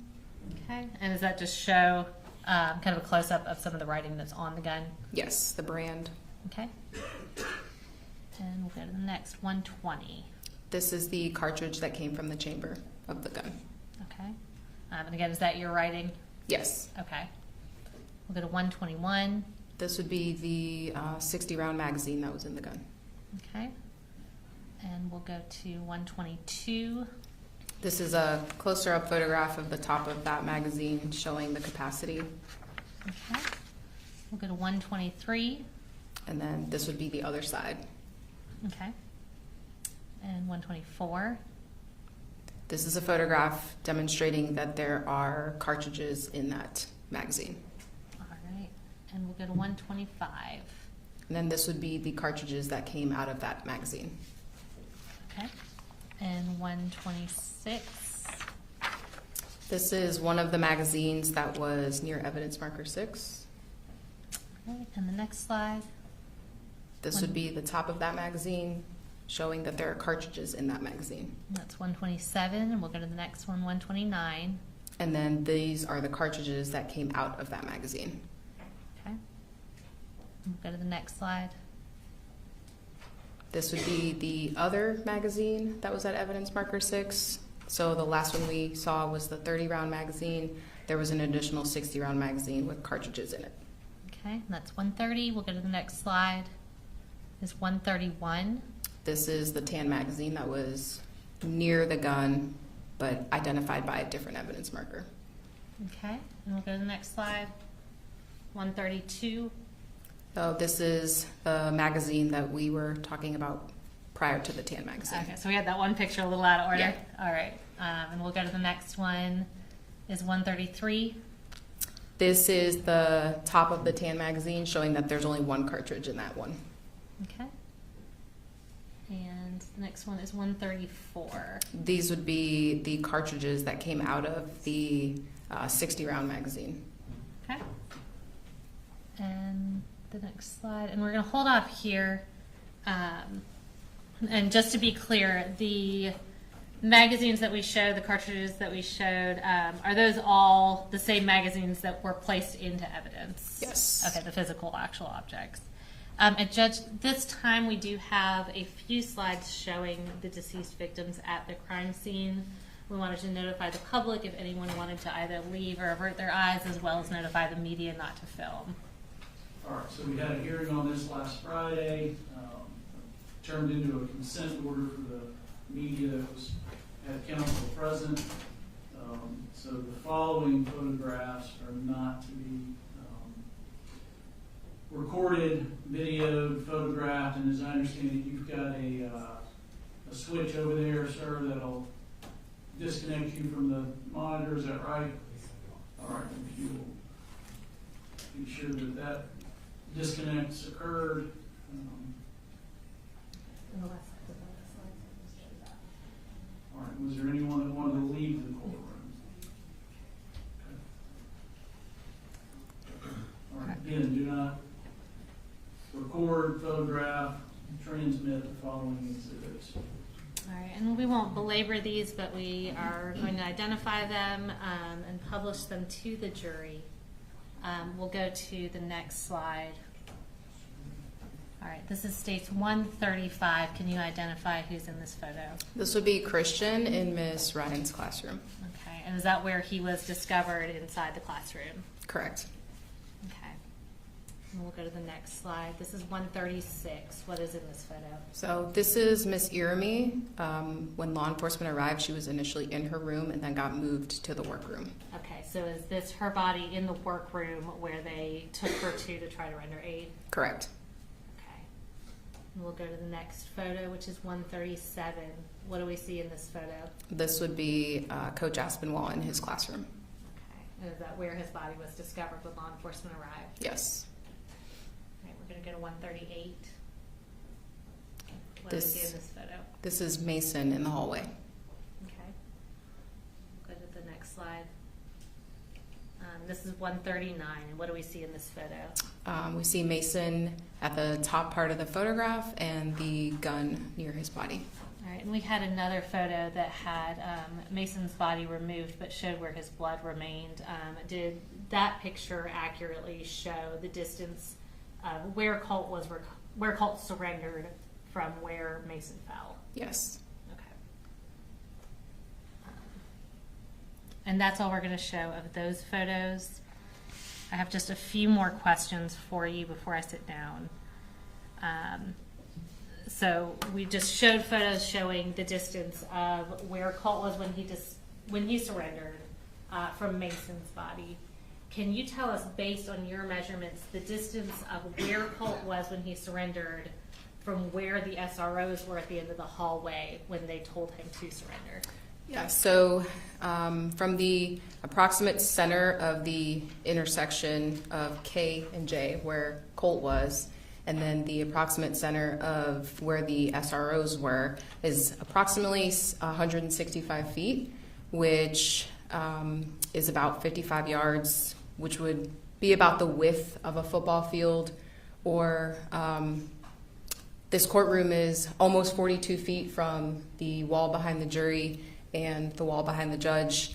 So if we had 4 courtrooms stacked widthwise that way, it would be about 165 feet. Okay, thank you. And we've showed a lot of different cartridge cases in different contexts and different locations. How many total cartridge cases did you find at the scene? There were 36. so is it fair to say that means at minimum 36 shots were fired? Correct. Okay, and when I say at minimum, is it fair to account for a world where a case wasn't recovered or something like that? Yes. Okay, in spite of obviously a very, very thorough Yes. investigation and evidence collection. So in addition to the 36 cases, the 36 shots we know were fired, how many unused cartridges were with Colt Gray? There were 67. Okay. So is it fair to say that would mean at least 67 more shots that he could have fired if he used all the ammunition he brought? Correct. So total, how much ammunition minimum did Colt Gray bring with him that day to Apalachee High School on September 4th of 2024? 103 cartridges. No further questions from me at this time. The defense may have some questions for you. Cross, Mr. Perry. Thank you, Judge. Good afternoon, Nathan. Good afternoon. I just have a couple of questions for you. About the backpack, was there anything else found in the backpack? Yes, there were other items found in the backpack. Okay, what other items were found in the backpack that you didn't photograph? I did photograph them. They Oh, you just did? weren't included. Okay. The main thing that came out of there was the oil. Correct. Is that correct? That was one of the items that came out of the backpack. And tell me the other items that came out of the backpack. There was, aside from the oil, the knife, there was a computer charger in there was a cell phone in there, and then there was also a binder in there. Okay. And you collected the cell phone to send off to have it looked at, Correct. correct? We saw on the photograph, one of the last photographs, there were earphones that plug into a telephone. Were they laying there, if you remember? Yes, that would have been near the weapon. Okay.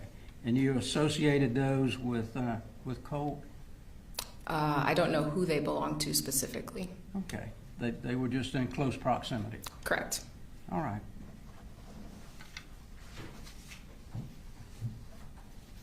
I think that's all I have. Thank you, Judge. Yes, sir. Any redirect? No, sir. All right, thank you, ma'am. You're free to go. Thank you.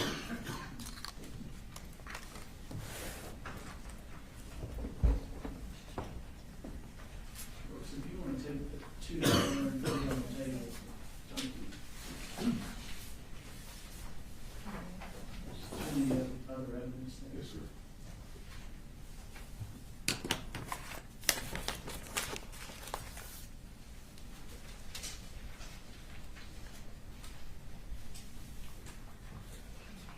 All right, state calls next witness. State calls Sarah Van Holm.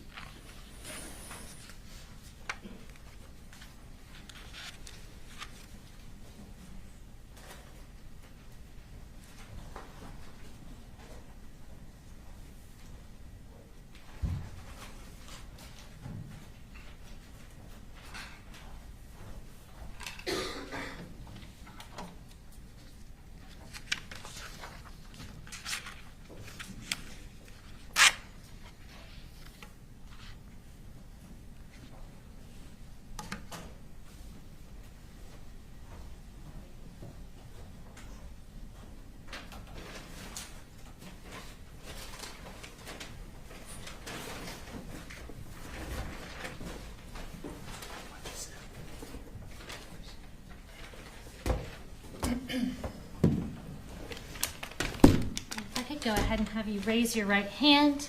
Do you swear or affirm any testimony you're about to give? Multiple firearms manufacturers. I have attended multiple conferences and conventions that are firearms and firearms examiner related. And I also a member and have just been certified as a firearms examiner through the Association of Firearm and Toolmark Examiners. Okay, and as a firearms examiner at the GBI, what does your job generally look like? So primarily we determine if a bullet or a cartridge case was fired from a particular firearm or not. If no firearm was submitted, we can determine if a group of bullets or a group of cartridge cases was fired from the same firearm, and potentially give a list of manufacturers in which they were fired from. All right, and have you previously testified as an expert in the field of firearms science and firearms examination? Yes, I have. Approximately how many times? I think it's just under 90. Okay, and in what courts have you testified? Many courts across the state of Georgia. All right. And Judge, at this time I would tender Sarah Van Holm as an expert in the field of firearms science and firearms examination. We'll stipulate that she's an expert in firearms. Should be so qualified. All right, so before we get into the evidence specific in this case, I want to talk through some terms we may be referencing. Let's start generally with just what is a cartridge and how does that pertain to what you do? So as firearms examiners, what we are looking at are the repeating patterns of markings that are formed during the manufacturing process of a firearm that are then imparted on the different components of a cartridge during the firing process of that firearm. So a cartridge is a single unit of unfired ammunition. I have a demonstrative as well, if that's acceptable. No problem. Okay. A cartridge is a single unit of unfired ammunition, and it is composed of 4 main parts. Your main housing being what we call a cartridge case, sometimes referred to as a shell casing. It's a cylindrical metallic component with an open mouth. And well, inside that open mouth is going to be your projectile or your bullet. Inside of that cartridge case is going to be your gunpowder. And then on the base of that cartridge case is going to be what's called a primer. Kind of looks like a button. When the trigger is pulled on a firearm, it releases what's called a firing pin. That firing pin actually dimples that primer.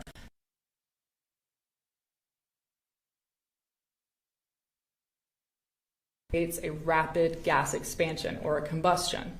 And what that does is it actually dislodges this projectile from the mouth of the cartridge case and sends it traveling down the barrel of the firearm, where this projectile is going to pick up markings from the rifling of that barrel.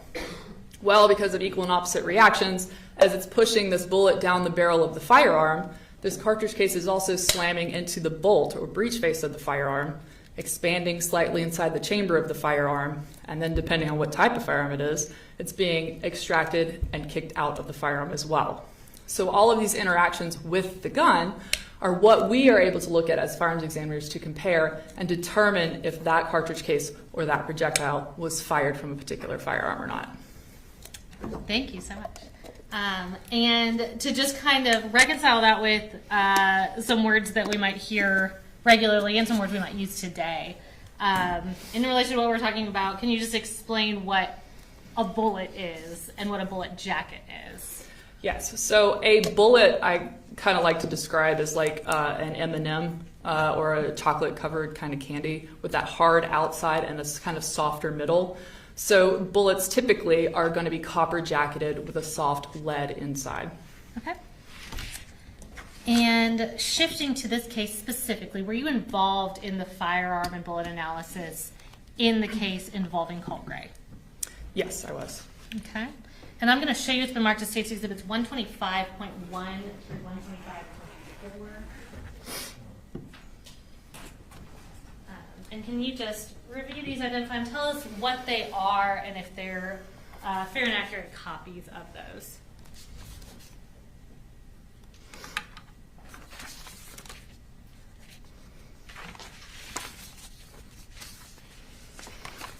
Yes, these are the reports I created for this case. Okay.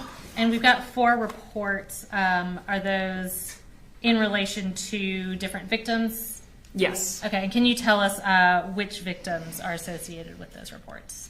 Yes, so State's Exhibit 125.1 is the report for that contains the victim Anna Christina Ermi. I apologize for the names. You're fine. State's Exhibit 125.2 is for the victim Christian Angulo. 125.3 is for Mason Skirmerhorn, and then 125.4 is for Richard Aspinwall. All right. And Judge, at this time we would tender State's Exhibits 125.1 through 125.4 into evidence. We don't have any objection to her testifying about it, but that's not something that will go to the jury. All right. 121.1 through 4 are admitted into evidence, and we'll take that up later. Okay, and you can use those for your reference throughout your testimony as needed. I'm going to turn your attention back to October 4th of 2024. Were you employed at the GBI crime lab on that date? Yes, I was. And on that day, did you examine a firearm that you received from Region 11 of the GBI? Yes, I received evidence from Region 11. Okay. And when was that firearm received by the crime lab from Region 11? The firearm was received on September 11th, 2024. And who requested examination? GBI Region 11. Okay.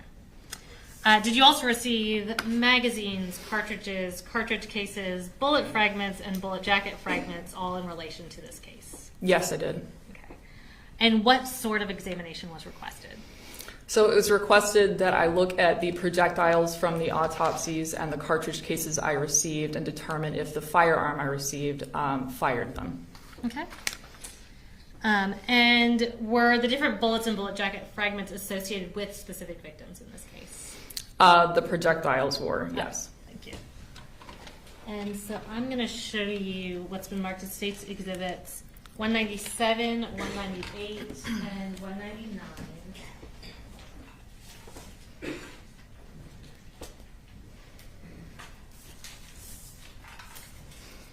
can you just identify what these are?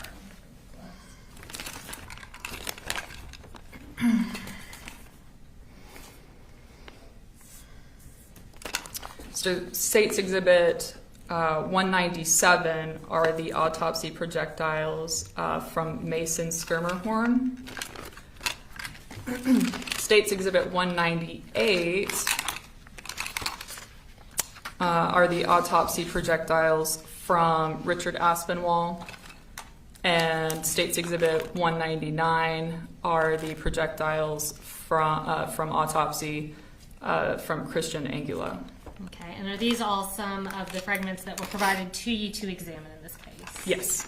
All right, and do they include ones that you were able to compare to the gun? Some of them were, yes. Okay, and do they appear to be in the same condition as when they were tested? Yes, they do. Are your initials also on boxes containing the evidence? Yes, they are, as well as the seal. Okay, and so Judge, at this time, we are going to tender States 197 recovered from Mason, 198 recovered from Coach Aspinwall, and 199 recovered from Christian. You go, Jack. All right, 197, Kate. All right, so what did you do with the evidence once you received it? So when I received the evidence, I sorted the evidence based on what we call class characteristics, and those are going to be characteristics that are indicative of the design of the firearm. So we want to make sure that the evidence is agreeing with the firearm that we've received. If it is agreeing with it, then we will test fire that firearm and then compare those ammunition components to what we received as evidence. Okay. Now, in this case, were there types of fragments that you couldn't compare? Yes, there were some fragments we could not compare. Okay, and what would be some reasons that you wouldn't be able to do that? So when a projectile hits an object, it can break into different pieces. So it may not have any rifling on it once it breaks into those fragments. And then also there were some lead fragments as well, so that's going to be the inside of the projectile, so that just has no information for us. Okay. And I want to go through some of what you were able to compare to a gun. I guess we can start with regarding Mason.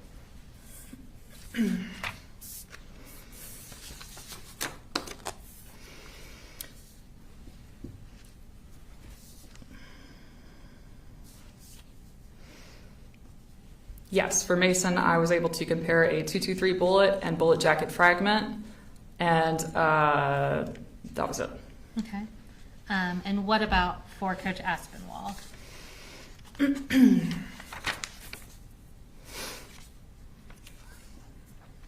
Coach Aspinwall was a .223 bullet and bullet jacket fragment and an additional .223 projectile bullet. Okay. And for Christian?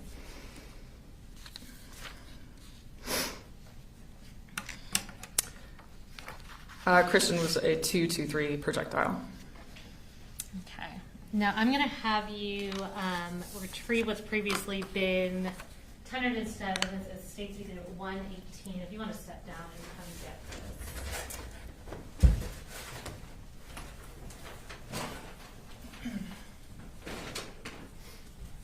And again, this has been secured and has a gun lock on it.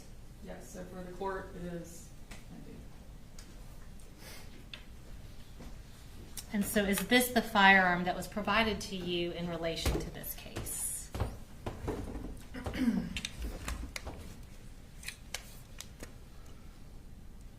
Yes. Okay. And tell us what you're checking to see about that. I am checking for my initials and also the serial number as well. Okay. Is this also the firearm that matched the bullets and fragments that you tested that you previously referenced?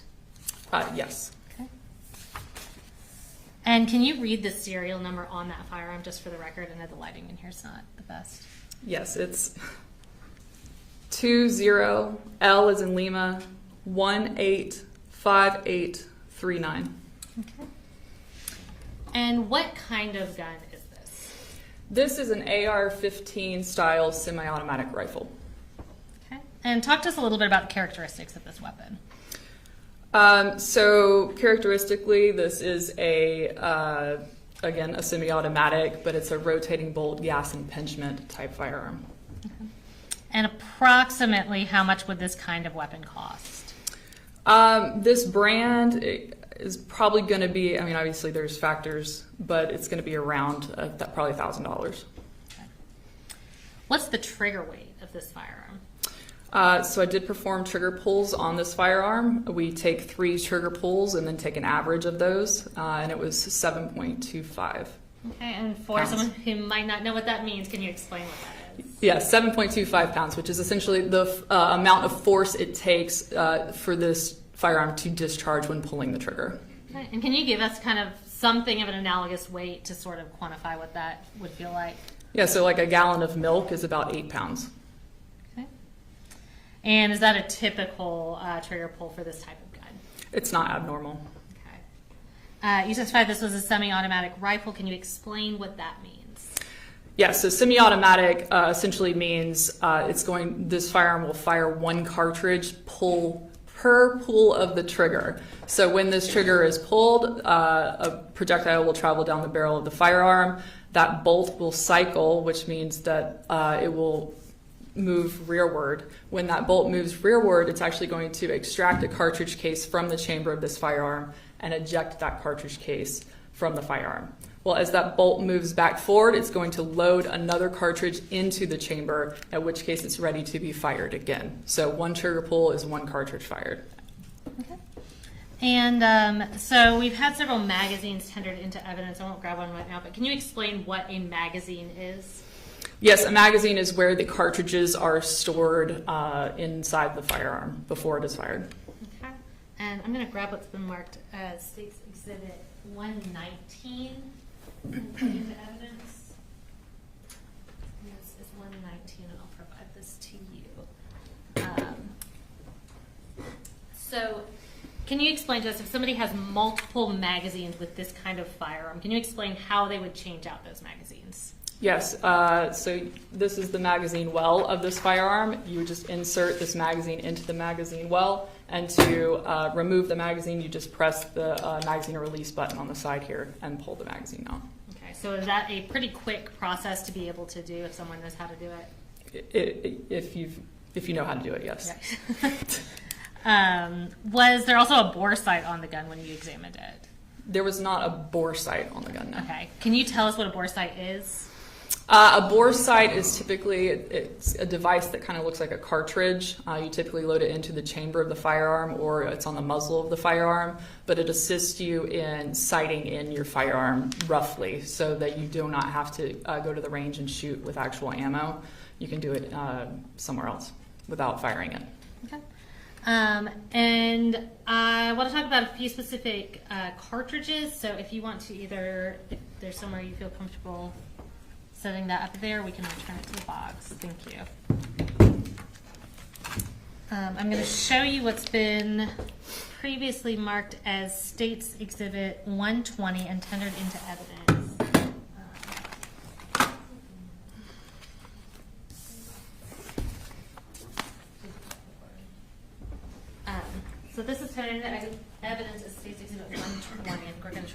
scissors for you.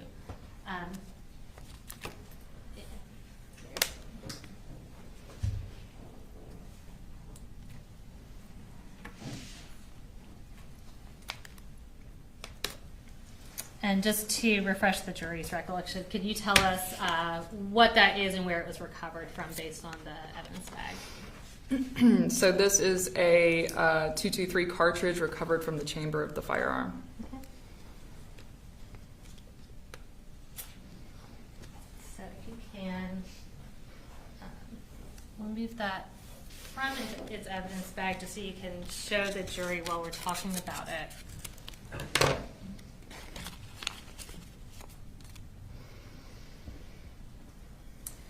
So tell me about this specific type of cartridge. So this is consistent with a Winchester Varmint X cartridge. Okay. And what is that type of cartridge, I guess, designed to do, specifically on impact? So these cartridges are specifically designed by the manufacturer for hunting. Okay. Yes, and they have a gray polymer tip on them, and when they hit a target, they are designed to expand upon impact. Okay. And I'm not going to show you what's marked as State's Exhibit 124.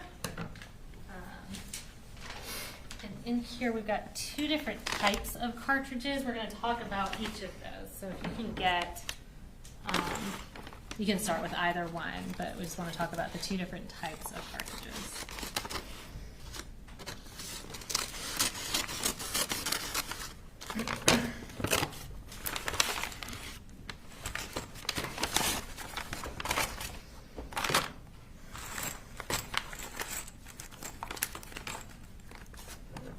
Sorry, there's a lot of layers going on there.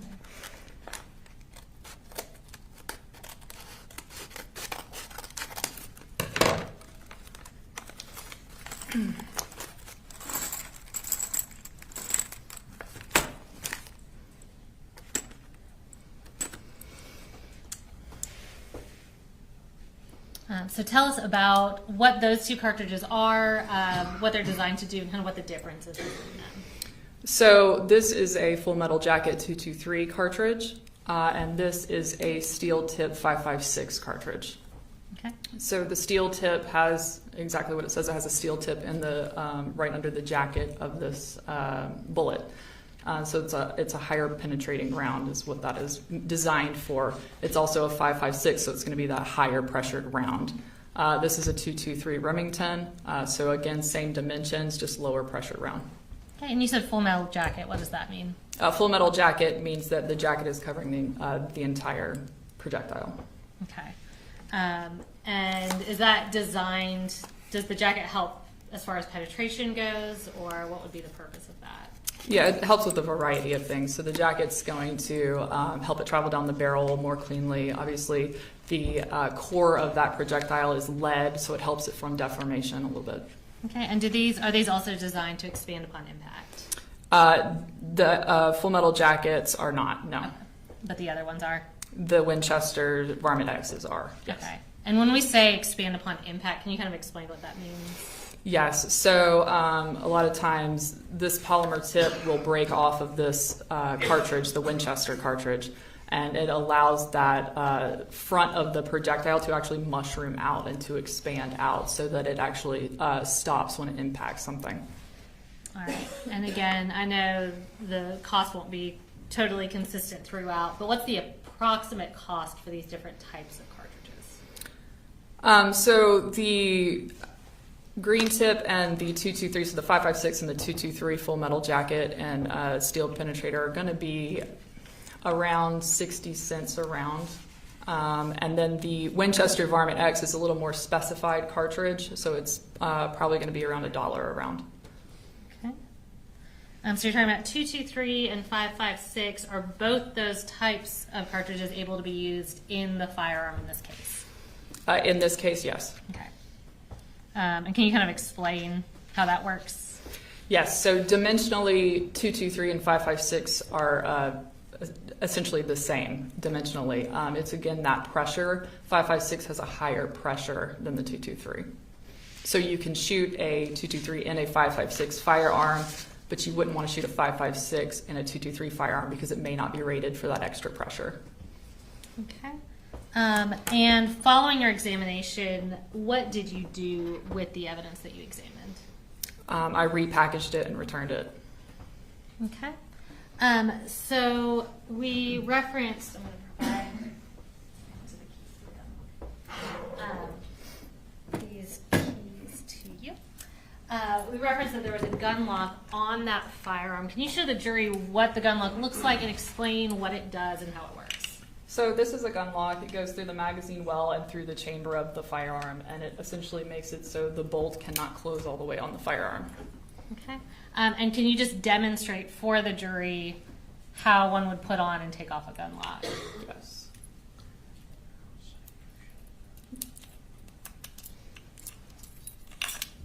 So essentially you take one end and you feed it through the chamber or the magazine well and through the chamber, and then you would just lock it on the end. Okay, so it's kind of just like putting a lock on a locker.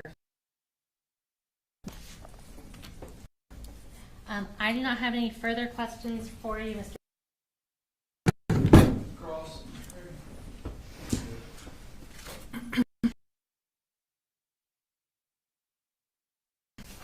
Good afternoon. Good afternoon. Just want to ask you a few questions about the firearm. Do you know the approximate weight of that firearm? This one in particular, I do not. Okay.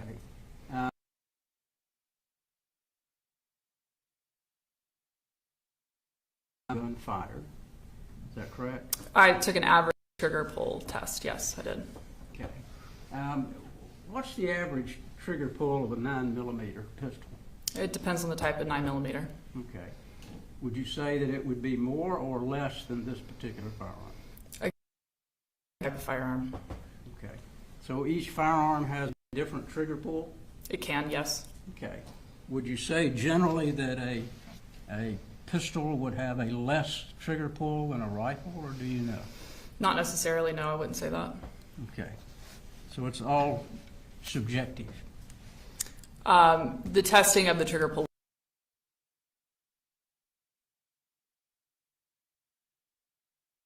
I took a trigger gauge and actually tested the 3 trigger pulls on that and then averaged it. So no, that was not subjective. Well, does a 9mm, would it act very similar to the... And 1 cartridge would be fired. Okay, well, let's just say a Glock 9mm. You're familiar with those? I am. Does it have the same function that this rifle would have? It is a semi-automatic pistol. Okay. So they would function similarly? They have different ways of operating. This is a rotating bolt direct gas impingement rifle, so the way it actually operates is differently, but as far as being a semi-automatic, they are both semi-automatics. Okay. In other words, you would have to pull the trigger each time you fired it. That is correct.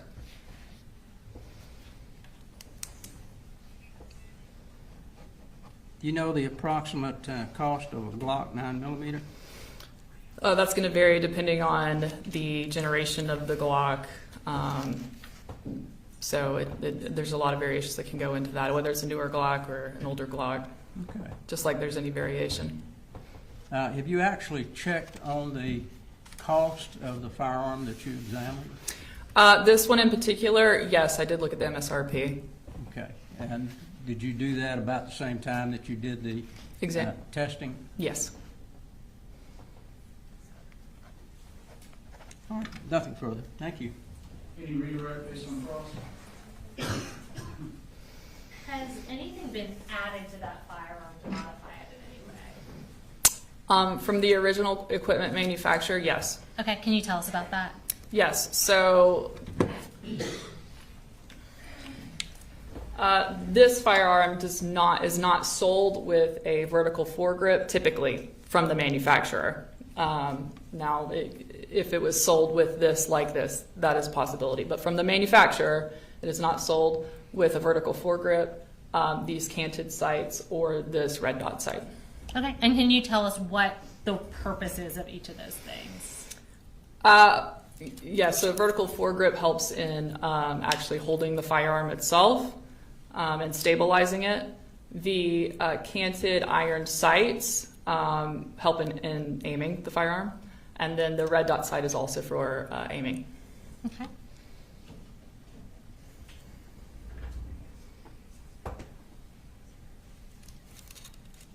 Is there an accessory rail added? Yes, there's a Picatinny rail added so that you can put on the canted sights. Okay. Nothing further from me. Thank you. Any recalls? No, Your Honor. Thank you. All right. Thank you, ma'am. You're free to go.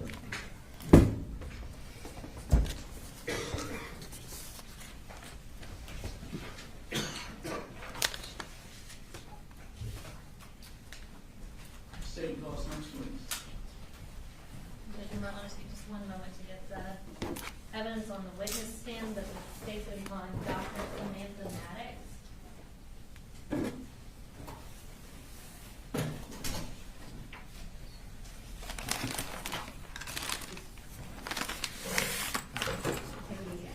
I was waiting for you.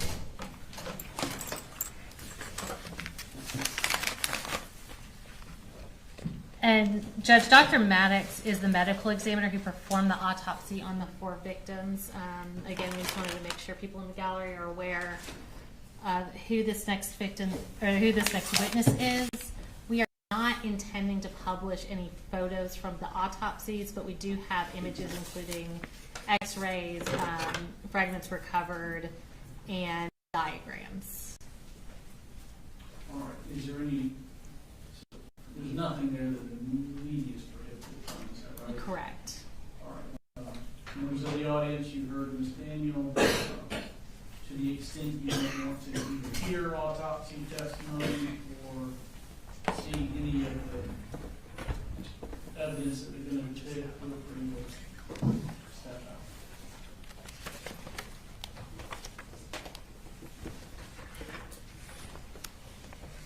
All right, if you can go ahead and raise your right hand. Do you swear or affirm any testimony you're about to give in the matter now pending before the court is the truth, the whole truth, and nothing but the truth, so help you God? Yes, I do. All right, you can have a seat.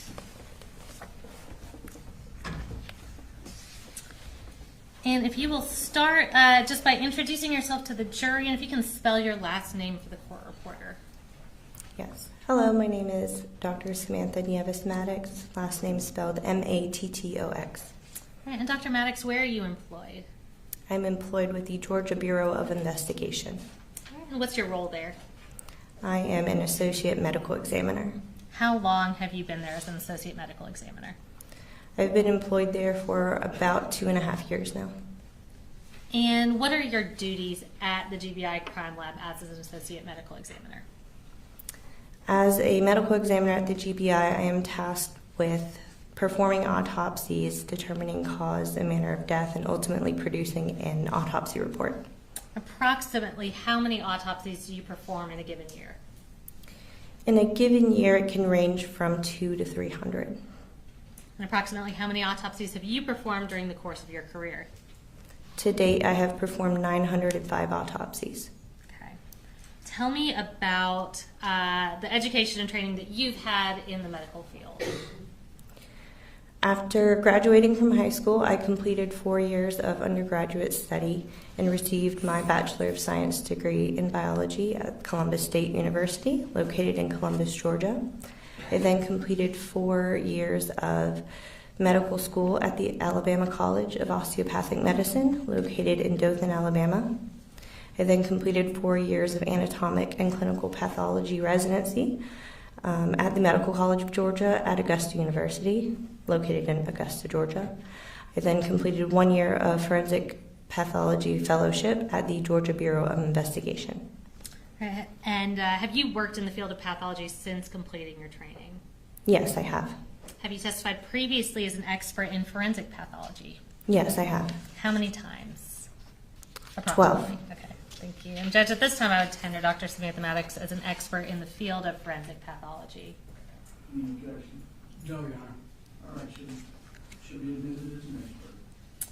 I'm going to turn your attention to September 5th of 2024. Were you working at the GBI Crime Lab on that date? Yes, I was employed with the GBI on that date. Okay. And on that date, did you perform autopsies on Christian Anglo, Richard Aspinwall, Christina Iermy, and Mason Skirmerhorn? May I refer to my report as far as the and I will date? go ahead and provide you may have it for reference, but these are State's Exhibits 43 through 46.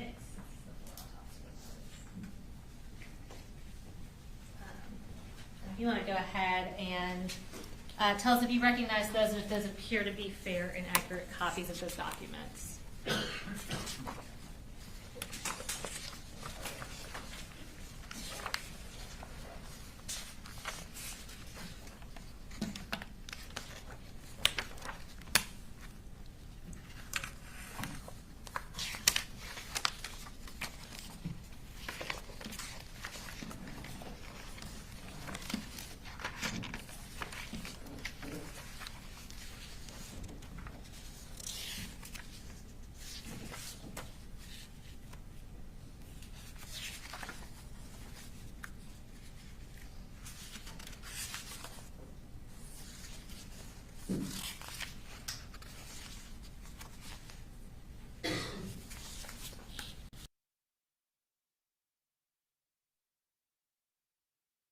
Autopsy reports. Judge, at this time we would tender those exhibits into evidence. Any objections? No objections for tendering for the record, but any objections? 43, 44, 45, 46 are removed. All right. And referencing those, did you perform all of these autopsies on September 5th of 2024? Yes, all the autopsies were performed on September 5th, 2024.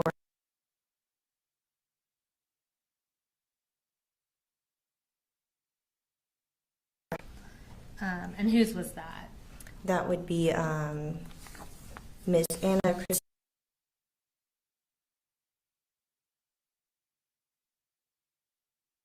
Victim individually.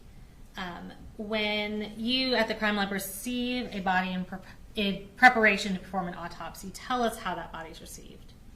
Sure. So the GBI receives a phone call from the coroner to report deaths. Those deaths are called into the GBI and taken by a death investigation specialist we call a DIS. A case number at that time is assigned to the case, whether the case is accepted into our jurisdiction or declined. Once that case number is created and jurisdiction is accepted, we advise the coroner to transport the body to our facility. Upon receipt of the body to our facility, the body is checked for name tags and identification. It's labeled with our case number as well as our own tag. And then after that procedure is completed, the body is then moved into the in-cooler. Okay. And once a body is appropriately received, labeled, confirmed to match the identity, what are the steps you take when you perform an autopsy? When the case is ready for an autopsy, the body is moved from the in-cooler and to the autopsy suite. However, prior to that, depending on the case, and in these cases, gunshot wound cases, an X-ray is performed to show if there's any kind of retained bullets or any kind of materials that we need to be aware of. So upon moving from the in-cooler, the body moves to get an X-ray. Once the X-ray is complete, it is then moved to the autopsy room. Okay. And when performing an autopsy, what's kind of the order that you examine the body? Sure. So once the body is in the autopsy room, photographs are taken of the bag tags, and the bag is not yet opened. So once those photographs are taken, then the bag is opened, and photographs are again taken of the contents of the bag as they are received. Once those photographs are taken, I examine the body for any kind of evidence that may need to be collected, as well as any kind of injuries that I can see and what kind of clothing is present on the body. Once I've done that, the clothing is removed, the body is again examined for injuries and cleaned, and photographs are again taken of the body and the injuries.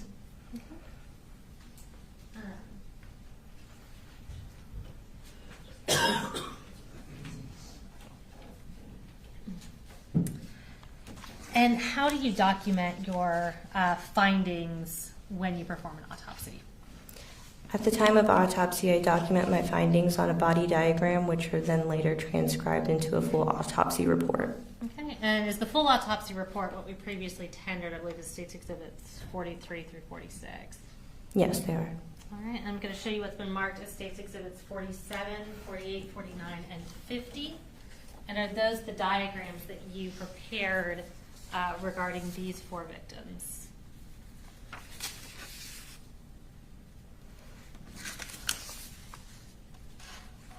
Yes, they are.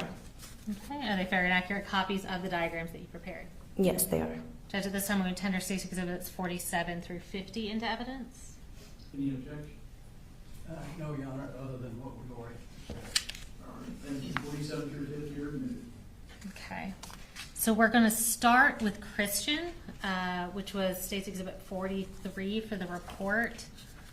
Can you tell us the full name and age that you recorded in that autopsy report? Christian Gabriel Aguilo, 14 years old. Okay. And we're going to publish the diagram that you prepared from his autopsy. That was tendered as State's Exhibit 47. And we'll use that diagram for reference as we talk through Christian's injuries. It may take just 1 second because I think we have to pull up a different program.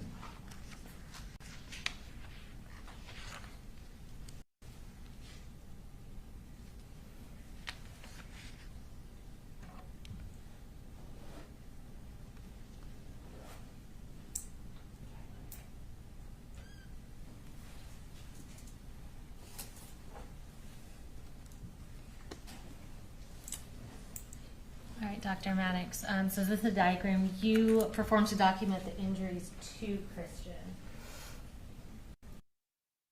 Left arm labeled as GSW number 1. There is a round defect, which is a gunshot entrance wound. Not. 47, sorry. Yes, sir. And I believe is there a pointer still up there? Yes. Pointer, yes, it expands. If you can slightly. Yeah, and you can use the pointer, and we've got it on the screen behind you if you want to use that to show the jury. Gotcha. There we go. Thank you. Okay. So gunshot wound number 1, that is on the left arm, and if you can see, it's not projecting super well, but there are dots that I have indicated stippling on that left arm. So that is the entrance, and then on the other side, gunshot wound number 2, which is labeled as an exit, is also a small defect on the left forearm. Okay. And so where you have ENT under gunshot wound number 1, that means entrance? Yes. Okay. And you said stippling. Could you just explain what that is? Sure. So when it comes to a gunshot wound, I will be looking for soot and or stippling in a wound. Soot is burned gunpowder that comes off as like a dark gray, black, grainy material that can be wiped off from the skin. Stippling is from unburned gunpowder that's striking the skin, and it makes these little small tiny abrasions on the skin that cannot be wiped off. And in this instance, there is stippling present on the left forearm. Okay. And is stippling usually indicative of a close proximity with the firearm? Yes, so the presence of soot and the presence of stippling helps in determining range of fire. So how close of the muzzle of the gun to the body or the skin. For soot, it's typically present in a range of 6 inches or less. So if you look at my hand, from my index finger to the bottom of my palm is about 6 inches. And for an intermediate range, it's between 6 inches and 30 inches. And so that would be about the length of my arm is 30 inches. Anything beyond that, or the presence of clothing, that we won't see either, soot or stippling. All right, thank you. Using the diagram, moving on to Christian's right arm, tell us what injuries you saw there. So on the right arm, there is a small defect, which is labeled as gunshot wound number 3. That is another entrance. Okay. And then gunshot wound number 4 is the corresponding exit to that wound, and it is a very large defect. Okay. And I want to talk about, there are lines denoted on the exit wound on the left arm and the entrance wound on the right arm. Can you explain to us what that is indicating? Yes, so upon examination of these gunshot wounds, it was noted that there are these 2 parallel lines between these 2 wounds, gunshot wound number 2 and gunshot wound number 3. So here and here. Okay. And they align and kind of match each other, which gives me information as to a possible position that Christian was in when he was shot. Okay, so are those injuries from the arms hitting each other? Yes. Okay. And can you also explain why we see the exit wound on your diagram, gunshot wound number 4, is significantly larger than the entrance wound? Can you explain that for us? Yes, typically in rifle wounds, the entrance is quite small and round, as you would see as a normal gunshot wound. However, once the bullet enters the body and goes a certain distance, the damage is severe. And so exit wounds typically are larger, and so that is what we are seeing in gunshot wound number 4. Okay, so is that consistent with a projectile that's designed to expand upon impact? Yes, it's consistent. Okay. Next, I want to talk about the injuries to his chest. So can you tell us about the injuries we see there? Yes, so on the chest there is a small round defect, which is labeled gunshot wound number 5, which indicates an entrance wound. However, on the chest throughout there is a laceration on the right side, as well as abrasions on the chest. And abrasions are basically rubbing of the top layers of the skin. So if you got like a scratch, that would be called an abrasion. So to point out the gunshot wound.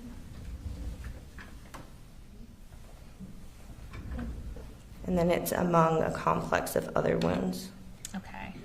And can you explain for us, we have this small entrance wound. What would cause that larger wound next to the entrance wound? So again, the injuries with this particular individual, with it being a rifle wound and there being stippling and patterned abrasions on the forearms, it lends itself to the possible position in which Christian was in when he was shot. And so if the abrasions on the forearms were to be lined up in this manner, as well as his head angled downwards, the large defect to the arm and the forearm correspond to being kind of at the level of the chest. Okay, so just for the record, was it your conclusion based on your examination that when Christian was shot, his arms were across his chest, kind of in a crossed manner, one on top of the other? So upon performing the autopsy, I have 3 different wound paths. I have an entrance and an exit on the left forearm. I have an entrance and an exit on the right forearm. I have an entrance on the chest, which leads to a bullet. So possibly 3, but given the constellation of the stippling pattern, which is on his left forearm more so than the right, a little bit on his face. The patterned contused abrasions on the forearms, which line up with those two holes, and the pattern of abrasion on his chest lend itself to a single gunshot wound with him in a position where his arms are crossed, the left in front of the right, and his chin is down. Thank you. And next I'm going to show you with regard to State's Exhibit 51. And you referenced taking x-rays of gunshot victims. Is that the x-ray taken of Christian? Yes, it is. All right. Is that a fair and accurate copy of the x-ray of his body? Yes, it is. Okay. And Judge, we would tender State's Exhibit 51. All right, any objection? Some objection. 51. All right, and we are going to pull that up on the screen. And can you just tell us what you were able to see from this x-ray? In this x-ray, you can see radio opaque, meaning a dense white material in the chest area, and those are corresponding to bullet fragments. Okay. And did you recover bullet fragments from Christian's body during the course of the autopsy? Yes. Okay. And I'm going to show you what's been marked as State's Exhibits 52 through 56.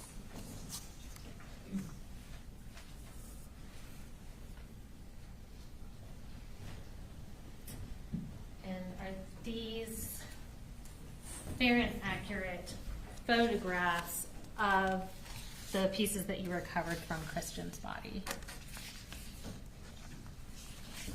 Yes, they are. Okay. And Judge, we would tender State's Exhibits 52 through 56. Okay, all right, they're in the 52 to 56. All right, and we'll start with 52 and pull that up. And can you just tell us what we're looking at and where it was recovered from? So this yellow piece of material was recovered from the clothing. It was recovered at the time of the external examination. It may possibly represent a jacket fragment. Okay. We'll go to 53 and tell us what that is and where it was recovered from. This is a gray metal bullet fragment that was recovered from the sternum being like the breastbone in the middle of your chest. And 54. This bullet fragment was recovered from the thymus. The thymus is a gland that sits on the anterior chest, kind of above the heart. 55. These fragments were recovered from the skin of the chest. So as I said before, there was a complex of wounds. There were some superficial wounds in which these bullet fragments were found. And 56. This is the bullet that was recovered from the torso. All right. And can you tell us the cause of death and manner of death notated on your report for Christian? Yes, cause of death is gunshot wound or gunshot wounds of the torso and upper extremities. Manner of death, homicide. Okay. We're next going to talk about Miss Irami. That is the report, states number 45 for your reference. If you can just start by telling us her full name and her age.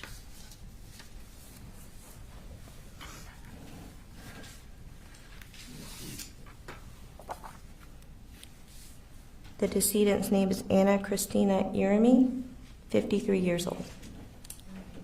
And we're going to publish the diagram that you prepared from her autopsy, which was tendered to State's Exhibit 49.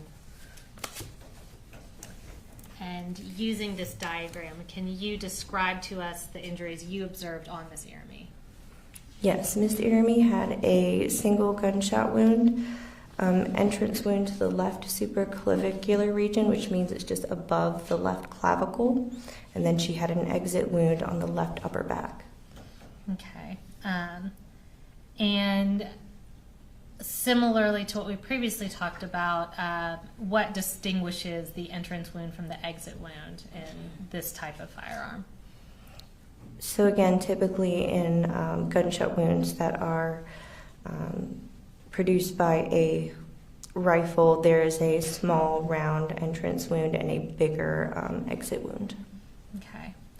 Upon completing an internal examination, can you tell us about the internal injuries that she suffered?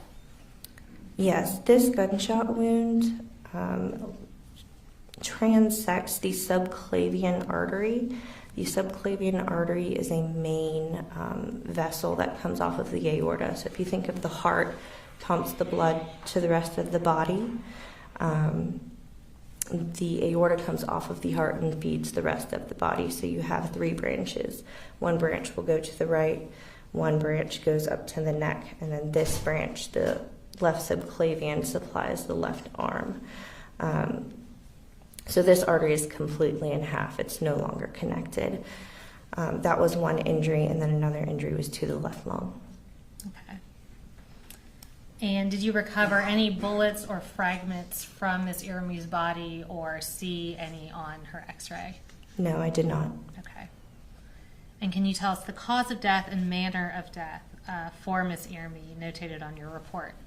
Her cause of death is gunshot wound of the torso, manner of death homicide. All right, we're going to talk about Coach Aspinwall next. I'll refer you to State's Exhibit 44, which was his report. And again, will you tell us his full name and his age? Richard Aspinwall, 39 years old. All right, we're also going to publish his diagram. That was State's Exhibit 48, and use that as a reference. Using that diagram, could you again just talk us through the injuries that he suffered? Okay, I'm going to start with the injury to the right arm. Okay.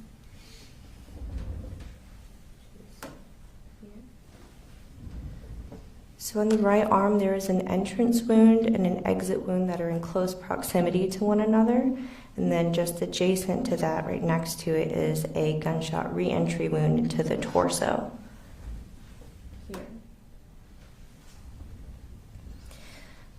This gunshot wound goes just through the skin and soft tissue of the arm, and then when it enters the torso on that right side, it goes across the chest, fractures the manubrium, which is the top part of the sternum. It actually sits between your clavicles, which are your collarbones here, fractures that.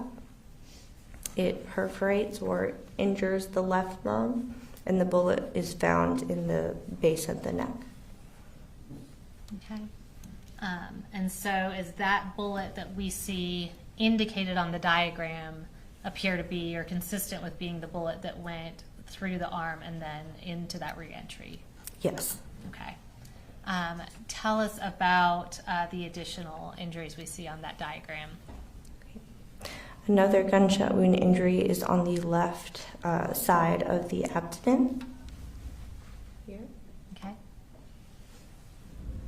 And this gunshot wound goes sharply upward. So it injures the ribs on the left side. It injures the stomach. It hits the left diaphragm. The diaphragm being a big flat muscle that separates your heart and lungs from the rest of your abdominal organs. Goes up, hits the left lung as well. And there is a bullet fragment recovered from the chest as well as from the left side of the back. From here. Okay. So that bullet fragment, you said it appeared to go a sharp upward trajectory through his body, and that bullet that is higher appears to be from that gunshot wound? Yes. Okay. And then you also have a graze indicated. Can you tell us about that? Yes, there's also a graze wound on the back of the left shoulder. Right here. Okay. And for graze wounds, if there are skin tags that are present, we can tell directionality of which way the bullet was traveling. But in this case, I did not have skin tags to be able to define a direction. All right. I'm going to show you what's been marked as State's Exhibit 57. Is this the X-ray from Richard Aspinwall? Yes, it is. Is that a fair and accurate copy of that X-ray? Yes, it is. Judge, we would tender State's Exhibit 57 into evidence. Any objection? No objection. other than abstain. All right, 57 is admitted. All right, we're going to publish that. And can you just tell us what you were able to observe on this x-ray? Sure. So bullet fragments, I'm going to go ahead and point out. Please.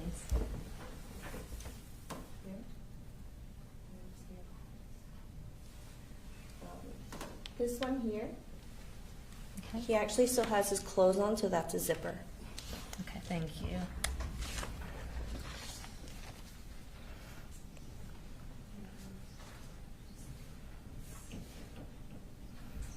Next, going to show you with the marked States Exhibits 58, 59, and 60. Were you able to obtain parts of the bullet and fragments from Coach Aspinwall? Yes. And are those fair and accurate pictures of what you were able to obtain? Yes, they are. Right, Judge, we would tender States Exhibits 58, 59, and 60. Any objection? Okay. All right, it is admitted. All right, and we're going to publish States 58. And again, I'm just going to have you identify what that is and where you obtained it from. So whenever I was pointing to the x-ray, I kind of wisp around the torso. And again, with rifle rounds, they tend to fragment a lot and cause what we would call a snowstorm look on x-ray. So that's what all those fragments are. And this was one larger fragment that was recovered from the fat that surrounds the left kidney. Okay, and we'll go to the next picture. These are the two main fragments that were recovered from the left chest and the back. Okay, and that was 59, and we'll go to 60.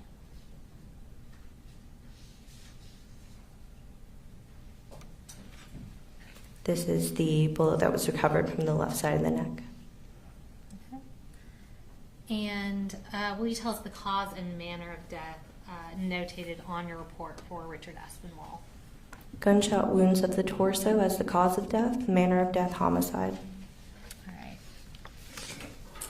Now we're going to talk about Mason. I'm going to refer you to States Exhibit 46 for your report. And if you can start by telling us his full name and his age.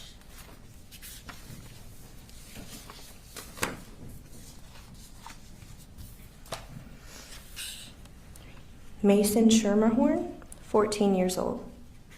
And I'm also going to publish the diagram that you prepared from his autopsy that was tendered to States Exhibit 50. Using this diagram, can you talk us through the injuries you observed on Mason's body? Yes, starting from top to bottom, the first gunshot wound is to the middle of the right eyebrow.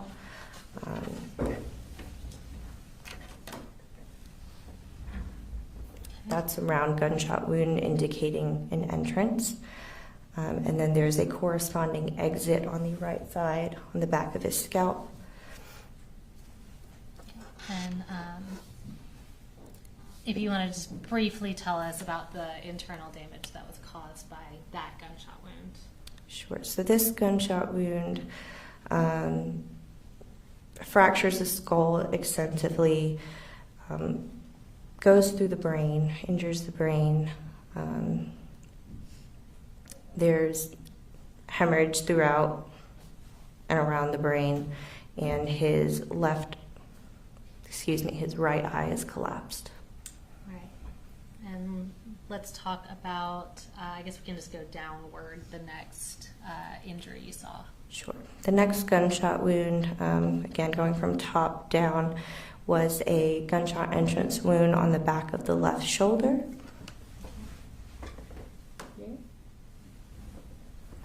And then the corresponding exit wound is on the front of the left shoulder. Again, it's much larger. And this gunshot wound just injures the soft tissue and skin. The major vessel here is still intact. All right. And then going down to that next injury we see. The next gunshot wound is on the left side of the back. Here. And this gunshot wound enters the skin and soft tissue, goes in a downward trajectory to the side of his abdomen, injures the right hip bone, and then the bullet becomes lodged in the left thigh. So the bullet is here. Okay, so just to be clear, Mason had an entry wound to the front of his face, but then the other two entry wounds were to the back of his body. Is that correct? Correct.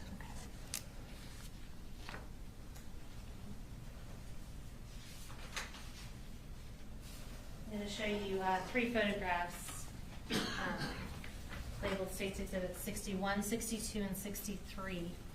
Are those photographs of the clothing that Mason was wearing? Yes. And are they fair and accurate pictures of that clothing? Yes, they are. All right, Judge, we would tender States Exhibits 61 through 63. Any objection? No. 61 through 3. All right, we're going to publish State 61. That is, can you tell us what this is and what you observe in this photo? So this is the outer hoodie that he was wearing, and there is a large defect on the left front panel of the sweatshirt, and that corresponds to the exit wound. And what we see on that sweatshirt, is that all blood? Or is it all consistent with being blood? I guess I'll ask. The sweatshirt is soiled with fluid, the red discoloration being consistent with blood. Okay, thank you. And then we'll go to 62. And what does that show? This is just a close-up picture of the defect in the clothes that corresponds to the exit wound. Okay, and 63. It's very hard to tell, but it's under the blue arrow. It is the entrance wound. Okay. That was on the left upper shoulder. Thank you. And then next I'm going to show you States Exhibit 64. Is this the x-ray you took of Mason? Or the x-ray that was taken of Mason? Yes, it is. And is that a fair and accurate copy of his x-ray? Yes, it is. And, Judge, we would tender States Exhibit 64 into evidence. Same objection. All right, 64 is admitted. We're going to publish that for the jury. And can you zoom in just from like the thighs up? Like just from the thighs up. His legs. I'm going to have her zoom in just a little bit if we're able to, just so you can see a little better. Tell me about what you're able to see on this x-ray. So on this x-ray, there is the typical rifle x-ray look, the lead snowstorm that you can see in the head. There's a lot of, speckles of white indicating bullet fragments. You can also see the same lead snowstorm on the right side of your screen, but it's his left. And down by the left femur, there is a bullet that's retained. Here. Okay. And can you just show us the snowstorm caused by the fragments? Can you just point to where that is on the x-ray? So snowstorm here, and then a snowstorm here. Okay. Now, obviously, we see a large number of indications there. Were you able to recover every single piece of fragment from Mason's body? No. Okay. Would that essentially be impossible with the quantity and size of those fragments? Yes, essentially we aim for the larger pieces. Okay. I'm going to show you what's been marked as States Exhibits 65 and 66.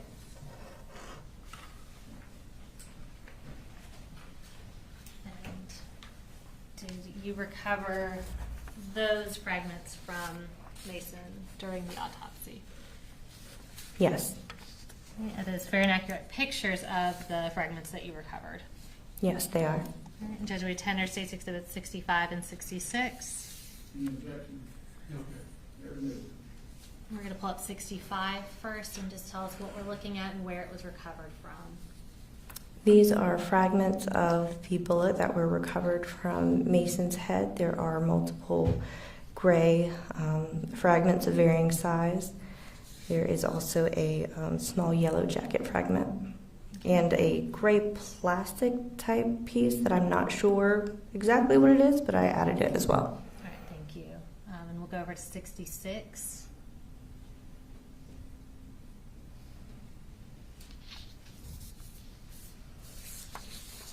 And tell us what that is and where it was recovered from.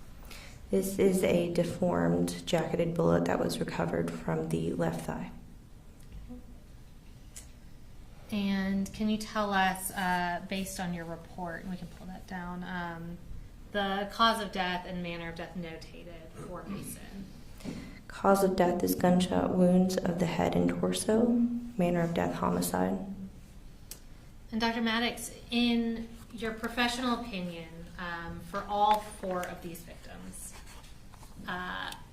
with any of these victims, is it likely that quicker medical intervention would have prevented their deaths? In all of these cases, the injuries that were sustained, even if they were sustained in front of a hospital, I don't believe would have survived. Thank you.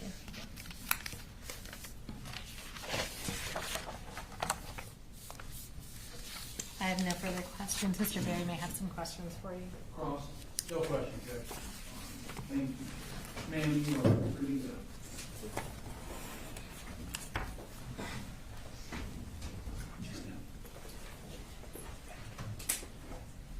Reading for the day. All right. Ladies and gentlemen, we are going to